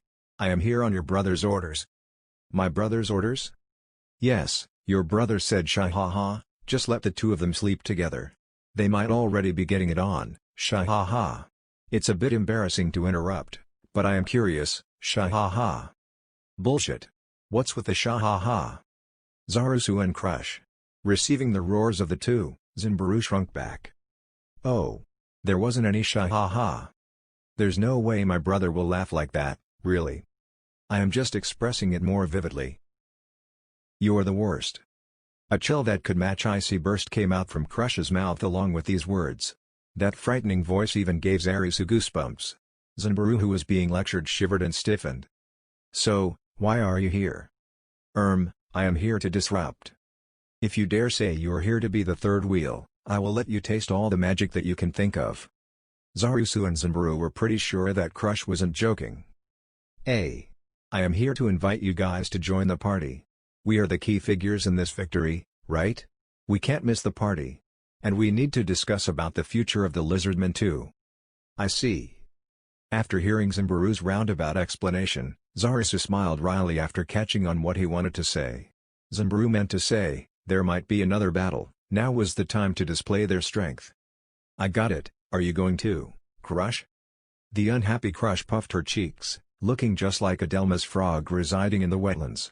But Zarisu thought she was much cuter. So, are we going? Zunbaru casually asked Zarisu and Crush, who were looking into each other's eyes. Yeah, let's go. All right. After the two of them acknowledged, the trio walked out together. When they walked down the stairs and stepped into the wetlands, Zarisu suddenly disappeared from Crush and Zunbaru's view. Something large suddenly knocked Zarisu down. Bang boom boom splash. That's roughly how it sounded like. Zarisu disappeared from their view, and was replaced by Rororo's figure. Its foreheads twisted around energetically, pushing their noses at Zarisu, who had fell into the wetlands. Rororo. You are all right. Zarisu, who was covered in mud, stood up and walked up to Rororo, gently caressing its body, and observed it. It seemed to have received magical treatment, all its burn wounds from before had been healed, it was as if it was never hurt in the first place. Rororo whimpered as it entangled Zarisu with all of its heads, almost covering Zarisu completely in its tight embrace. Hey, stop that, Rororo. Zarisu laughed as he restrained Rororo with his voice.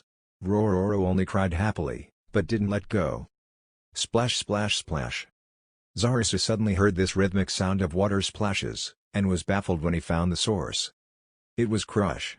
She was watching Zarisu and Rororo with a gentle smile, but her tail was hitting the wetlands with a fixed rhythm. Zunbaru, who was standing beside Crush, shuffled away slowly with a stiff expression. Rororo stopped moving too. It probably sensed that something was wrong. What is it? No, it's nothing. Zarisu looked at Crush, who asked him the question, and was confused. No matter how he looked at it, Crush was smiling and happy that Zarisu and Rororo were reunited. But somehow, it gave him a chilling feeling. How strange. Crush smiled again. Rororo released Zarisu and he regained his freedom. Zunbaru seemed to be fearful of something. Zimbaru probably couldn't stand this strange atmosphere anymore and changed the topic in a hurry. "Alright Rororo, you and I will move on ahead." Of course, Rororo couldn't understand the language of the Lizardmen, but it obediently allowed Zimbaru to mount it and ran off with amazing speed. After those two had left, a strange atmosphere fell between Zarasu and Crush. Crush hugged her head as she shook it. "Ah really, what am I doing? It feels like my heart isn't my own. Even though it is irrational, I couldn't help myself. This is like a curse." Zarasu understood how she felt. Because he felt the same way when he met Crush for the first time too. "To be honest, Crush, I am very happy." "What?" Splash, a loud sound of water erupted. Zarasu then moved to Crush's side. "Listen, can you hear it?" "Hmm? The things we successfully defended are also the things we have to protect from now on." Sounds of rowdy laughter were carried here with the wind. They should be holding a banquet right now. The banquet was meant to bid farewell to the ancestors, celebrate their victory and to mourn the dead. Wine was originally an expensive luxury. But they managed to have several banquets thanks to Zimbaru's tribe bringing one of the 4 treasures that supplied unlimited wine. And because all of the tribes were gathered here, they could enjoy this unbelievably joyous atmosphere. Zarasu listened to the joyous cheers and said to Crush with a smile, "This might not be over yet, that Supreme One person might still attack, but even so, we should relax for today." Zarasu then put his hands on Crush's waist. Crush followed the flow and stuck onto Zarasu, resting her head on Zarasu's shoulder. "Shall we go?" "Yeah." Crush answered, and after hesitating for a moment, she called out, "My darling." The two lizardmen walked together, disappearing into the noisy crowd. There, the bell that brought the lizardmen to despair was about to ring. The door slowly closed. The person who was previously inside had just left. Ainz moved his gaze from the parchment in his hand to the closed door. He then raised just his index finger, and pointed it towards the ceiling. 8-edge assassins. There were several presences on the ceiling. Stuck on the ceiling, the spider ninja-like monsters who had no presence until now, moved in response to the greatest one's words. Still facing the door, Ainz gave them orders. "I have a mission for you. Come down." "Understood." With those words, they remained invisible and silently landed on the floor. Ainz finally looked at them. Although the 8-edge assassins were invisible, from the viewpoint of someone who could see past invisibility, such as Ainz, they were easily visible. Shaltir and Or had this skill as well. The head maid, Bestania, and the librarian, Titus, and the rest of the high-class individuals in the room could tell the existence of the 8-edge assassins as well, via the movement of the air, vibrations, or the ability to see through invisibility. 4 of you tail Narbril. Narbril had just left the room. No one in the room had any opposition to Ainz's orders of tailing his own subordinate. This was as their master had decided it, and it was absolute. The 8-edge assassins only deeply bowed. "If she makes any strange moves, restrain her. Killing should be in moderation. I shall leave what qualifies as strange to you. However, when you cannot decide, report back to me. The observation period is until she leaves Nazarick." "Understood." "Then go." Ha! As if sliding, 4 spider-like monsters moved. The remaining 3 returned to the ceiling. As the door closed without a sound, everyone in the room gazed at Ainz, waiting for his words. However, Ainz did not speak. He seemed to be glaring at the door that Narbril, and the 8-edge assassins had left by. "By the way, Ainz-sama, have you forgotten about my ability?" Shaltir spoke to Ainz as if she had just recalled. In response, Ainz replied with a tinge of loneliness and familiarity in his voice. Shaltir's ability and ability of the Cursed Knight class, low item destruction due to curse. In exchange for the bonuses of the Cursed Knight class, penalties of a similar level were added. It was quite an unpopular class. Wondering why she would purposely have such a class, Ainz, no Momonga asked the creator Peronkino. The answer he received was quite a proud one. Peronkino's prideful voice played in his head with "I have penetrated the back door of the production company." There was no way that Ainz could have forgotten that, those memories of the Golden Age. There is no way that is true. On the contrary, I was worried about what would happen if I passed it to you. Shaltir placed one of her ice fish-like fingers on her chin and tilted her head. Her appearance was of a 14-year-old beauty, and would be a beautiful painting. Her insides were another matter. Feeling relaxed from Shaltir's attitude, Ainz smiled and spoke his thoughts. Do you have confidence of the loyalty of that thing? Do you mean the Jewel of Death? The one who asked was Aura. In the world of the two talking, Aura spoke as if saying hey, I'm here too, which made Shaltir extremely dissatisfied. No, the aggregation of blood in her crimson eyes were enough proof that she was angry. However, Aura ignored Shaltir's changes and continued. I believe it, but it is natural to proclaim one's loyalty before the great Ein Sama. He is the great Lord of Death. Well, one cannot expect a child to remember these things. Right, Shaltir. Sorry. Well, I shall forgive you. However, please do not forget it again. Ignoring the two, Ein spoke to Pestanya waiting behind him. I do not believe it. So I gave it to Narbril, who was leaving Nazarick. Yes. Suddenly responding to conversation without a bit of awkwardness was the very model of a maid. However, noticing that they had went off topic, the two guardians panicked and steered the conversation back. Basically considering that it might have been dangerous, we brought it away from Nazarick? Yes. Aura. However, then I should have broke it. Shaltir. That is jumping to conclusions. That is one of your weaknesses. Breaking it might be simple, but we should think of it as losing something valuable. Taking a breath, although undead did not need to breathe, Ein spoke his thoughts. Intelligent items are outside of my field of knowledge, and we do not know a single thing about it. Breaking it would be a waste. It is simply that I feel uncomfortable being in the dark. It might be hiding secrets, and we have no methods of searching for such items. It also has controlling abilities. But then, once Ein spoke out the reasons why he sent the 8 edge assassins to tail Narbril, everyone in the room agreed. Considering that it might be a dangerous items, Narbril would carry it and be sent on a mission away from Nazarick. Not telling Narbril was to ensure that the item would not find out. While mind control had no effects on existences like undead, they would work on Narbril. Originally, it would be ideal to search for the perfect sacrifice among his subordinates. However, under those conditions Narbril was the best choice. It would be nice if nothing happens when she holds it for a while. If something does. Understood. Please allow me to be part of the team to save Narbril if it occurs. Ainz nodded deeply to Pestanya's suggestion since she was the best healer in the great underground tomb of Nazarick. Of course. We shall assemble the best members then. Shall we have all the guardians attend? With Shaltir and Aura as representatives, everyone bowed at once. All of them comrades who were connected with a strong rope to Ainz, the 41 supreme beings that created them. While it was fine to sacrifice themselves for the 41 supreme beings, there were no other existences better suited for the job.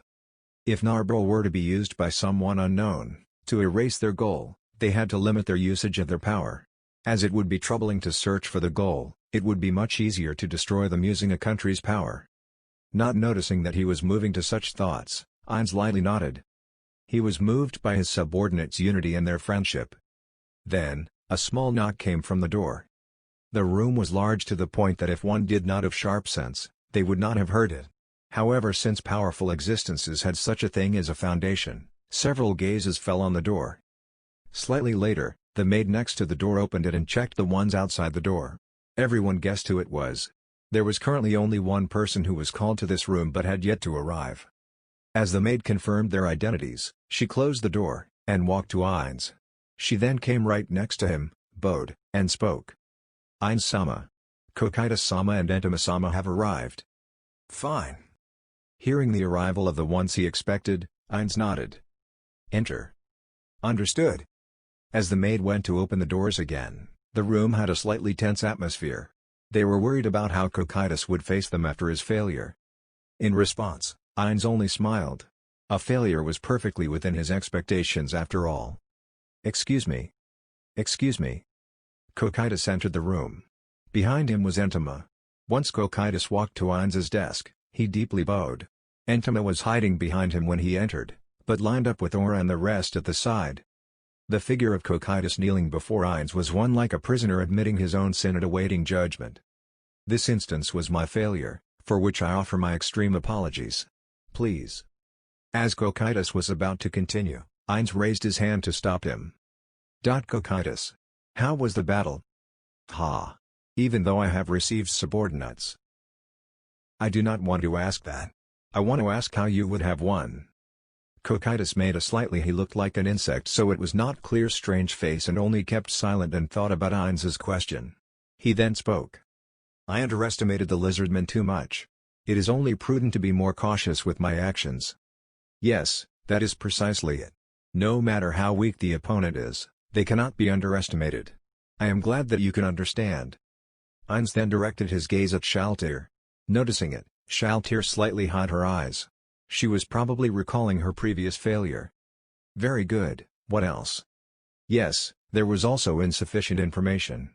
From this battle I now understand that in a situation where I am unfamiliar with the opponent's extent of strength and the terrain, the chance of victory would certainly be diminished. As Ainz nodded satisfactorily, Cocytus felt his heart lighten. Anything else? Having an incompetent commander was also one of the problems. Because the ones battling were lower-class undead, a commander should have been sent out who is flexible according to the circumstances and able to give out correct commands at the right times. Also, when taking into account the weapons used by the lizardmen, the zombies should have been used as the main force in carrying out the attack, exhausting the opponent, or alternatively have all of the forces attack together and not act separately. Apart from that, I am extremely sorry, at the moment I can only come up with this much. Yes. This is precisely it. Amazing. Of course there are other things, but Cocytus, you have learned well. Why did you not do this at first? I did not think of them. I only considered crushing them with pure force. If it's that. However, after sacrificing those undead, you now think differently, right? Several people in the room looked dubiously at Ainz's happy atmosphere. It was strange that Ainz was satisfied when the troops from Nazarick were defeated. Cocytus was the same. He thought that he would be punished. However, strangely, it did not seem that he would be given anything of the sort. Cocytus. You want to apologize, but is there a problem? Huh? The skeletons and zombies were destroyed. But does that have an effect on Ainz-Ulgon, which made the great underground tomb of Nazarick? If you think it does, then that is the problem. Ainz moved his gaze from the stupefied Cocytus to Shaltir. What will happen to Nazarick with such losses? Shaltir, when will the skeletons respawn? Undead of that level will respawn in about 1 hour. I believe that new ones have already been born. So it is like that. However, this does not erase my failure. Do not mind it, Cocytus. There is no problem even if you do not win. Failure was part of my plan in the first place. So Ainz-sama truly did not consider victory? I actually wanted you to realize without Demiurge's help. Ainz gazed at Entama, and stopped Cocytus when he understood and was to bow. I don't mind.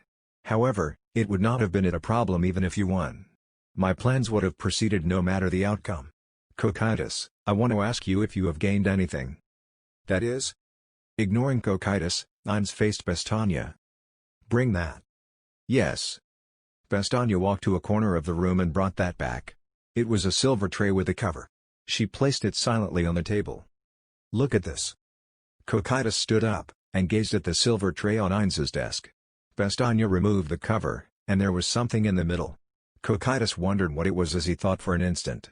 If there was no particular smell of carbon, Cocytus would still be wondering. This is, what exactly? Could it be, ashes? This is a steak made after practicing for 5 days. It was a simple black mass. And he was saying it was a steak. Cocytus could not believe it and was at a loss for words. Cooking needs specialized skills, right? Yes. In Yggdrasil, cooking needed the right skills. Well, it gave temporary ability bonuses, so it was natural. Maids do not have cooking skills. So they did not succeed after 3 days. Ainz cut the blackened meat with a knife.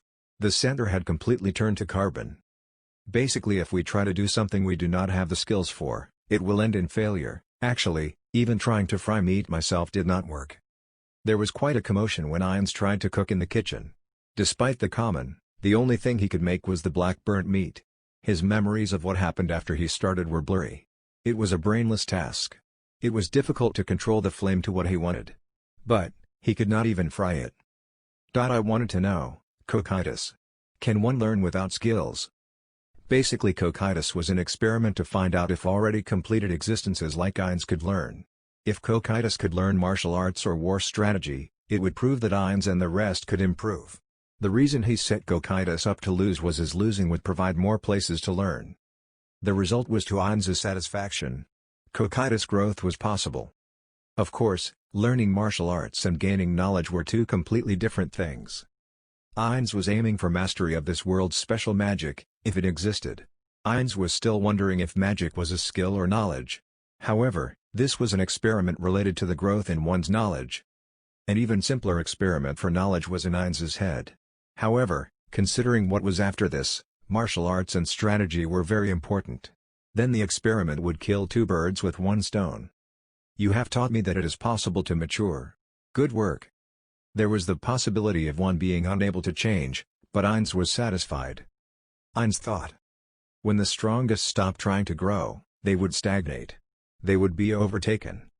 Even if one had 100-year lead in military arts, they might be the strongest. However, if they stopped, they would drop from their position. They might be the strongest within the neighboring country. However, how long can they sustain the title? Those that did nothing were simple fools. Yes. Everything was as planned. You have done well, Cocytus. Ha! Cocytus was not fully absolved of his guilt, and so he kneeled again and bowed to Ainz. Ainz-sama. What should we do with the lizardmen? The experiment is over, their existence is not important. Shall we clean them to prevent information from leaking? There was no sign that races other than the lizardmen were taking part. Then they could estimate that the world of the lizardmen was not large. There would be no problem in stopping the flow of information out of that small world. However, for Ainz's peace of mind, he could not leave them alone. He might have to crush them in full force. Even if he had to use his trump cards. As Ainz said so to Aura, he noticed Cocytus moving slightly in the corner of his eye. What's wrong, Cocytus? Ainz-sama, can I ask one thing? I don't mind. Killing them would be a waste. True. Ainz thought. It was true that his original idea was to subjugate the lizardmen. Ainz gazed at Cocytus. He recalled Cocytus' personality and understood his interest. He was the type to respect the strong. That strength was not pure power. It was something the eye could not see. However, he could not simply rule them under the current circumstances. I don't mind if we destroy them, or ignore them, or so I thought. I want to know one thing. How does it feel to be thought of as weak? Ainz looked at the Guardians. No one spoke, but the emotion in their eyes were enough to understand. Aura. Yes. It is very nauseating. Shaltir. Defeat does not go well with Ainz Ulgon. Cocytus. I believe we should teach them true strength. Ainz smiled. Then, shall we be a bit serious? Send orders to all the Guardians except Gargantua. We're making a move. Ha! The voices of the three Guardians were in harmony. Shaltir. I am going as well. Prepare the troops. Understood. Then I shall prepare all of Nazarik's 100,000 troops. 100, how long will it take to move all of them? Ainz voiced his refusal at the time Shaltir calculated. I am unhappy that the lizardmen are currently thinking that Nazarik is not much of an enemy. I do not mind if it is only the troops that can leave immediately. Yes. Send out the Nazarik Old Guard. There were undead guards known as Old Guards. Nazarik Old Guards did not exist anywhere else but the great underground tomb of Nazarik, and were high-ranking undead of the Old Guard. They had magic weapons of varying effects, wore magic armor and shields, and learned several battle skills. They were excellent guards. Their level was 18. The skeleton warriors were level 16. How many? All. Then, how about 6,000 of them? Ainz stopped for an instant. He was surprised that they had that many. However, he immediately hid it. Could you not hear me? All. Yes. My apologies. She removes accent in second. Ainz calmly waved his hat at the bowing Shaltir. Then Shaltir. Use gate, and send the troops in one swoop. I have a limit to what I can do alone. Ainz expected Shaltir's answer and faced Pestania. Pestania. Support her. Pass your mana to Shaltir. Understood. If not enough, call for Lupus Regina. Aura. Yes. Choose your strongest subordinates to be my personal guard. Understood. Cocytus. You are now the vanguard. Follow my orders. Ha! I shall return my earlier defeat. Ainz smiled and spread his two hands. Now. Begin the mission. Tell Demiurge to return as well." Ainz whispered a small sigh in the empty room. "But, a failure. Should I have sent a stronger undead than a lich?" The commanding lich was made with Ainz's low-rank undead creation. It was one of the 8 undead he could make every day since coming to this world. Low-rank undead creation. It was an ability to create undead from level 10 to 24. High-rank undead creation was from level 25 to 40. Considering that he had lost the strongest undead he could make with low-rank undead creation, he might have been underestimating the Lizardmen. How troubling. He ordered the messengers to not bring up the name Nazarick as a prevention against Yggdrasil players. Lizardmen were one of the races in Yggdrasil. It was possible that they were in the tribes. The reason they gave time was so that if there were players, they could call their guild or comrades, letting Ainz learn of them. However, when only Lizardmen gathered, the chance of players existing was low, so they attacked. Another thing to pull out players was the existence of the commanding lich. If a lich, a strong existence that the Lizardmen could not defeat, appeared, players would come out and fight, but it lost to just the Lizardmen. In the end, the chance of them existing was low, but they could not run the risk. That was the biggest problem. If players existed, they would have made preparations. Ainz could not let them get away. "That's why I'm going." He was personally against it, but he had to confirm. He could not leave it to the Guardians as he had no idea how it would end. He felt that several of the Guardians looked down on their opponent. It would be nice if the defeat changed that, but changing their mindset would take time. If they cannot throw away their pride, and if they faced a player, depending on the level and numbers, the Guardians might get wiped out. He had to avoid that. "But, if we fight, can I win?" Ainz thought about the 8 edge assassins on the ceiling, and kept those words in his mouth. Ainz's strength as a Yggdrasil player was doubtful. If they did not take extreme measures, he had cards up his sleeve to instantly kill any one of them. However, they were already on the wiki. Since the guild, Ainz Ulgon, was of the strongest class, a certain level of information of each guild member was written in the wiki. If the opponent did not know, defeat was impossible. But if he did, it would be trouble. Should I bring that out? Ainz recalled the largest scale trump card on the 8th floor. Most players would call it a cheat, and would rival the world champion. And that was the reason why after 1,500 people attacked, they did not regroup and try again. Did the time come to move it? But, how troubling. Ainz felt a heavy weight on his shoulders and fell into deep thought. While thinking that he had to consider a lot of things. Overlord First Half Chapter 49, War Part 9. The word's danger perception ability existed. It was an ability that allowed the thief-class adventurers to sense danger like reading a book, and it was extremely important. This ability had 2 types. One was based on instinct, not deduction or investigation but sensing when something occurred, and the other on deduction and studies from experiences.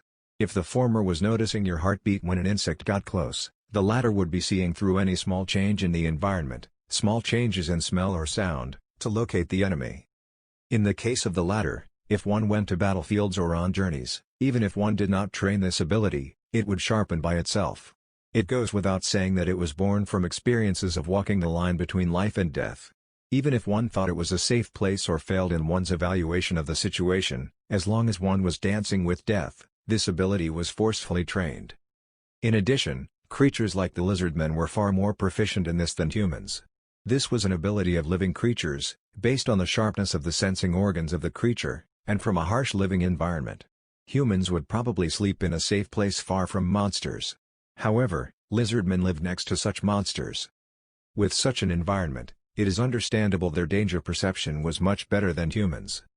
Those Lizardmen, especially Zarisu, would not fail to notice the change in the atmosphere outside their houses. Feeling tension filling the air, he opened his eyes. Before him was a familiar room, although he had only stayed here for several days. Humans, even if they tried to, would not be able to make out details in this room which had no light source, but it was not that difficult for Lizardmen. There was nothing out of the ordinary in the room. Zarisu looked around, and after confirming that there were no strange objects, he gave a sigh of relief as he moved to sit upright. He was an outstanding warrior, which was why even if he was sleeping moments ago, he was as awake as normal. There wasn't an issue of drowsiness, as he was even energetic enough to immediately enter battle. This was natural for warriors trained to a certain level. This was also related to the fact that Lizardmen were habitually light sleepers. However, Crush, who was sleeping beside Zarisu, showed no signs of waking up. Having lost the body warmth of Zarisu, Crush merely sleepily let out a dissatisfied soft murmur. It was a truly deep sleep. If it were under normal circumstances, Crush would also sense the change in the air and wake up, however this time it seemed as if she had not noticed at all. Zarisu felt some regret, whether or not he had allowed Crush to shoulder too much burden. He recalled last night, and came to the opinion that the burden on Crush was perhaps greater than his. During the operation of defeating the powerful opponent, the Lich, the female Crush seemed to have suffered a greater burden than the male Zarisu. He himself wished that he could allow her to continue sleeping, but after listening carefully, he could hear the frantic movements of many lizardmen beyond the house doors. At these times when various emergencies had already occurred, not waking her up might be more dangerous. Crush, Crush. Zarisu used a bit of force to shake Crush several times. Crush curled her tail, then immediately revealed her red eyes. It looks like something has happened. This phrase caused the drowsy Crush to instantly widen her eyes. Zarisu grabbed Frostpain, which was by his side, and immediately stood up, and not long afterwards, Crush was also out of bed. For humans, they would have to wear clothes and do other things, but lizardmen had no need to do so. Going outside, Zarisu immediately understood the reason for the ruckus, and so did Crush. The reason was the sky. They saw a large thick dark cloud covering the air above the village. Looking to the distance, they could tell within a moment that the dark cloud was completely different to ordinary dark clouds. This was because it was a clear cloudless sky for miles around. That also meant that this was its back? Yes. It meant that the hand of the existence known as the Supreme One had once again come knocking. Looks like it. Crush agreed with this view. All of the lizardmen of the 5 tribes that had grouped together to fight could see the dark cloud in the middle of the sky, and were talking about it. However, nobody had a look of fear on their faces. That was because they were victorious under unfavorable circumstances in the previous battle, causing everyone to become more spirited. Let's go. Zarisu and Crush ran towards the main gate of the village. The two of them ran towards the village, giving off a water-splashing noise as they sprinted.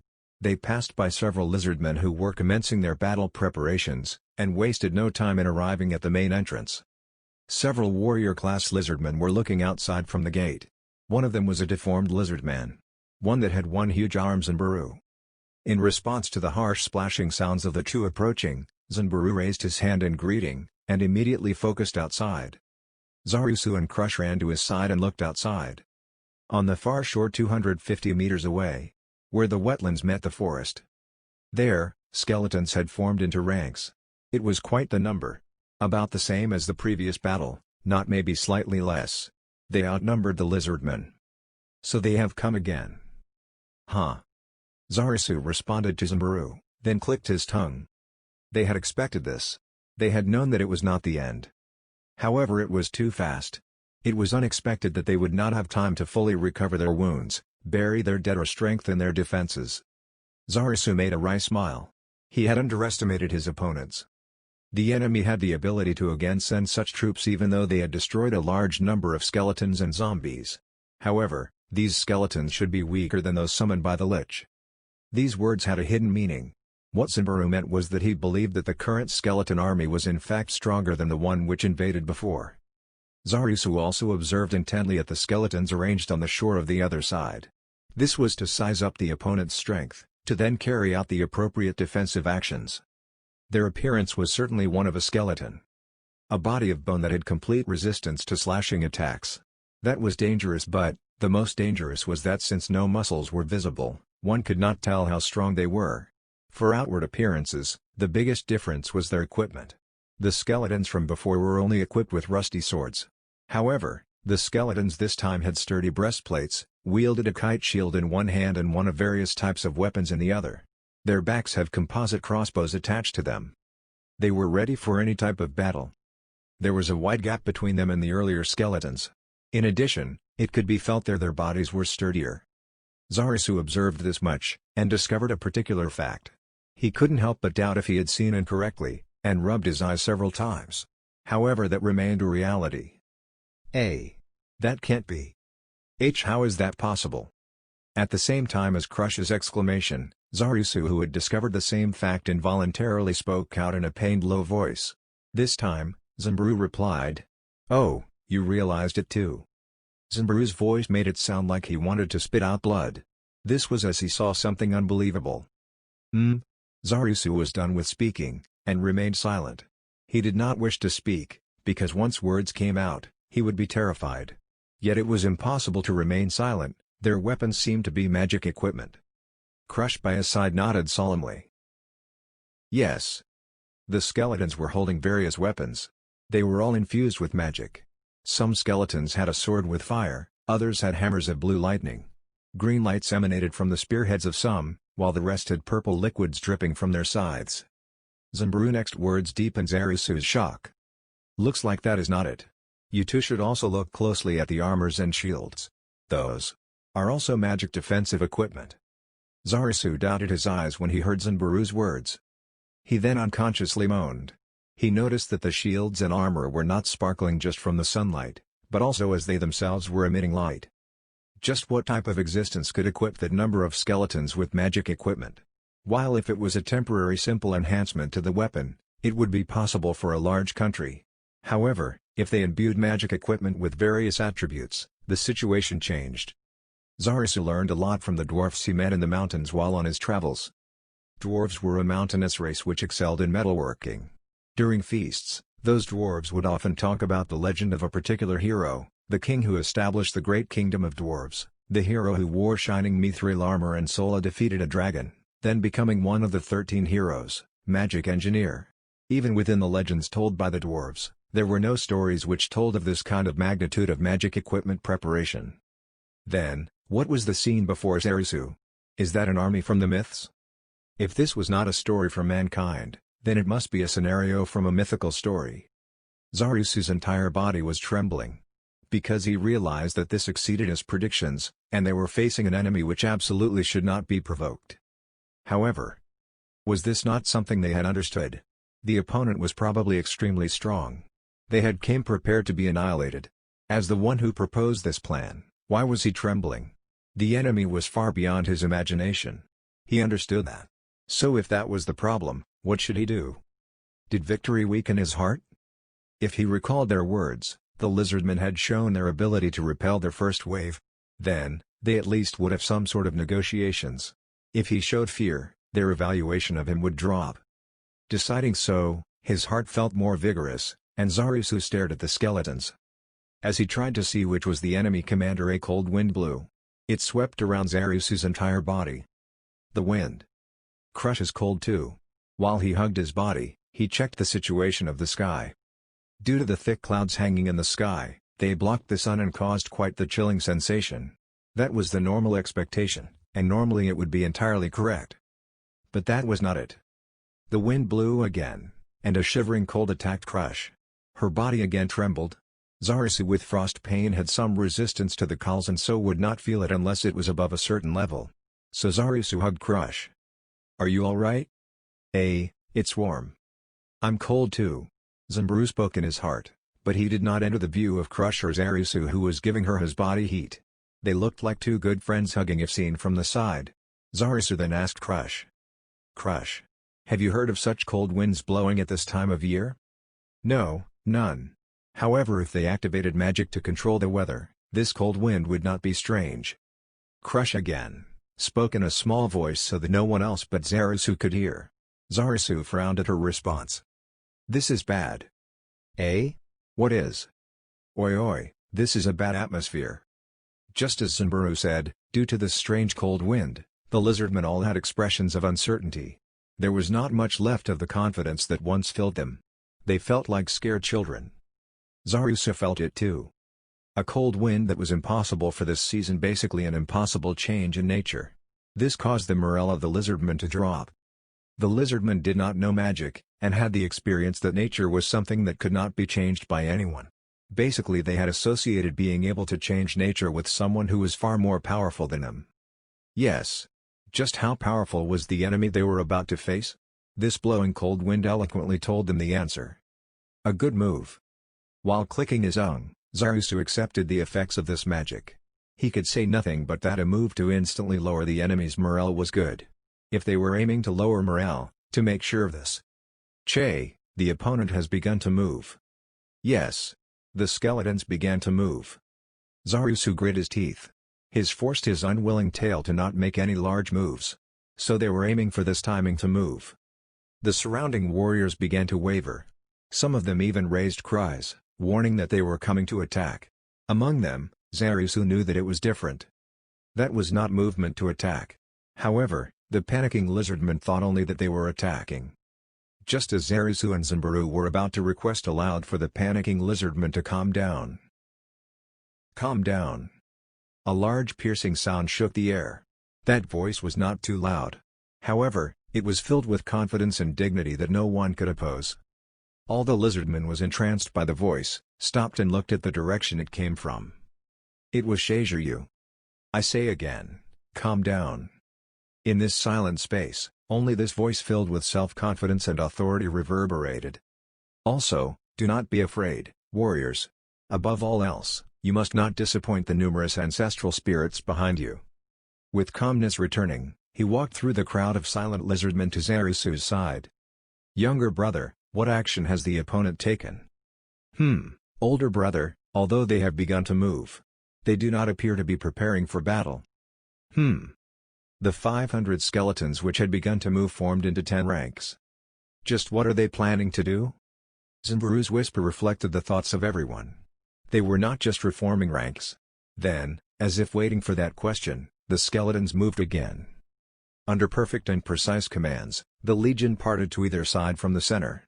What appeared from the gap of approximately 20 skeletons in width was a figure. That figure was not very large.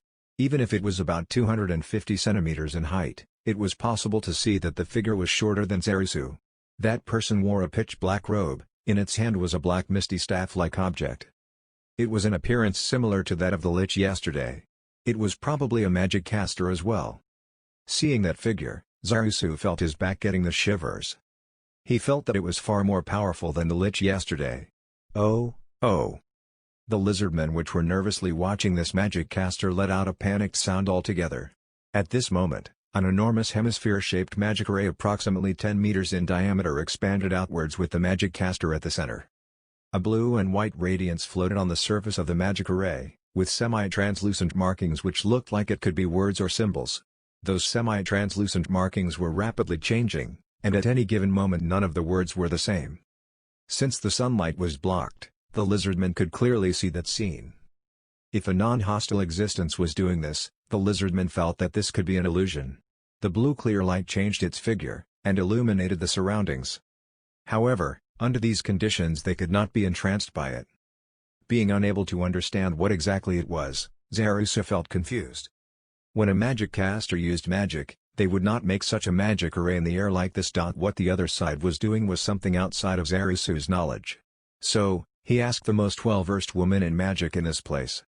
What exactly is that? I don't know. I cannot figure out what that is either. Crush's reply was a bit terrified. It looked like she was even more frightened because she possessed knowledge about magic yet was unable to understand that behavior.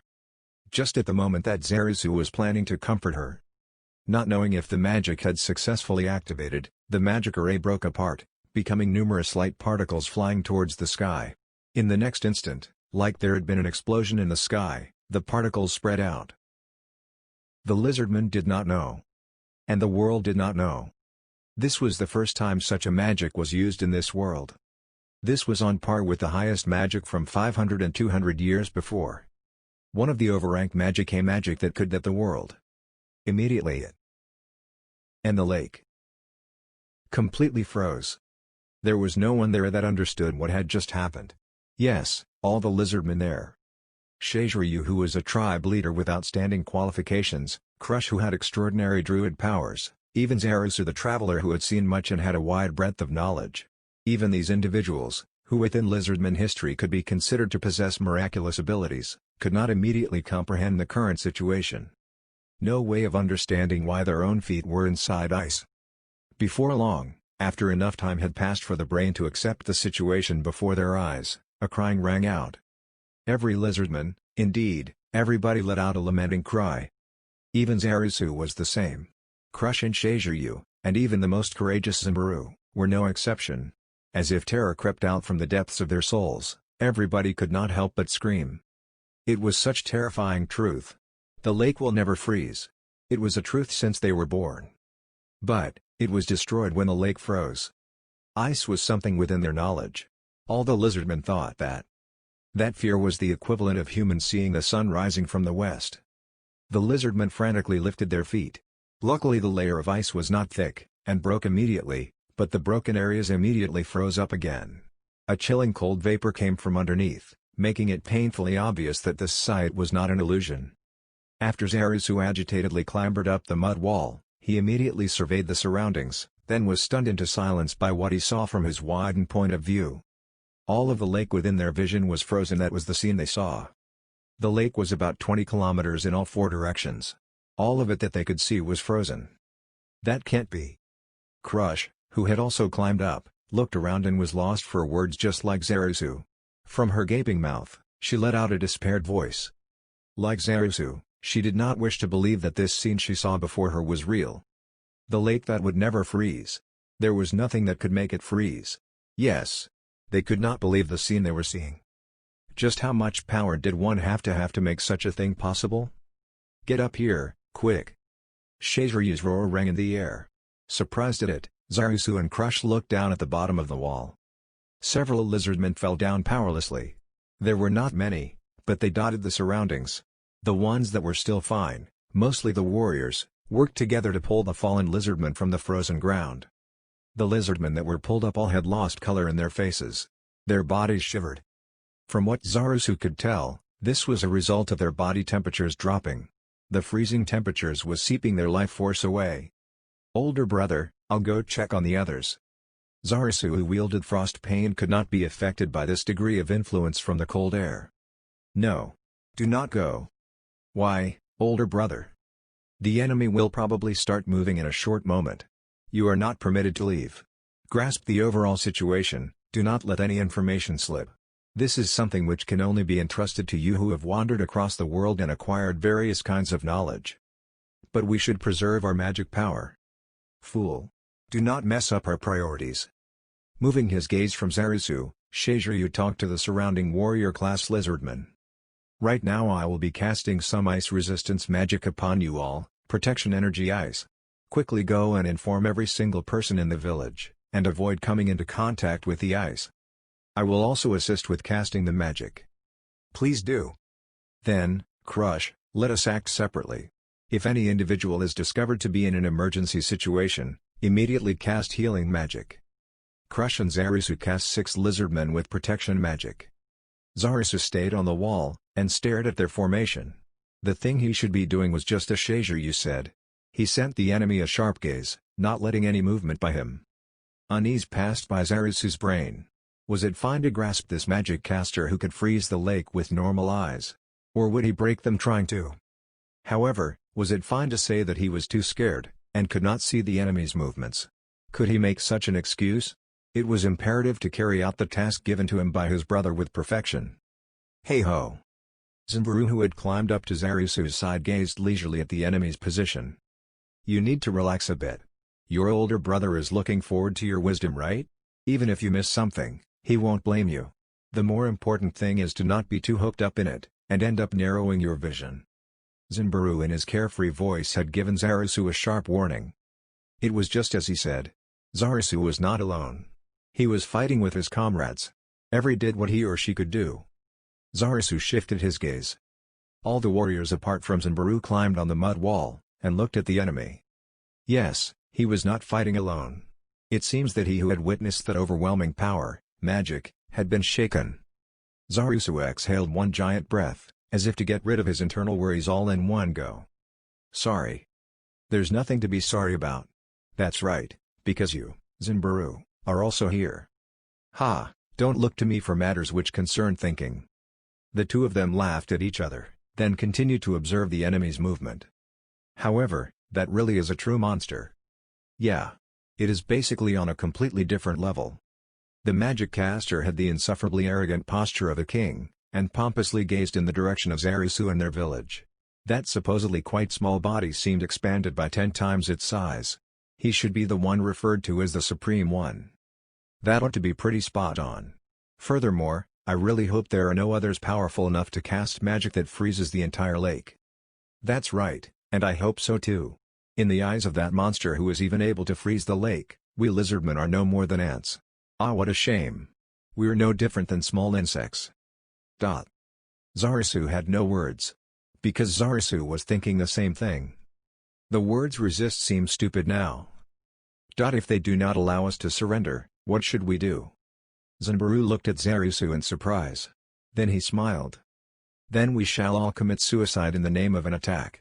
Well, this will be a good experience. Being the opponent of an existence that can turn the world upside down. You did not waver. Are you praising me? Maybe. By the way, they're moving. Ah, yes. The magic caster who froze the lake raised the hand which was not holding onto a staff, and gave a wave in the direction of the village. As if answering, a troop of fully armored, knight-like warriors came out from the forest. There were not many of them.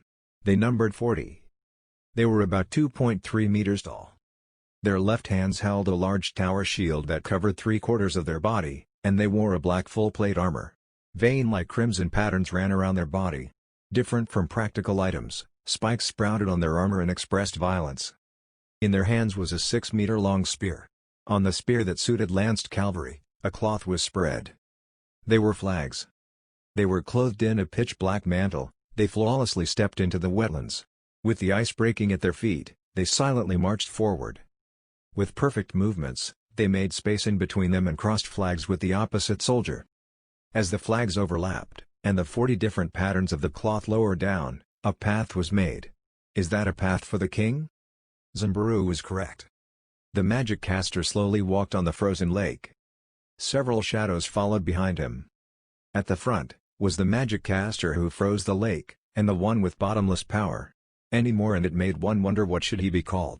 It was shorter than the average lizardman, but hidden inside was a despairing power, a monster. On his body he wore a pitch-black changpao, so dark that it looked as if it had been cut from a piece of the night, and in his hand he held a staff which radiated a black aura. That radiating aura seemed to form into agonized human expressions, which collapsed and disappeared. Even under the hood was a skull, with vacant eye sockets which had a shining small red light in either of them. The opponent wore innumerable magic accessories which were absolutely beyond Zarasu's comprehension, and walked forward at a commensurate pace with the authority of a king. Just behind the magic caster at his left and right was a dark elf girl and a silver-haired girl. The dark elf girl had golden silk-like hair cut to her shoulder. Her heterochromatic eyes were gold and purple. Her ears were long and sharp, and her skin was a light brown. It was a skin color held by the close relatives of elves, the dark elves. On top of her skin-tight armor, she wore black and red dragon scales pasted on it, and on top of that she wore a white vest with golden lining. Her chest had a symbol on it. Her waist had a whip attached, and her back had a large bow, the handle, rim, and grip having decorations engraved on them. The silver-haired girl was dressed in a soft pitch-black ball gown. The skirt portion was inflated, and had a large volume to it. The length of the skirt was quite long, and completely hid her legs. Her bolero cardigan had frills and ribbons attached and it covered her shoulders and chest. Due to her wearing fingerless gloves, most of her body was hidden. What was exposed was a beautiful face, to the extent that even a first-class work of art would feel ashamed to be in front of her. She had white skin, a paleness that could be in no way healthy. Her long silver hair was bound to one side, and flowed down. Even though lizardmen had no well-established sense of beauty, the two of them were gorgeous. And the last one was. He can't be a demon? Zanbaru had a question look in response to Zarasu's whisper. Demon. Demons were those who used violence to bring about destruction, and devils were those who used their intelligence to bring about depravity. These kinds of otherworldly existences grouped together were referred to as demons. It is said that they are atrocious monsters which existed solely for the extermination of all sentient and good living beings. They were also synonymous with the word evil. While in human society, this was something well known, but the lizardman society was different. In this case, Zanbaru not knowing anything was the norm. Lizardmen who lived together with nature, the existence of demons was something located far from there themselves. This was due to a simple difference in culture, and because they were isolated. Zarasu had once before heard about demons during his travels. He had heard how terrifying demons were. It was said that 200 years ago, a being known as the King of the Demons, the Demon God, had led demons under his banner, and had almost exterminated the entire world. The Demon God had met his end at the hands of the 13 heroes which vanquished him, and in a certain place it was still possible to see traces of that battle. If undead could be described as creatures which detested the living, then demons were creatures which tormented the living. That demon was 2 meters tall, and his skin was a sparkling red. His clean-cut pitch-black hair had a glistening luster. His red eyes sparkled with intelligence, and front-facing goat-like horns sprung from his temples, and pitch-black giant wings grew from his back. His sharply clawed hands grasped a scepter, and a red beautiful robe adorned him, and he had a king's dignity. They walked in silence, under the 40 flags. The distance they walked was 160 meters. It was 90 more meters to the village. Then, they stopped. Just what were they doing? Several lizardmen looked at each other in unease. Then they asked the smartest lizardman here. "Please tell us, what we should do, Zarazu-san. Should we prepare for battle?" "No, that will not be necessary. Think about the previous lich. Our opponent is a magic caster who is by far more superior to that lich, and making an attack at this distance should be child's play for him. The most frightening thing is, what kind of words does he have for us?" The lizardman revealed an expression of agreement. Without letting his gaze move, Zarusu continued his observation. At this distance, he could make quite detailed observations. Yes, it was the distance where they could look into each other's eyes. The magic caster standing at the front was looking here as well. Under these conditions, the dark elf surprisingly did not have any hostility in her gaze. The silver-haired girl had a mocking smile. The demon had some kindness, but it was terrifying. Some time looking at each other passed, and the magic caster standing in front once again raised his empty hand. Responding to that, several lizardmen waved their tails in unease. "Do not be afraid. Do not put an embarrassing display in front of our opponent." Zarusu's razor-sharp rebuke made all of the lizardmen at the scene immediately raise their heads and straighten their backs. And a black mist appeared in front of the magic caster without any relation to Zarusu and the rest. It numbered 12. While spiraling and becoming larger, the black fog eventually became about 150 centimeters. There were countless faces that were formed within the fog. That is, Zarusu recalled, the monster that came as a messenger, and that undead monster he met on his travels. Since it could use mental attacks, it was an ethereal monster that Zarusu had a hard time fighting. Since it was ethereal, unless one attacked with magic weapons, certain metals or martial arts, it was difficult to damage it. Even with the combined might of the lizardmen, their amount of magic weapons was small. So, defeating one was extremely difficult. 12 of such monsters. And they were so easily created. Impossible. A truth he did not want to admit was the truth. Zarusu looked at the surrounding lizardmen. They did not understand the level of what the magic caster just did, and only showed some surprise at it. With a small sigh of relief, Zarusu looked at the magic caster. Monster. He understood. But he could understand why such a powerful lich would pledge his allegiance to such an existence. Zarusu thought so as he despaired. The magic caster whispered something, and waved his hand, telling them to leave. Then, the undead flew around the village. They spoke in unison. The Supreme One transmits his message to you as such. The Supreme One requests a dialogue. Will their representative please step forward? Should you waste our time, it shall only serve to aggravate the Supreme One. However, what was even harder to believe was when the silver-haired girl, who was waiting at attention at the back, forcefully used both hands to make a clap once she received her instructions from the magic caster.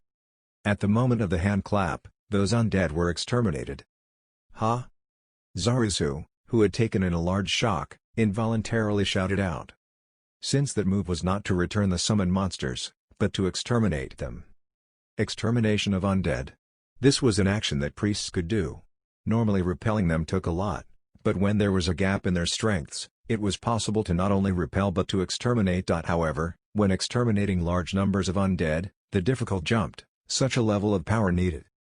Basically the silver-haired girl had that power. And to just transmit a message, he used undead of such strength. Coo. Zarusu unconsciously began to laugh. The surrounding lizardmen, Zanbaru included, looked at him with suspicious gazes. Ignoring them, Zarusu's laugh became louder. What is wrong, Zarusu? No, nothing, cuckoo. Zarisu's laughter did not stop. It was natural. What could he do except for laugh? When shown a power gap of this magnitude. Younger brother. Ah, older brother. Reacting to the voice from the bottom of the wall, he saw the figures of Shiziryu and Crush. The two climbed the mud wall, and looked at the magic caster and his entourage. Crush forced her way in between Zanbaru and Zarisu. This caused Zanbaru to almost fall off, but well, it was forgiven. Is that the enemy's leader? The atmosphere around him is so strong that merely looking at him will cause people's bones to chill. Although the appearance is similar to the Lich which you defeated. But the strength of both individuals simply cannot be compared. I know, right? He's so small, but he is 100% a monster. It is just as Zanbaru said.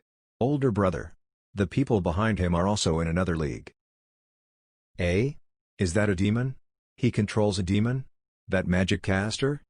So it seems, Crush. He is not an existence that can be controlled by a demon. I can't believe it. What is the dark elf doing beside them? She seems human though. She is not a simple human. The knights holding the flags behind are probably quite strong enemies as well. If we attack, how can we defeat them? There was no one that could answer Zanbaru's question. They could make some predictions, but if they were voiced, the morale of the surrounding lizardmen would plummet. By the way, is my brother finished? Yes, mostly. He heard the words of the messenger. I see, that's true. The degree of priority of what the messenger said was much higher. Yes. We have to do that first. What the messenger said, Zarisu, can you come with me? Zarisu looked silently at Shiziryu for a while, then nodded gravely. Shiziryu momentarily showed an anguished look, but immediately returned to normal, so fast that nobody had noticed his expression. Sorry. Don't mind it, older brother. Shiziryu had only apologized before jumping off the mud wall, treading on the thin layer of ice coating the wetlands, and letting out splashing sounds. I'm off then. Be careful. Wetlands. Zarisu and Shiziryu treaded across the thin ice above the lake, moving forward together. After they walked through the main entrance, Zarisu felt the magic caster's group gaze intently at the two of them, as if their gazes carried actual pressuring strength. He desperately restrained his strong emotions telling him not to get away. At this moment, Shiziryu spoke out. Sorry. Sorry for what, older brother? If negotiations fall apart, the opponent may perhaps kill the two of us there and then. Ah. Zarisu's response was short. That was why he hugged Crush. You have a wife. Considering the opponent's numbers, I cannot allow older brother to go forward alone. If you were by yourself, the opponent would probably also form the opinion that we are not paying them enough respect. Amongst lizardmen, Zarisu was indeed widely known, and extremely suitable to take part in negotiations. However, his identity was that of a traveler, therefore even if he were sacrificed, it would not affect the lizardman group structure.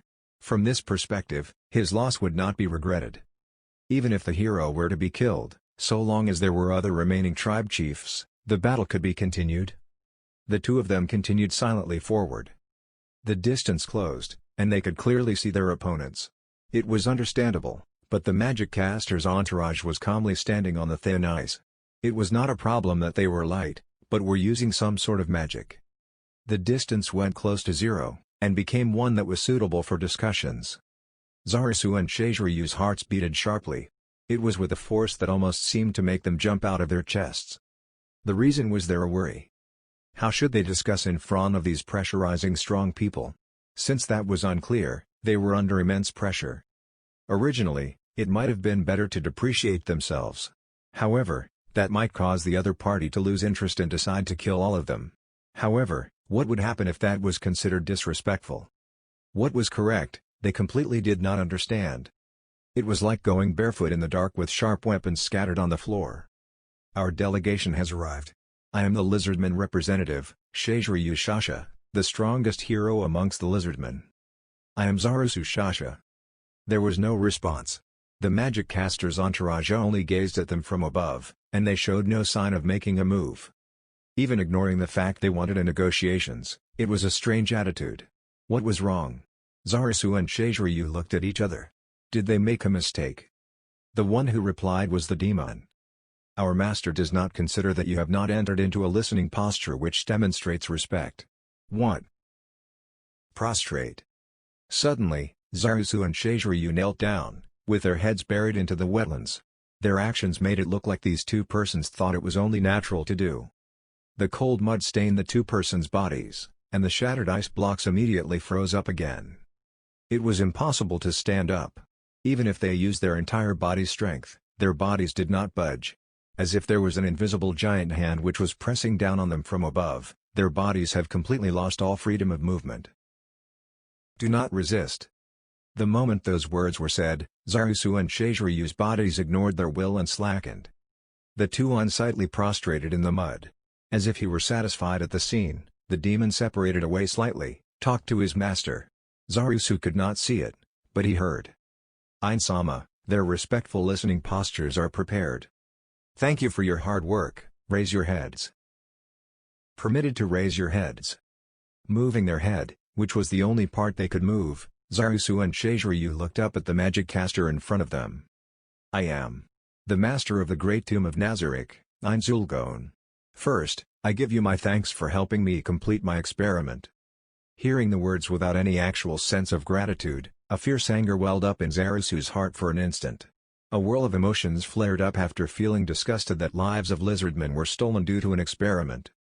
However, he immediately suppressed it, and hid it completely. It was natural. The existence in front of him had a power beyond his imagination. He could not even imagine what would happen if he displeased the monster that could freeze the lake. Death was bliss. A hell that would make them think that would not be strange. But, they had no desire to excessively flatter him. The ones behind me are my subordinates, and since they have no particular relation to this I shall not introduce them. Now, the main point, enter under my rule. Ainz the magic caster gently raised his hand, stopping Shiziryu who desired to speak out. Knowing that insisting on speaking out would not be wise, Shiziryu could only obediently stay silent. However, you defeated us earlier, which should mean that you are unwilling to accept my authority. This is why we shall attack again 4 hours later. If you are still able to win, I promise to take no further action against you, and will even guarantee to support reasonable compensation to you. May I please ask a question? You may, ask away. The one who will be attacking. Will it be Gondono? The silver-haired girl standing at the back raised her brow slightly and the demon smiled more deeply, possibly because they were unsatisfied with the Dono title. However, they did not make any particular action, perhaps because the master did not say anything about it. Ainz ignored those two people, and continued talking. How can that be possible? I will not be taking action myself. Instead, the one who will be attacking will be my trustworthy aide. Furthermore, I will only be sending out one person. He is called Cocytus.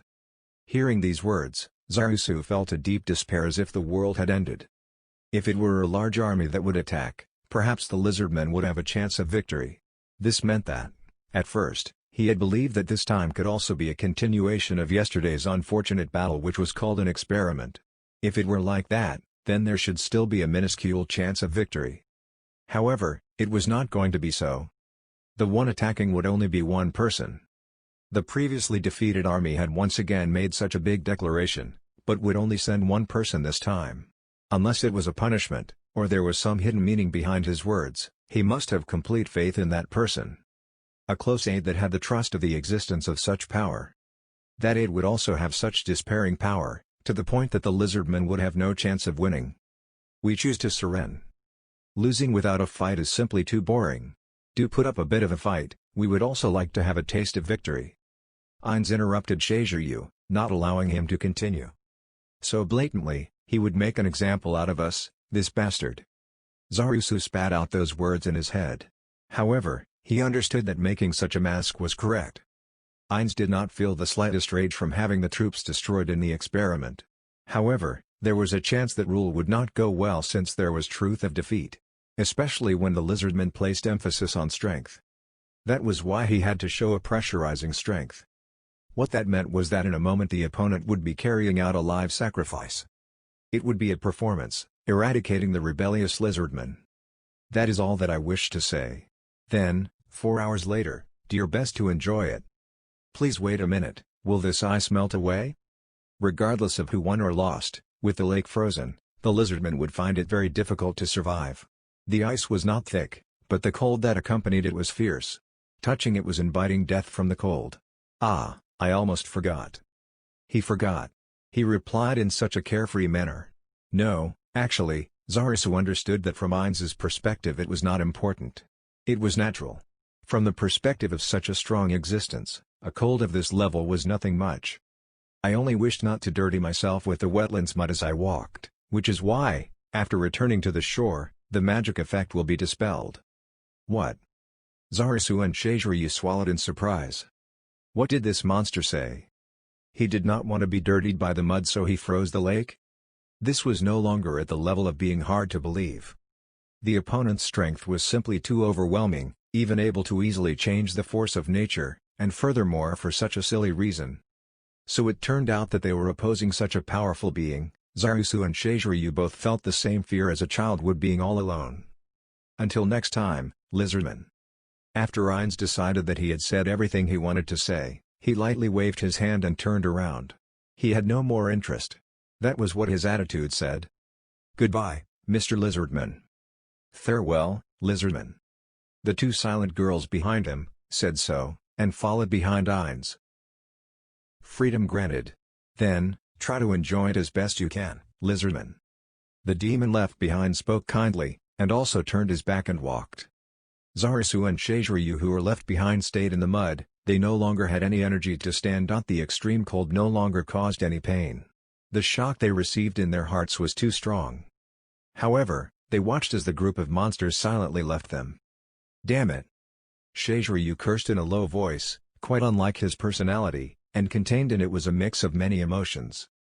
The two were welcomed back by the various tribe chiefs who had climbed on top of the mud wall in order to avoid the cold gas. Zimbaru, Crush, the chiefs of Small Fang and Razortail. There were no other lizardmen in the surroundings. Possibly, this was arranged because they had already considered early on that there were some matters which needed to be discussed in confidentiality. Shaziryu roughly thought that this was the case, and that there was no need to conceal it any further. He then directly informed everybody of what he had gathered about the progression of that meeting that hardly could called a proper negotiation. Nobody had too much of a reaction, except for being slightly alarmed, towards Shaziryu's explanation, which was said in a heavy tone. They were most likely like this because they had probably predicted the conclusion of the negotiation from a long while back. Understood. Then the ice will melt, right? If it does not melt, then we won't be able to fight even if we wanted to. Not a problem. The opponent said that the magic would be dispelled.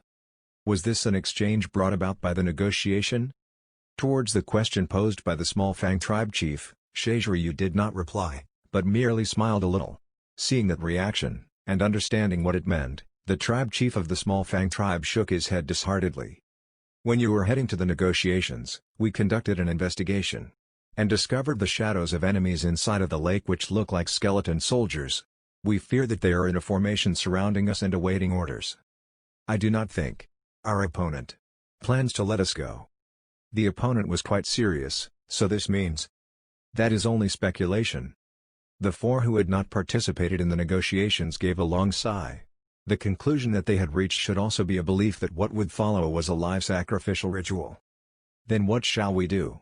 Mobilize all warrior class lizardmen, and also the ones here. Older brother, can you permit only 5 people to participate?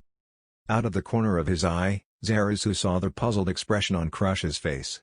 He continued, appealing towards all of the male lizardmen including his older brother.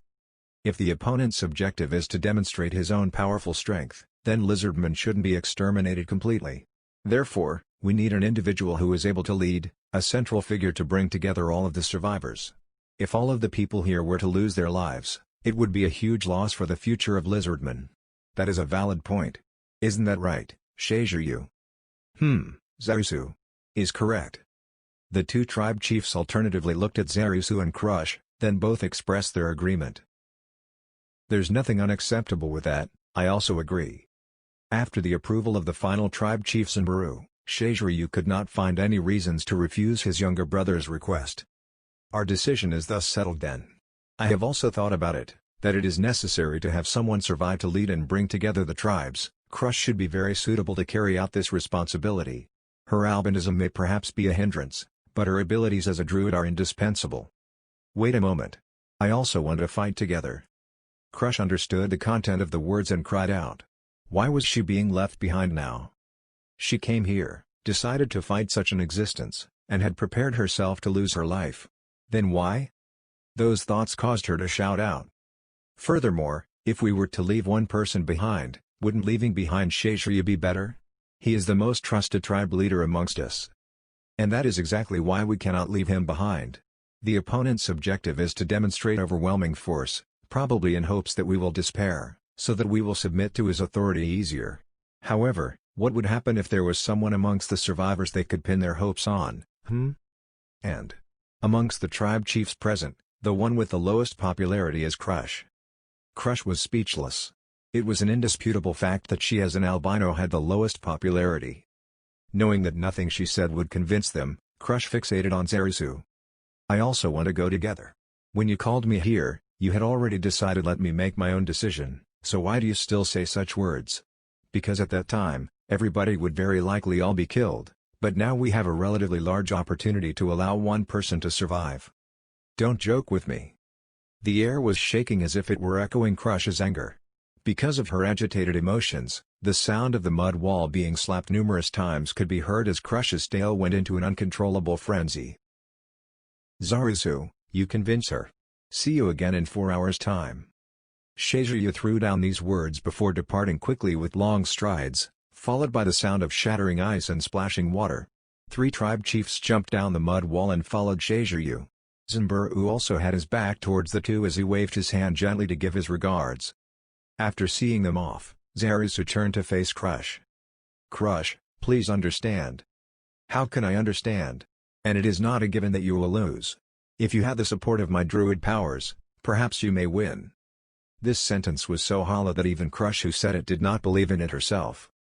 I do not wish for my loved female lizardman to be killed. Please fulfill this foolish male lizardman's desire. Crush showed a pained expression, and hugged Zarisu. You're too selfish. Sorry. You might die. Indeed, the chance of surviving was incredibly low. No, rather it could be said with certainty that there was no chance of surviving. In just one short week, you've already captured my heart, yet you still tell me to watch helplessly as you get killed? Meeting you was my stroke of luck, but also my misfortune. Crush, who was hugging Zarisu's torso, tightened her grip, as if she had no intentions of letting go. Zarisu made no noise. What should he say? What could he say? His thoughts all along had been stuck on the same problem. After a period of time, Crush raised her head, with her expression filled with determination. Zarisu felt uncomfortable in his heart as he sensed that Crush would be adamant about coming along. At this moment, Crush spoke a few words concisely to Zarisu. Get me pregnant. Huh? Come quick. Being pulled by Crush, Zarisu began walking. Overlord First Half Chapter 50, War Part 10. Ainz's main base was the fortress that Ora was constructing, the place that Cocytus visited yesterday. As there was the goal of making a fort, one was made there, however as time was lacking, there was not much progress. With the room Cocytus was in as the center, several other rooms were made. If viewed from outside, it had the shape of living quarters but was quite shoddy. Faint construction noises could still be heard in the distance. As Ainz looked around the room, he moved his gaze to Ora behind him, who was looking down. To welcome Ainz, the room was decorated with things. He could feel the effort put into this. However, if compared to the 9th floor of Nazarick, it was course extremely lacking. Ora was probably embarrassed about that. Well, from Ainz, who was originally a normal person, this was not anything important. My apologies, Ora, for insisting on using this place. Do not mind the details, I have high praise for what you have accomplished. If this is made by you, then it is as good as Nazarick. Yes. Ora slightly widened her eyes. She does not feel complimented, huh? Ainz thought. Since he could think of no better words, he looked at the surroundings to move on. The smell of fresh timber still lingered here. Normally, instead of this place that had absolutely no defenses, returning to Nazarick was unquestionably safer. Without defensive magic, it was like a house made of paper in a way. But on the flip side, Ainz was using himself as bait to lure in the big fishes. There was a large distance between here and the lake, so the ones that could chase them here, if they existed, would be players from Yggdrasil, or people at that level. This meant that the purpose of building this place was to bait the enemies targeting Nazarick to reveal themselves. It was dangerous of course, but Ainz felt the risk was necessary to achieve this goal.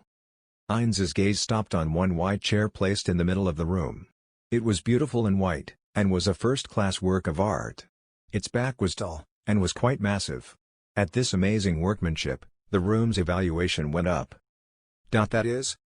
The chair placed in the room was that. While he did not need to hear an answer. It spit plain, but I have prepared a throne. The one answering confidently was the subordinate following behind him, Demiurge. That's what I thought, Ainz said to himself in his mind and asked a further question. What bones did you use? Bones from all sorts of beasts. The best parts are from beasts like griffin and wyvern. I see. Yes. That was a throne made from countless bones. It wasn't in the logistics list of goods they brought from Nazarick, so it was something Demiurge made outside. No matter how he looked at it, skulls from humans or demi-humans were definitely used too. Sit on that, Ainz hesitated slightly. But his subordinate had put an effort to prepare it, it would be difficult to reject it. Is there any reason he could use that won't cause complaints? Ainz snapped his fingers after thinking about it. Shaltir. I will give you the punishment for what you had done right now. That's right. I will punish you with shame. Yes. Shaltir, who was suddenly named, was a bit surprised. Kneel with your head bowed over there, and put your hands on the floor. Yes. Shaltir walked to the place Ainz pointed at, which was the middle of the room, and did as she was told with a baffled face. Ainz walked up to Shaltir and sat on her back. Ainz-sama. The surprised Shaltir could only made exhale while whispering Hans-sama. She was shaken and stiff from fear when Ainz sat on her back. You are now a chair, understand? Yes. Ainz shifted his gaze from Shaltir, whose voice was getting shrilled, onto Demiurge. Sorry Demiurge, that's how it is. I see. This is a chair customized specifically for the Supreme Master. As expected of Ainz-sama. I would never have thought of that. Is that so? In the face of the glittering respect shown on Demiurge was expressing, Ainz averted his face, not understanding why he was smiling so brilliantly. Shaltir suddenly fidgeted, adjusting herself for Ainz to sit more comfortably. This made Ainz look down at the back of Shaltir's head with a strange sense of unease. Her breathing was ragged. It must be heavy for her. Under Ainz was the slim back of Shaltir, who looked to be 14. A grown man was sitting on the back of this young girl. Realizing how perverted, shameful and cruel that was, Ainz felt he might have gone too far. Shaltir was a NPC created by his companion in the past. Even Parankino wouldn't abuse her like this. This action was akin to soiling the memories of his past comrades. It was foolish to think of this as a self-punishment. Shaltir, does it hurt? Ainz was planning to say, if that is so, let's end this. Shaltir looked up with a face blushing with passion, her expression full of pleasure. It's not painful at all.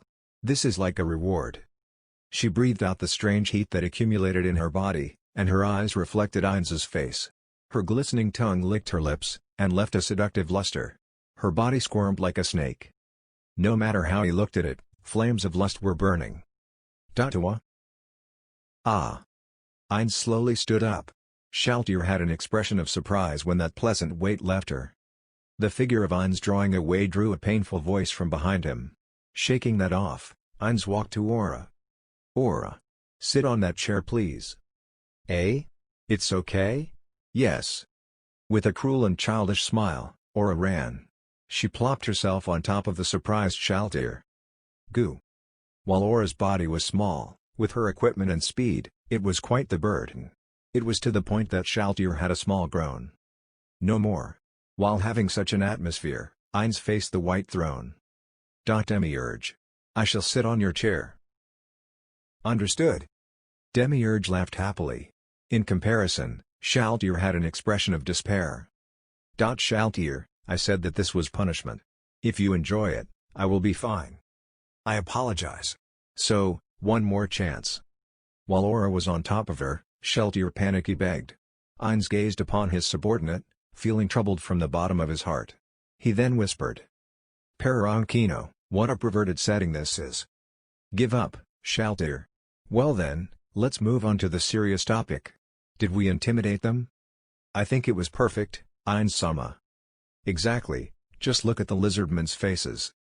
At Shaltir's, who was still sat on by Aura, With great despair, words, Ainz had a small smile. He could not read the changes of the lizardmen's faces. While they resembled humans more than lizards, their expressions were different from humans. Of course, it could have been that their representatives were skilled in negotiations. Is that so?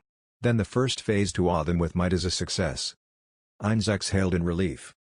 As expected of an overranked magic wall could only be used thrice per day. It was one of the 30 that Ainz knew, the creation. If they were not surprised at all, then he would be lost. Demiurge, how long would it take to find out exactly how large the frozen area is?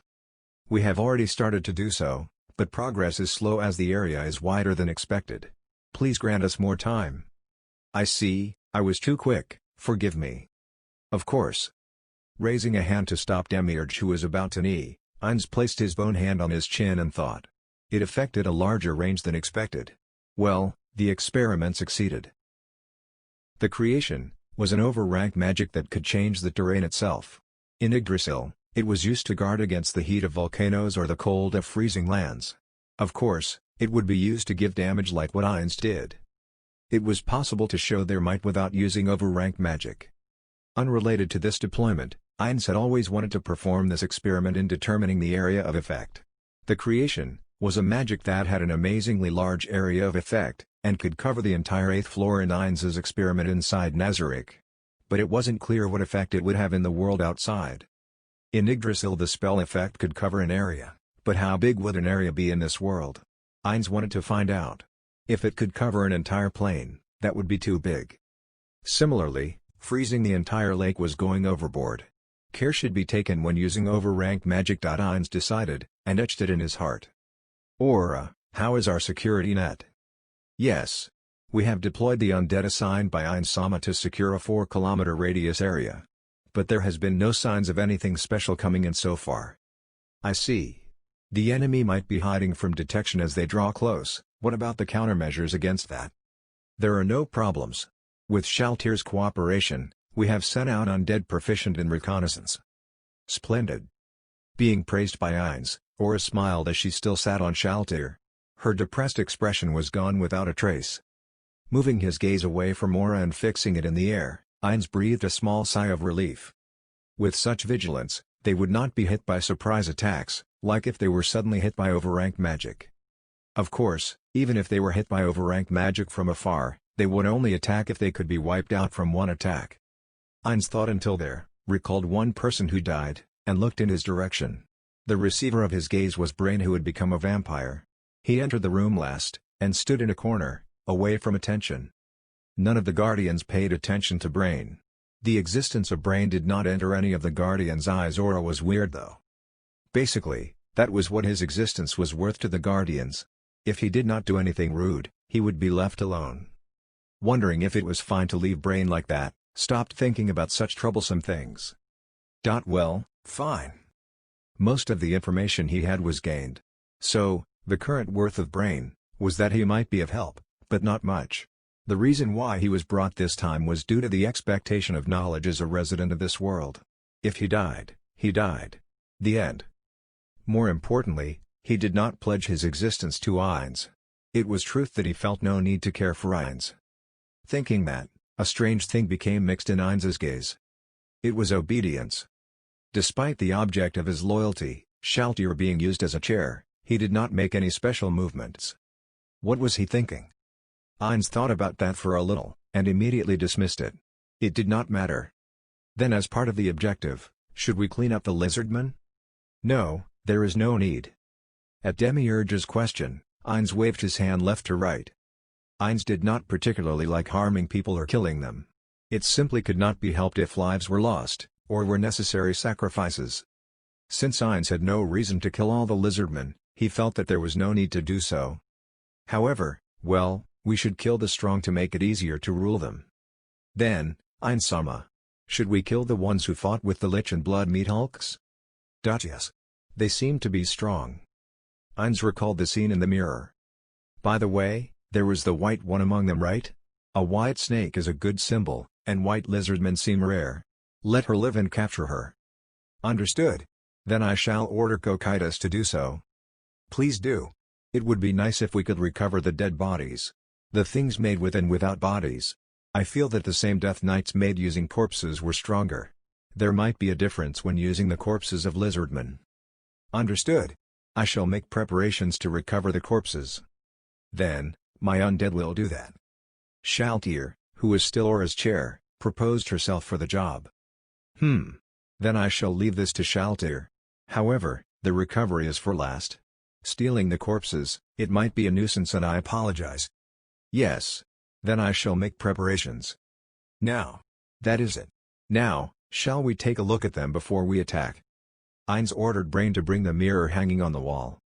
While thinking that it was strange for Brain to be obediently following his order, Ainz understood that it was Shaltir's orders, and faced the mirror. The bird's-eye view of the Lizardmen's village appeared on the mirror of remote viewing, with tiny spots moving around. Ainz reached out towards the mirror and gestured, changing the scenery on the mirror. The first time, of course, was to zoom in. The sight of the Lizardmen working hard to prepare for war was shown completely. Futile efforts.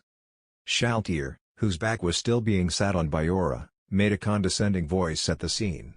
Demiurge looked at the Lizardmen with kind eyes. Let me see, where are they? It's hard to tell the Lizardmen apart. Ainz searched for the 6 Lizardmen he had seen in the recording with a frown on his face.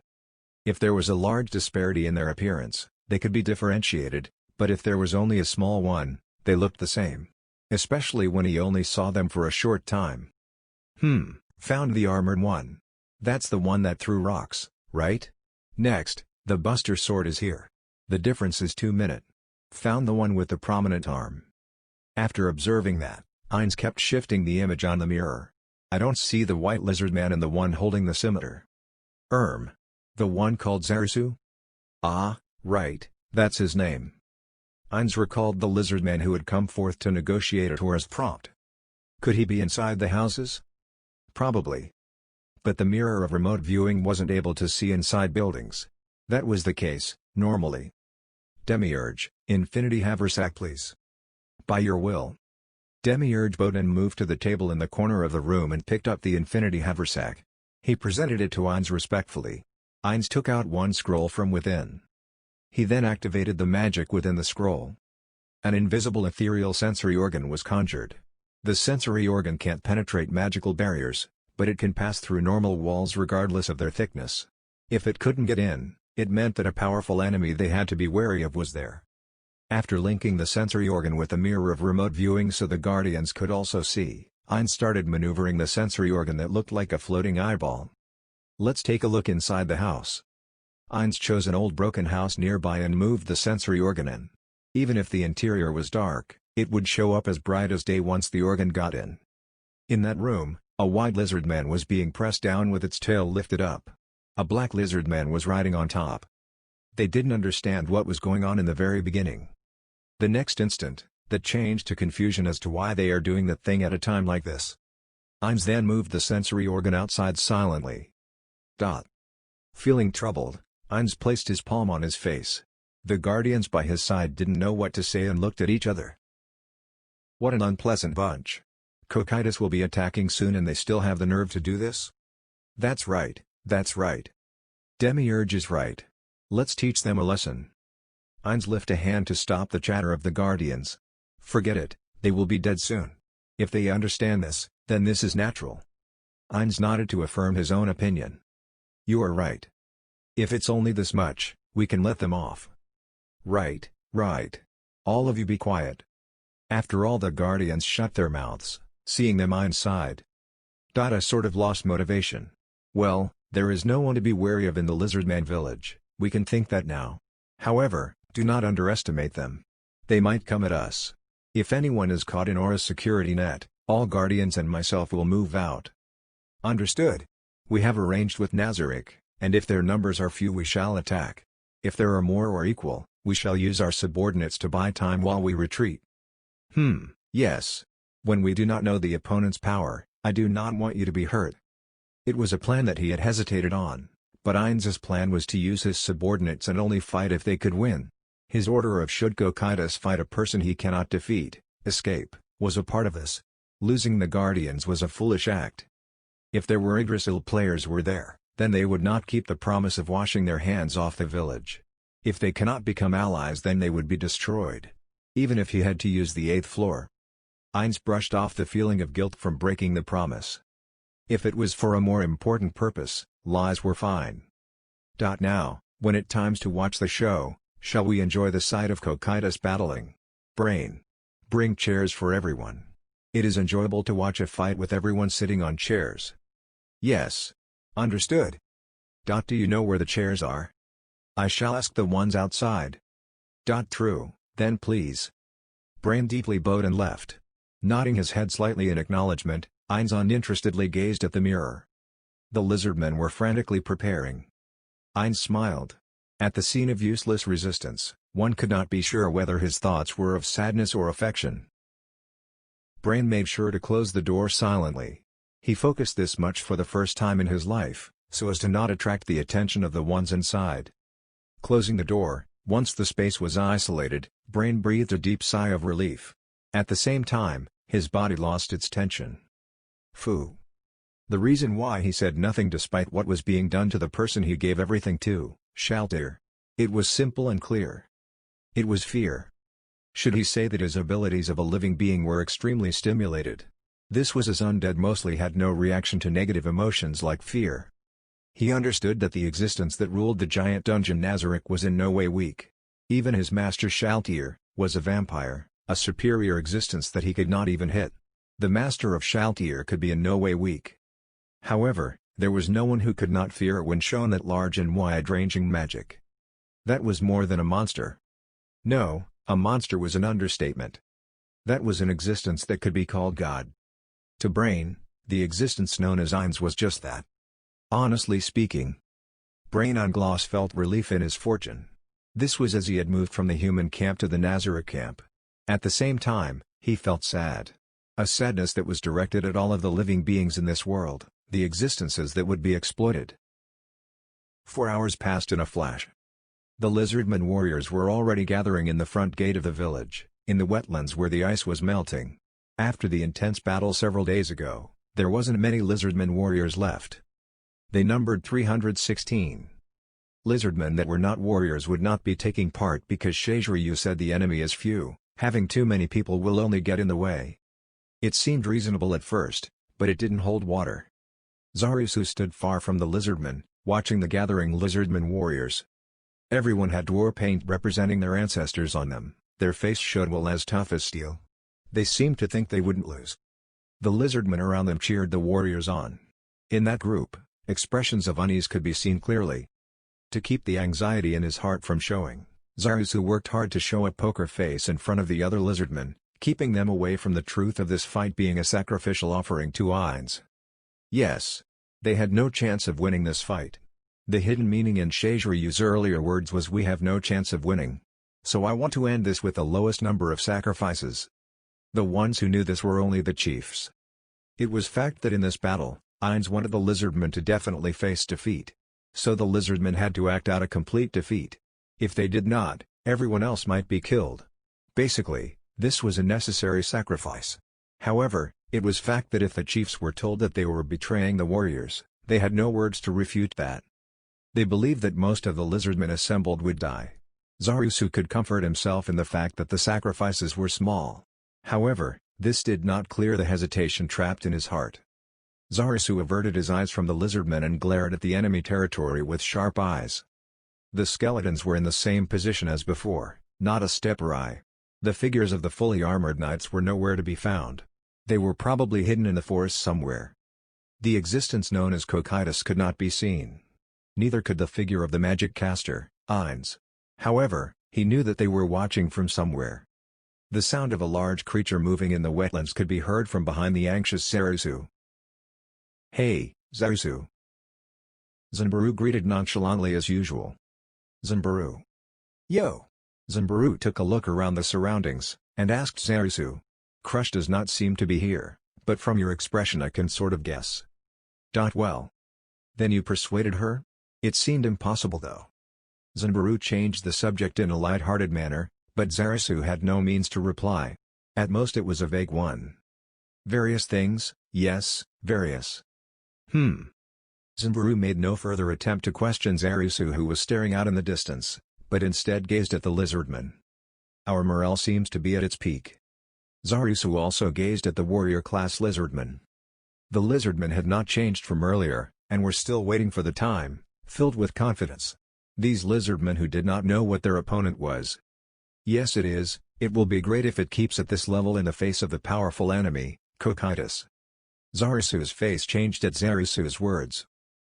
We will be meeting Cocytus soon. What do you think he is like? You mean his appearance? I can't imagine it. Even when he considered the subordinates of Ainz, he could not picture it. He felt that a giant something would be suitable, but Ainz did not bring anyone large. I think he's a dragon. What about it? I see. Possibly. Zarisu thought that the strongest race, the dragons, was correct. Normally having a dragon as a subordinate was in the realm of heroes, the monster known as Ainz could easily do it. Even if someone told him that silver-haired girl was a polymorphed dragon, he felt that he would accept it. I know, right? I have never seen a dragon before. Having him as my last opponent is not bad. Zarisu was about to reply to Zambaru. He noticed the figure of a lizard man, and changed his words. It's brother. Yeah. Oh? It's time?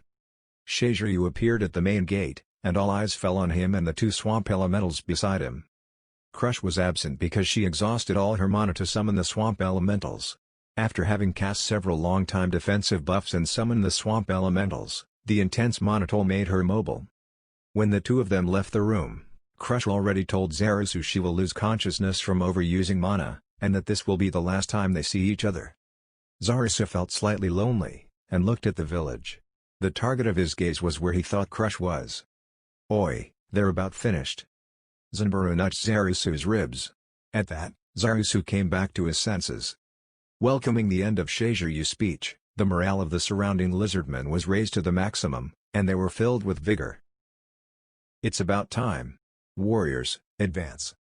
Following Shiziryu and the two swamp elementals, the lizardmen began slowly walking. They moved away from the village to avoid collateral damage to it. Zarisu and Zanbaru were the rear guard. Zarisu turned back and looked at the village. At the lizardmen on top of the shabby mud wall, believing that they would come back safely. Zarisu made a small sigh. He believed that he would not be coming back. And they began walking. To fight with Cocytus. Overlord First Half Chapter 51, War Part 11. The lizardmen traversed the wetlands, forming up between the enemy skeleton army and the village. There was no particular formation, the lizardmen simply gathered randomly as they waited for the upcoming battle.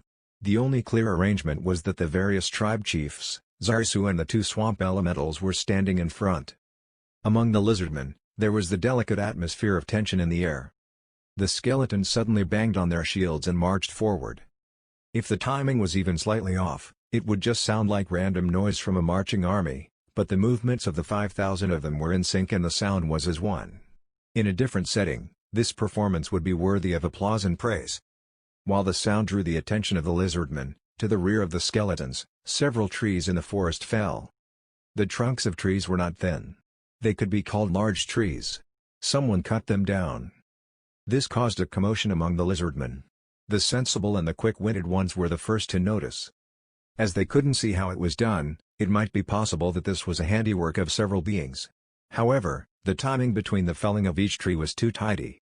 The feeling that this was the work of just one being. In addition, there was no shaking of the tree, proof that a blade was cut into it, before it fell. It seemed impossible, but it was being cut down in one slice. Bisecting trees. Just how strong did one have to be to make this possible? The sounds of the skeletons banging on their shields and the sound of trees falling reached the lizardmen. Anxious feelings welled up.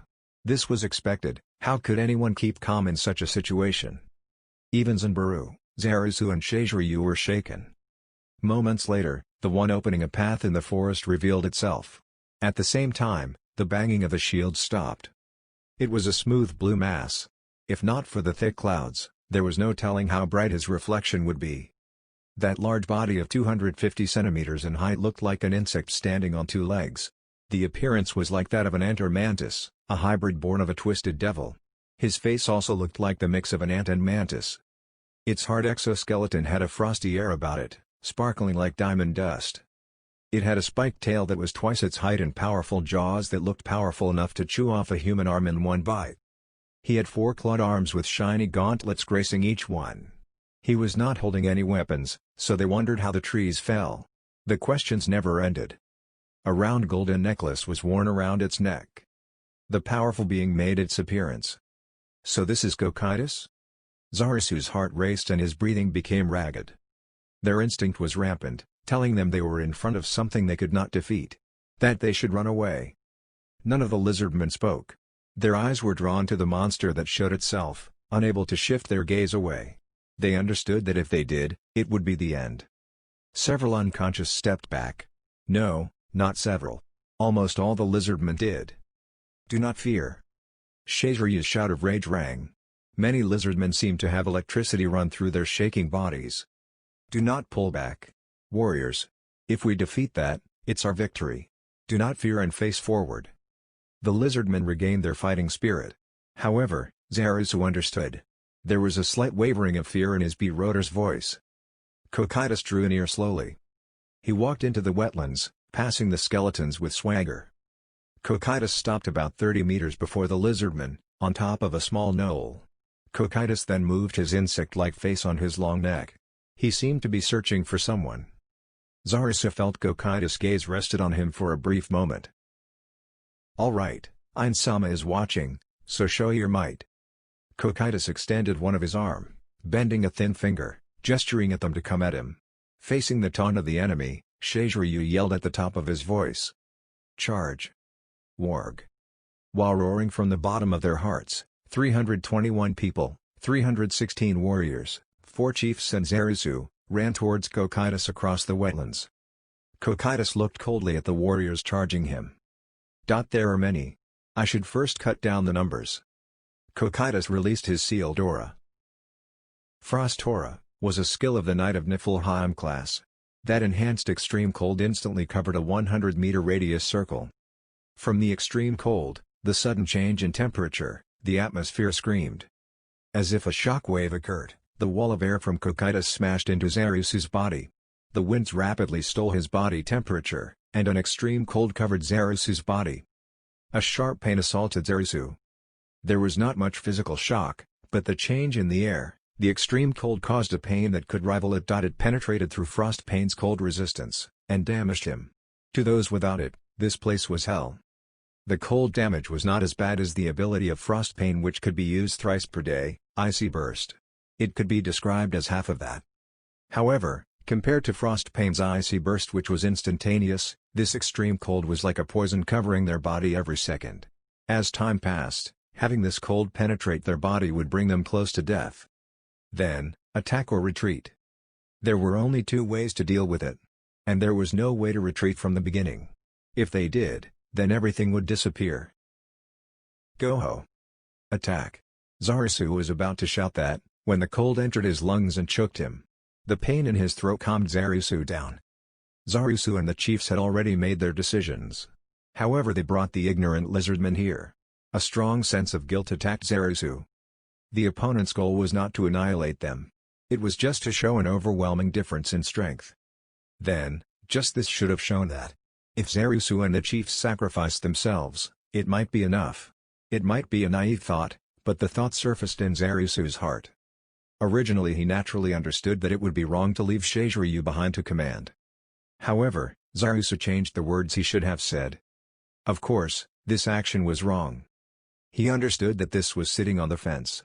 He understood everyone gathered here, the village, were all sacrifices. That was why they were gathered. However, he did not wish for any sacrifices. If there was the possibility of no one dying, he would have wanted to choose that one. That was why he said this. Retreat. Retreat back. However, it was too late. The lizardmen heard his words, and started to retreat away from the pain. However, the radius of Cocytus' frost aura was 100 meters. It was not a distance weak existences could pass. Several meters. That was the limit of the lizardmen. Firstly, their movements were dulled, and they fell into the cold water where ice seemed to be able to form. They had no ability to move, and only froze to death. The 316 warrior class lizardmen. All of them fell weakly. And they easily welcomed death. Yes, even approaching Cocytus was not forgiven. About this. Following Cocytus' bored voice, the freezing cold disappeared. As if everything up to now was a lie. However, the corpses of the 316 was the proof that it occurred. Only 5 lizardmen could still move. They were the 5 strongest people among the lizardmen. They immediately began moving as one. A rock flew through the air. A lizardman in full body armor led the charge with 2 lizardmen following behind. The swamp elementals moved slowly behind the 2 lizardmen with their bodies that had cracked in the cold. The last lizardman at the back kept chanting spells. The first strike was the rock aimed at Cocytus' throat. However, that attack was meaningless because the equipment on all we Guardians provides absolute resistance against projectiles. An invisible barrier seemed to deflect the rock. The leading lizardman followed next, wearing one of the 4 treasures passed down from generation to generation, white dragon bone. It was tough enough to block frost pain, which was also one of the 4 treasures, the hardest armor known to lizardmen. Cocytus, who was facing him, drew a sword out of thin air. As if the blade was already there. The Odachi Cocytus straw was 200 centimeters in length, and the blade was 150 centimeters. It was the Royal Blade God Slayer. It was the sharpest of among the 21 weapons Cocytus possessed. He then slashed at the lizardman before him. The blade that sliced through the air made the air howl, a calm sound. In a different situation, one might want to listen carefully to this clean sound. After that sound, the body of the tribal chief split in half together with the armor, falling to the left and right into the wetlands. Royal Blade God Slayer was not damaged after cleaving the hardest armor of the lizardmen. The 2 lizardmen behind weren't fazed by the gruesome death of their comrade, attacking from either side with their weapons raised. Shia. On the right side was Zimbaru's chop, powered by iron natural weapon and iron skin. It was directed at full power towards Cocytus' face. Warg HH. On the left side was Frost Pain, aimed at his abdomen. This melee attack took advantage of the logic of long weapons being hard to use in close quarters. And of course, that only applied to normal people. Cocytus slightly turned and used his blade to block Zimbaru's arm from the right. His movement was smooth and elegant, as if the weapon in his hand was a part of his body. With the ability of iron skin, Zimbaru was on par with steel in terms of hardness. But the clash with the armor earlier showed how sharp Royal Blade God Slayer was. The blade slid into his arm smoothly as if it was slicing through water. As blood spurted from Zimbaru's right stump, Cocytus' other hand was already pinching Frost Pain that was aimed at his abdomen. Ugh. Oh, I see. This is a nice sword. DCH. Zarisu gave up on the Frost Pain that couldn't be moved and kicked Cocytus in the kneecap. Cocytus did not dodge and took the blow.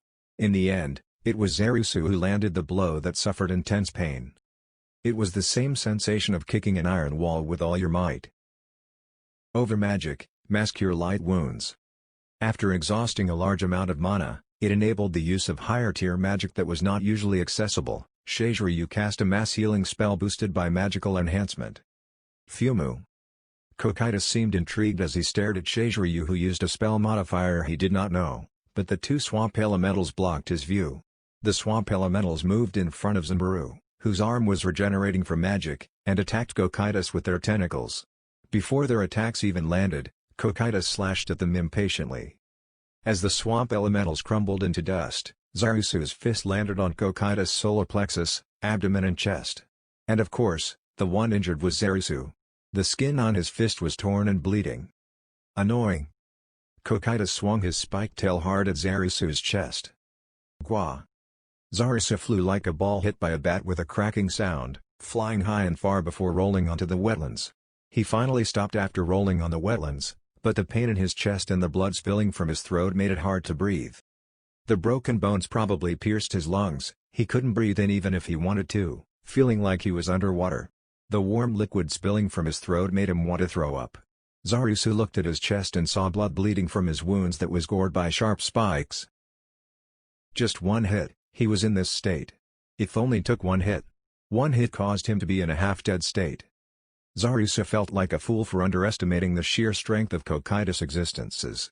Zarisu tried to breath with all his might, glared with spirited eyes at Cocytus, who might move in for the finishing blow.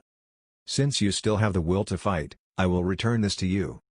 Frostpain was casual thrown next to Zarisu, who was covered in mud.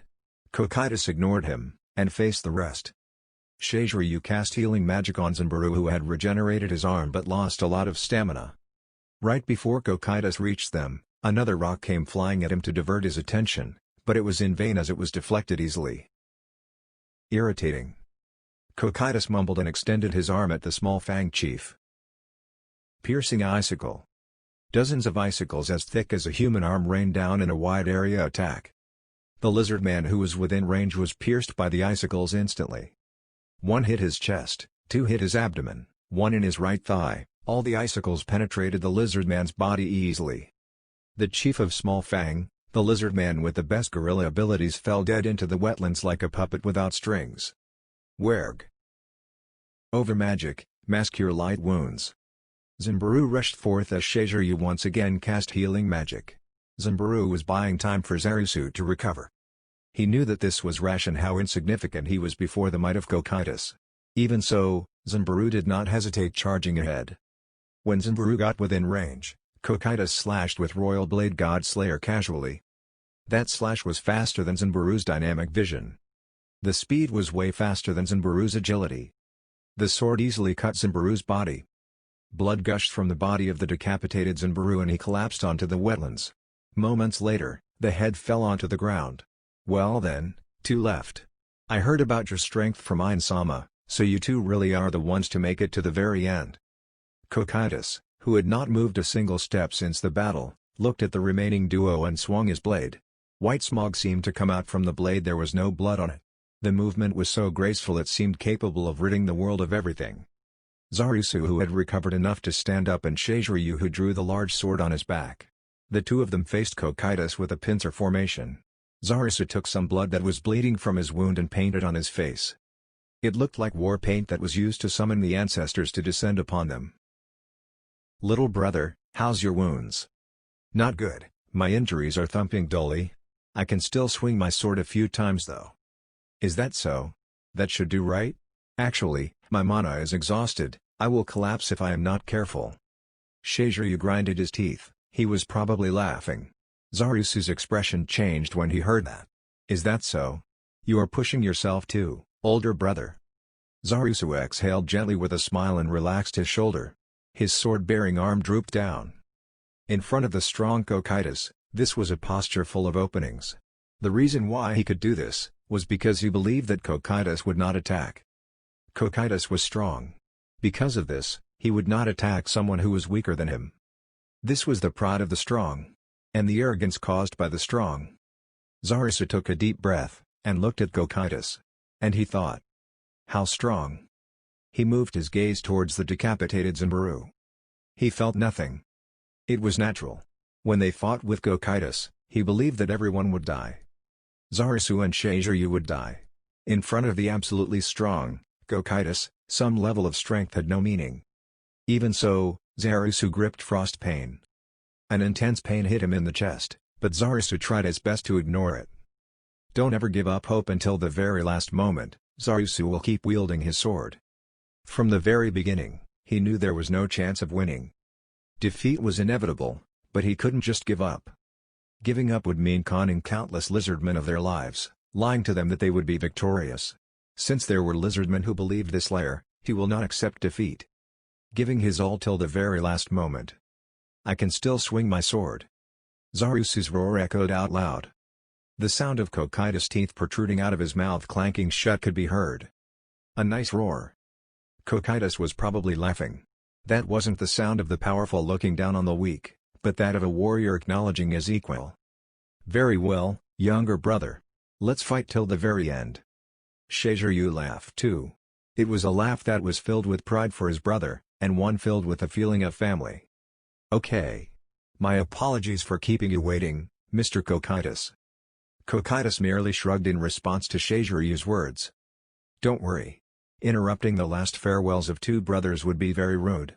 Prepare to die." "Ah, it looks like you already did, didn't you?" In the face of Zarisu and Shiziryu, who took a step forth, Cocytus swung his blade and said, "I would normally fight with a weapon in each hand.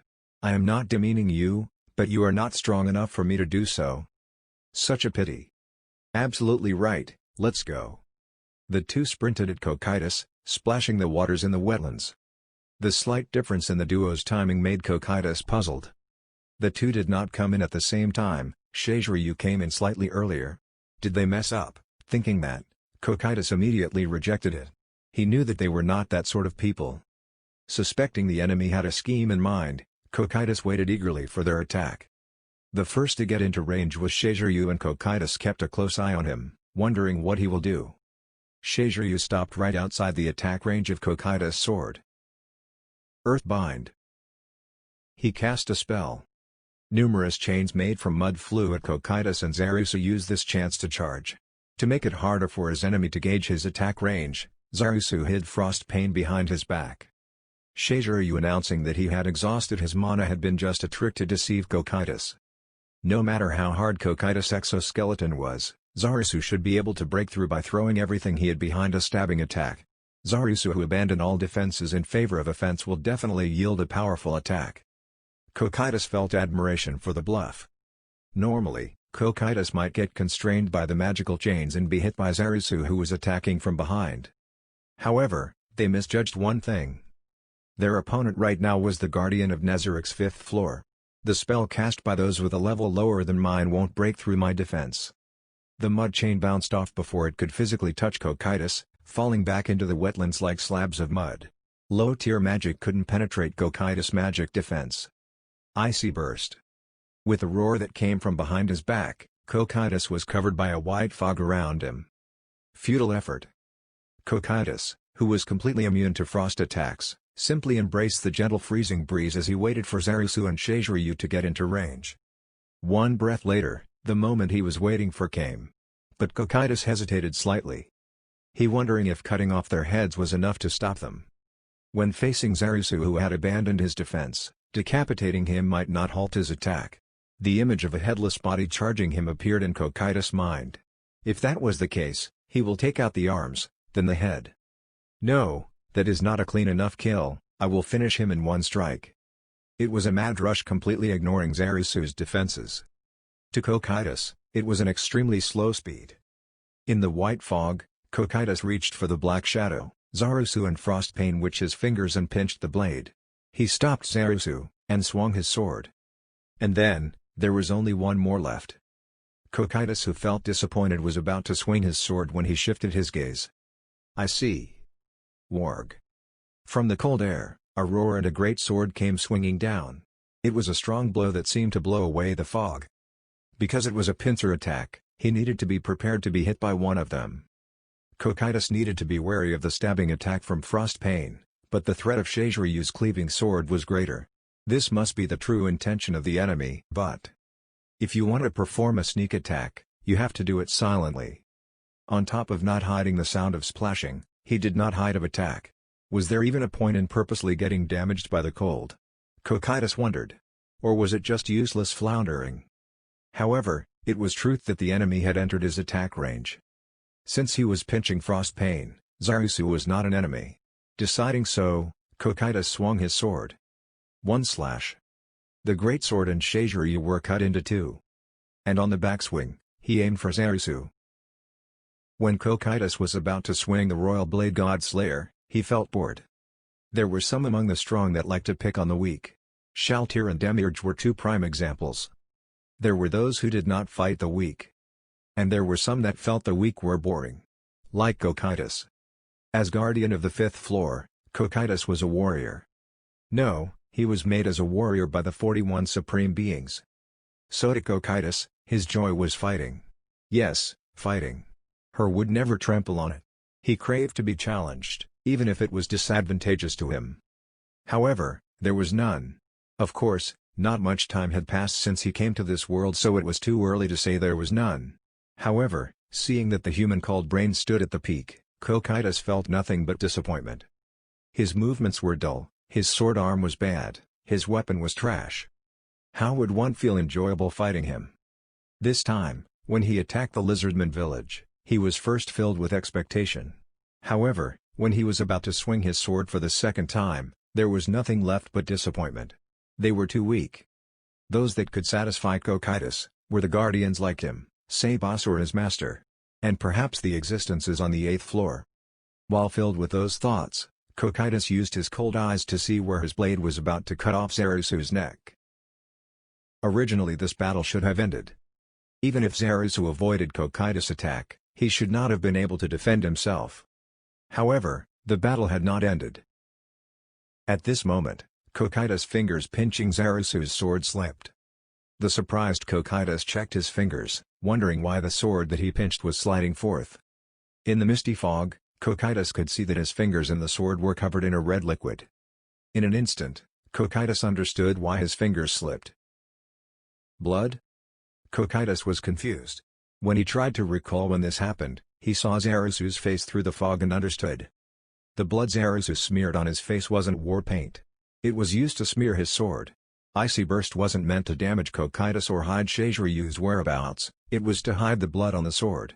That was the reason he had hidden the sword behind his back too. When Cocytus stopped Zarusu's attack the first time, he used his fingers to pinch it. Zarusu remembered that and bet on the slim chance it will happen again, setting up this scenario with all his wits. They of course had no intention of underestimating Cocytus. However, if Cocytus had grasped the blade properly, this would not be possible. Even Cocytus could not completely hold Zarusu's full-spirited attack back with 2 fingers. If the place he pinched it was slightly further away, Cocytus might have been able to do something, but at this distance, there was nothing he could do. Cocytus thought. Most importantly, this was not possible without Shizhiryu. Shizhiryu probably didn't know what Zarusu's plan was. But the older brother trusted his younger brother completely and sacrificed himself. The meaningless sneak attack and roar was all in the hope of diverting an instant of attention away from his younger brother. And it was really just an instant. In that brief moment in time, as Zarusu was squeezing Frost Pain forth with all his might, the lower jaw of Cocytus moved. Amazing. The sword slashing at Cocytus was deflected easily. The body with a faint blue glow did not even have a scratch on it. Sorry to say, I possess special ability to temporarily nullify the attack of low-tier weapons. If I activate this ability, your attacks will be meaningless. Cocytus intentionally took half a step back, splashing the mud which soiled his beautiful blue body. It was just a tiny step back. A step back didn't mean anything, even moving back won't affect anything. Zarusu was doomed and Cocytus would definitely prevail. But this step back was the show of praise from the dominatingly strong Cocytus towards the weak Zarusu. Zarusu resigned to his fate, and had a clear smile only those who had done their best could show. Cocytus slashed the Royal Blade God Slayer towards him. Overlord First Half Chapter 52, War Part 12. A splendid battle. Ainz happily sent words of praise towards Cocytus who was kneeling before him. This was as he had well achieved the goal of leaving his figure as the incarnation of despair and the Lizardmen left in the village. Now they could rule them without any problems. The fact that there were no Yggdrasil players was another reason leading to Ainz's good mood. Thank you. Now, while we have control of the Lizardmen village, we should choose a few and train them as warriors. I have an interest in how strong they can become. They had proven through experiments that existences from Yggdrasil, like Ainz and Co., could not become strong, and could not learn any more skills. Basically, to strengthen themselves, they had to improve other factors. Then, the next question was how strong the existences of this world could become. This was the natural follow-up question. Ainz thought the following. The strongest who did not seek to improve and just maintained, would one day be overtaken. Even if they had a 100-year lead of military technology, they might be the strongest. However, if they stopped there, they would one day fall from that title. They might be strong in the surrounding countries. However, how long could they maintain that fact? Those that did this would be simple fools. If there was an existence in this world that could easily surpass what Yggdrasil could call level 100, then it was necessary to take rapid action. There was the pawn called Brain, who had received power from the Yggdrasil existence of Shaltir, the transformation into a vampire.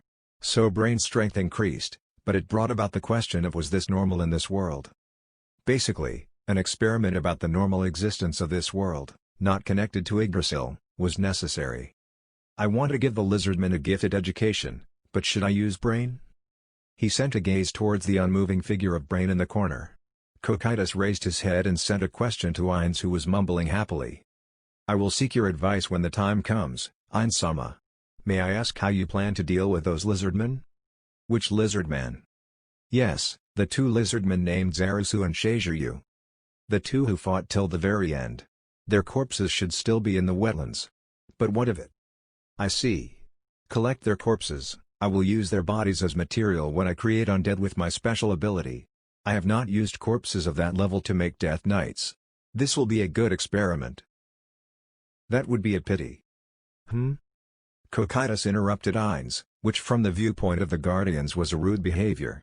In response, Ainz gazed upon Cocytus with interest for the first time. He then lightly raised his hand, and returned the Guardian's furrowed brow back to normal. What do you mean? I thought they were weak. Do they have that much value? While Ainz was using the mirror of remote viewing to view the battle, Cocytus was having a stunning victory. To the point that there was nothing of note. Did Ainz let something slip by? They were weak, but I could see their warrior spirit and fearless resolve in the face of the strong. It is a pity to use them as materials. To be frank, Ainz didn't know what to feel when he heard the term warrior spirit. He came across the term killing intent in novels and mangas, but didn't think much of it. It was at the level of that exists? Similarly, the resonance among warriors was something Ainz didn't understand. This was because Ainz might look like this now, but he was originally just a normal salaryman. If a normal citizen born in Japan understood warrior spirit, that would be dangerous. If it was the spirit of an excellent salaryman, he might comprehend a little. He was that Ainz, but he had enough understanding that Cocytus was such an existence. I see. It is a waste indeed. Ha! Even if you say it is a pity. Such was Ainz's true feelings. However, it was better to show that it was fine to take his subordinates' words into account. After thinking about it shortly, Ainz remembered he had excellent subordinates. He recalled the subordinates standing around him silently in a manner befitting a servant. Demiurge, what do you think? I think Ainz-sama is the most correct. Shaltir, and you? I think the same as Demiurge and await Ainz-sama's judgment. Aura. Yes, I think the same way as everyone too. Their answer was as good as not answering at all, giving Ainz a headache. After thinking it through, Ainz came to a conclusion, maybe from the standpoint of a guardian, they didn't think there was any major issue. Which also meant there wouldn't be major impact no matter what decision he made. That was also dependent on the circumstances of the guardian. There might be problems if their situation changes. Simply put, when a small group of people say 100 million is a small amount of money, there will be the problem of how trustworthy that statement was. This was the difference in the perception of values. A waste of breath. With no other choice, Ainz had to weigh the pros and cons from his own standpoint. We had decided to rule over the Lizardmen, but do they have a suitable representative? Or a group that could represent them? No, but they do have a suitable representative. Oh? Who is it? The white lizardman that Ainz-sama spoke of. Oh, that one. That could work. If it was her, she could be of use, Ainz thought. He could use her to spy on things. Very good. How long will you need to bring her here? Pardon my impudence, I thought Ainz-sama will ask for her, so I ordered her to wait in a room nearby. No, well done Cocytus. Wasting time is foolish, your judgment is on point. Alright then, bring her over. Please wait. What is it, Aura? I don't think a shabby place like this is good enough. Even though we are hosting people who are submitting to us, it is too rundown for Ainz-sama's status. I feel that the meeting should be done in the throne room of Nezarec. Shaltir and Demiurge nodded in agreement. I apologize. I did not think that far, I beg for your forgiveness. Ah. I did not even think about that. Ainz thought so, and considered what to do next. Those words from that time. Then. Aura. Yes. I told you that this place you built, the place filled with your feelings and emotions, is as good as Nezarec, right? I really mean it. Cocytus, bring her in. I will hold the audience here. Ainz-sama. Aura, back down. Demiurge. Aura protested with her face red, saying, why are you stopping me? Anything Ainz-sama says is the law. Since Ainz-sama said this place is as good as Nezarec, it must be true. Shaltir continued. Aura. I will say this again. As my most trusted subordinates, one of the guardians, this place you put in so much effort to build is on the same level as Nezarec. It is true even now when construction works are ongoing. Do you understand? Ainz-sama, Thank you very much. Aura deeply lowered her head and the other guardians did the same. Why did Cocytus, Demiurge and Shaltir lower their heads? Ainz was slightly confused, but thinking that there was simply a reason, he ordered Cocytus. Well then, usher her in, Cocytus. Yes. In a short moment, Cocytus brought a pure white lizardman into the room. The lizardman knelt before Ainz and lowered her face to the ground. State your name. Yes, Supreme Overlord of Death, Ainz Ulgon. I am the representative of the Lizardmen, Crush Lulu. What an incredible title. He was curious as to who came up with this title, but Ainz acted like a calm king and said, well met. Yes. Goen-sama, please accept the oath of fealty from us, the Lizardmen. Ainz watched Crush closely. The scales were pretty. They shone brightly under the illumination of the magical light. I wonder how they would feel like if I were to touch them, Ainz was academically curious. Crush's shoulders shook due to Ainz's silence. There was no external reason for this, it was an internal one, fear. If Ainz said that he had no interest in them, then all the Lizardmen would be killed. So, she had to pay attention with every word. To Crush, who was under that soul-grinding pressure, Ainz's unnatural silence was a fearful experience. Yes, even if the person was the one who had killed her loved one. I see. Then accept it. You all, the Lizardmen, are now under my rule. Yes. Now, a few requests. Yes. Crush's body trembled as she wondered what type of requests they were. Firstly, I shall train several Lizardmen as my soldiers. Choose the best. How many should there be? True, about 10. Understood. They shall be quickly prepared. By when should they be ready? In about 2 or 3 days. Yes, there are no problems. I believe you want the best. Yes. After is, I do not have anything in particular. Eh? Is that fine? Crush, who was facing down, raised a surprised voice. She expected to be burdened with impossible requests, but for it to be this simple. Of course she was surprised. For now. Crush Lulu. Your Lizardmen will be ushering an era of prosperity now.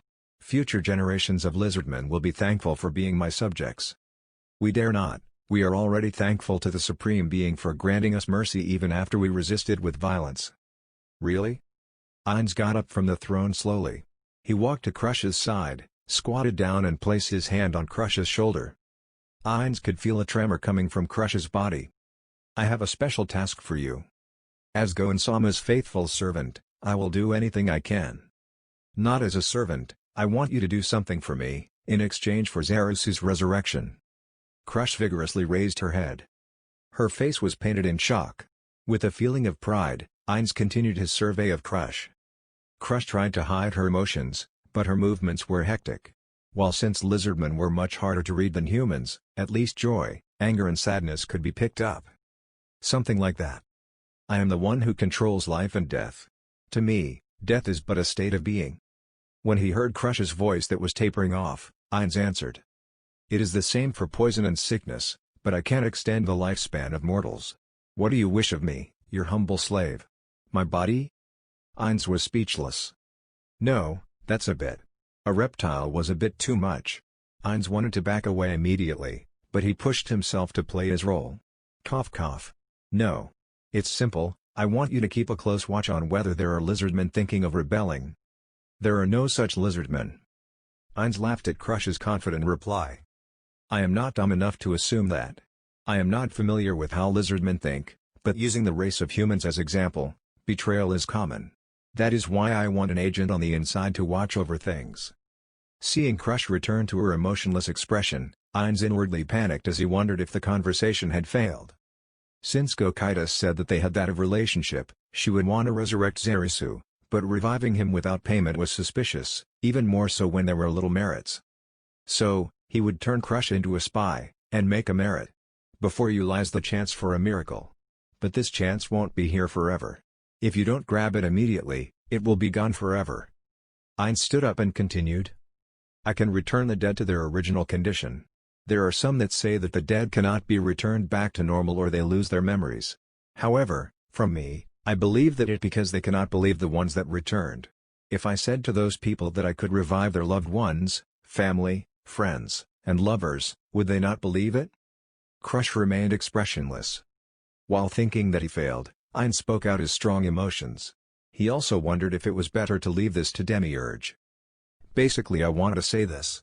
Do not mistake the important things, Crush. To you, the important thing is Zarasu, right? Do you not want to make a family with the man you love? With a shiver, Crush's expression moved like a cramp. I am not going to use irritating rituals. Resurrection spells exist in this world, right? That is what I am going to use. That is the legendary. Crush interrupted them. She recalled how powerful the man was in front of her. Crush. What is the most important thing for you? I want you to consider. Ainz gave Crush some time to think. There were occasions to not give any time to think to wind her around his finger, but in this case he should give her time. Noticing Crush's wavering gaze, Ainz decided to give her one final push. Next, Ainz had to let Crush understand this miracle was not a free service. Providing free service will make others suspicious, but they will be more receptive of it with a request for adequate amount of money. As I said earlier, it is not free. I just need you to watch your fellow lizardmen in the dark. Depending on the circumstances, you might need to make hard choices. To prevent a betrayal, I will cast a special magic on the resurrected Zarasu. If I think you have betrayed me, I will end him immediately. It must be troubling for you, but the resurrection of Zarasu is not something you can get in a fair deal, right? Actually, there is no such magic. Ainz acted as if he had said everything and stood up slowly. He then opened his arms. Ainz looked at the struggling Crush. Oh, right, tell the resurrected Zarasu this in my place. I revived him because he is of use to me. I promise not to mention your name. While wondering if it went well, Ainz did not let it show on his face. Of course, expressions could not be made on a skeleton's face. So, Crush Lulu. Choose now.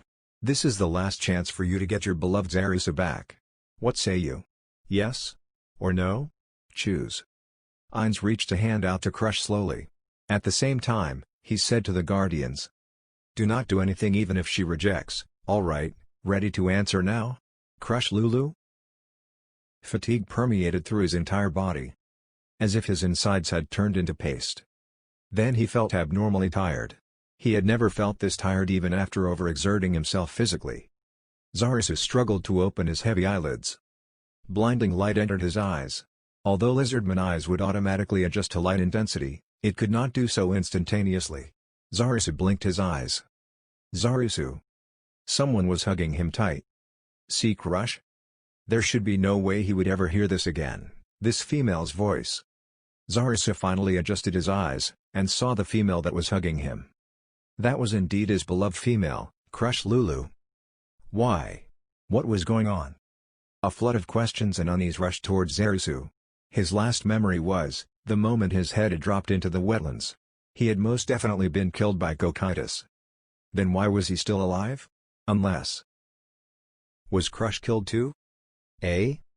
Zarasu opened his mouth to ask, yet his mouth seemed numb, unable to move properly. What gave him his answer was the look of very confused expression on Crush's face. Seeing that expression, Zarasu was a little relieved, knowing that Crush was not dead. Then why was he still alive? A hint was given to him by a voice to his side. Well. There is some confusion after resurrection. Reviving in the middle of battle will be difficult. Realizing who was speaking to him, Zarasu looked with surprise at that direction. Standing there was Ainz Ulgon, the magic caster with amazing power. In his hand was a holy wand which did not fit him and was 30 centimeters in length. It was made of ivory, and the head was cast in gold, and its grip was adorned in runes, making it extremely beautiful.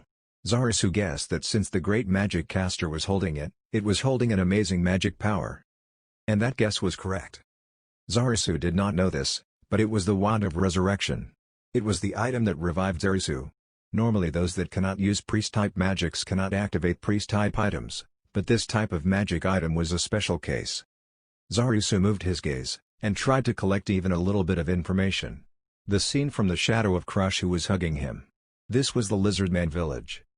As if they were intending to surround the entire place, all the Lizardmen were prostrating. Even more shocking was that they were motionless. That posture was one of worship towards an extremely powerful being. What is happening? After witnessing such power, prostrating was only natural. However, the surrounding Lizardmen were not just showing respect, but something more. Lizardmen did not have gods. Strictly speaking, their objects of faith were their ancestral spirits. The feeling given off right now by the surrounding lizardmen was like that of a reverence towards a god. Step down, lizardmen. Without instructions, nobody is permitted to enter the village. Those words. Nobody objected to these words. More than that, it was accepted without a sound being made. The only sounds which were heard were of bodies getting up and the splashes by walking along the wetlands. Leaving them behind, the lizardmen departed from the clearing. Their loyalty, like they were brainwashed, surprised Zarisu. Aura, are all of them gone? Yes, they are. The one who replied was the dark elf girl.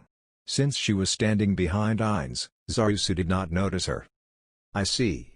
Then first, a few words for you, Zarisu Shasha. Congratulations on your resurrection. Resurrection. Until he registered the meaning of this word, Zarisu required a little time. Then after he understood it, he also felt a shudder throughout his body. Resurrection, which meant that he was alive again. Zarisu's eyes opened wide, and his mouth agape. However, words did not come out. He only could breathe hard. What is it? Do lizardmen have some particular aversion to resurrection? Or have you forgotten how to speak? Glug, glug. Cough. Why, you can resurrect the dead? That is true. What, you thought something of this degree couldn't be done? Did you hold a big ceremony? Big ceremony? What is that? I have no problems doing it by myself easily. Hearing those words, Zarisu had nothing to say. It was possible to use resurrection via a large ceremony.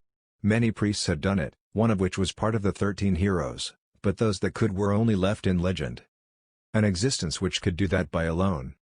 Monster? No. An incredibly powerful magic caster? No. Zarisu understood this completely. Leading a mythical army, commanding demons. Which meant, the existence in front of him was one who could rival the gods. Zarisu staggered up, and prostrate in front of Ainz. Crush also frantically knelt down in the same fashion. Supreme One. Ainz was a bit surprised, but seemed to immediately understand something and lightly nodded his head and replied. I pledge my life to you. So? Ainz asked Zarisu with the nuance of asking what he desired. Please grant prosperity to the lizardmen. That is only natural, of course I will guarantee the prosperity of all those who come under my dominion. My gratitude. Good. Is your speech still not clear? Rest for a bit and you will get used to it. Rest for now. Afterwards there are various things which will have to be dealt with. The first thing would be the defense of this village that is under my dominion. For the details, discuss it with Demiurge. Ainz left after he finished saying this. However, before that, there was something which Zarisu had to do, and had to do right now. Please wait. What about Zimbaru and older brother? Their corpses should be around the area. Ainz, who was just about planning to leave with Aura, stopped casually, gestured with his jaw into the outside of the village. Can you please revive them? I don't see any benefit in doing so. Then why me? Zimbaru and older brother are very powerful. They will definitely be useful. Ainz closely observed Zarisu. Then he looked at Crush. I will consider it. Preserve the two corpses well. I will consider it later. And if weak people are revived, there is a chance that they will turn to ash. Well, I think it will be fine, but do not forget that. Then as promised, choose the 10 lizardmen. Ainz's robe fluttered as he walked away. Aura at his side said that Hydra is cute, right? As they walked away. Zarisu finally broke his kneeling posture, and asked Crush. 10 people? They want to train 10 lizardmen as their soldiers, so the first order I received was to choose them. I see. Zarisu talked as if he understood, however the questions never stopped. While having such strong subordinates, why was he turning the extremely inferior lizardmen into his soldiers? And only 10. From the lizardmen this was a thankful thing, but without being able to understand the other party's intention, he felt a strong sense of unease. However, having them not being interested in ruling them was an extremely fortunate thing. Having such a powerful force guarding them, it might surprisingly lead to the glory of the lizardmen. Zarisu felt the tension leave his body. I made it through alive. Or rather, I revived. He did not know what kind of rule would await them in the future. However, since the lizardmen's usefulness left an impression, it shouldn't be too bad. Crush. Among the 10. Zarisu will be one. Crush nodded with the expression of it being as expected. "Never mind about that. Worry about it later. For now just rest well and clear your fatigue. It will be fine, I can carry you." "Ah. Thank you." Zarusu closed his eyes and lied down. Just like in those days where he had overworked his body, he was eager to rest, and fell asleep once his eyes were closed.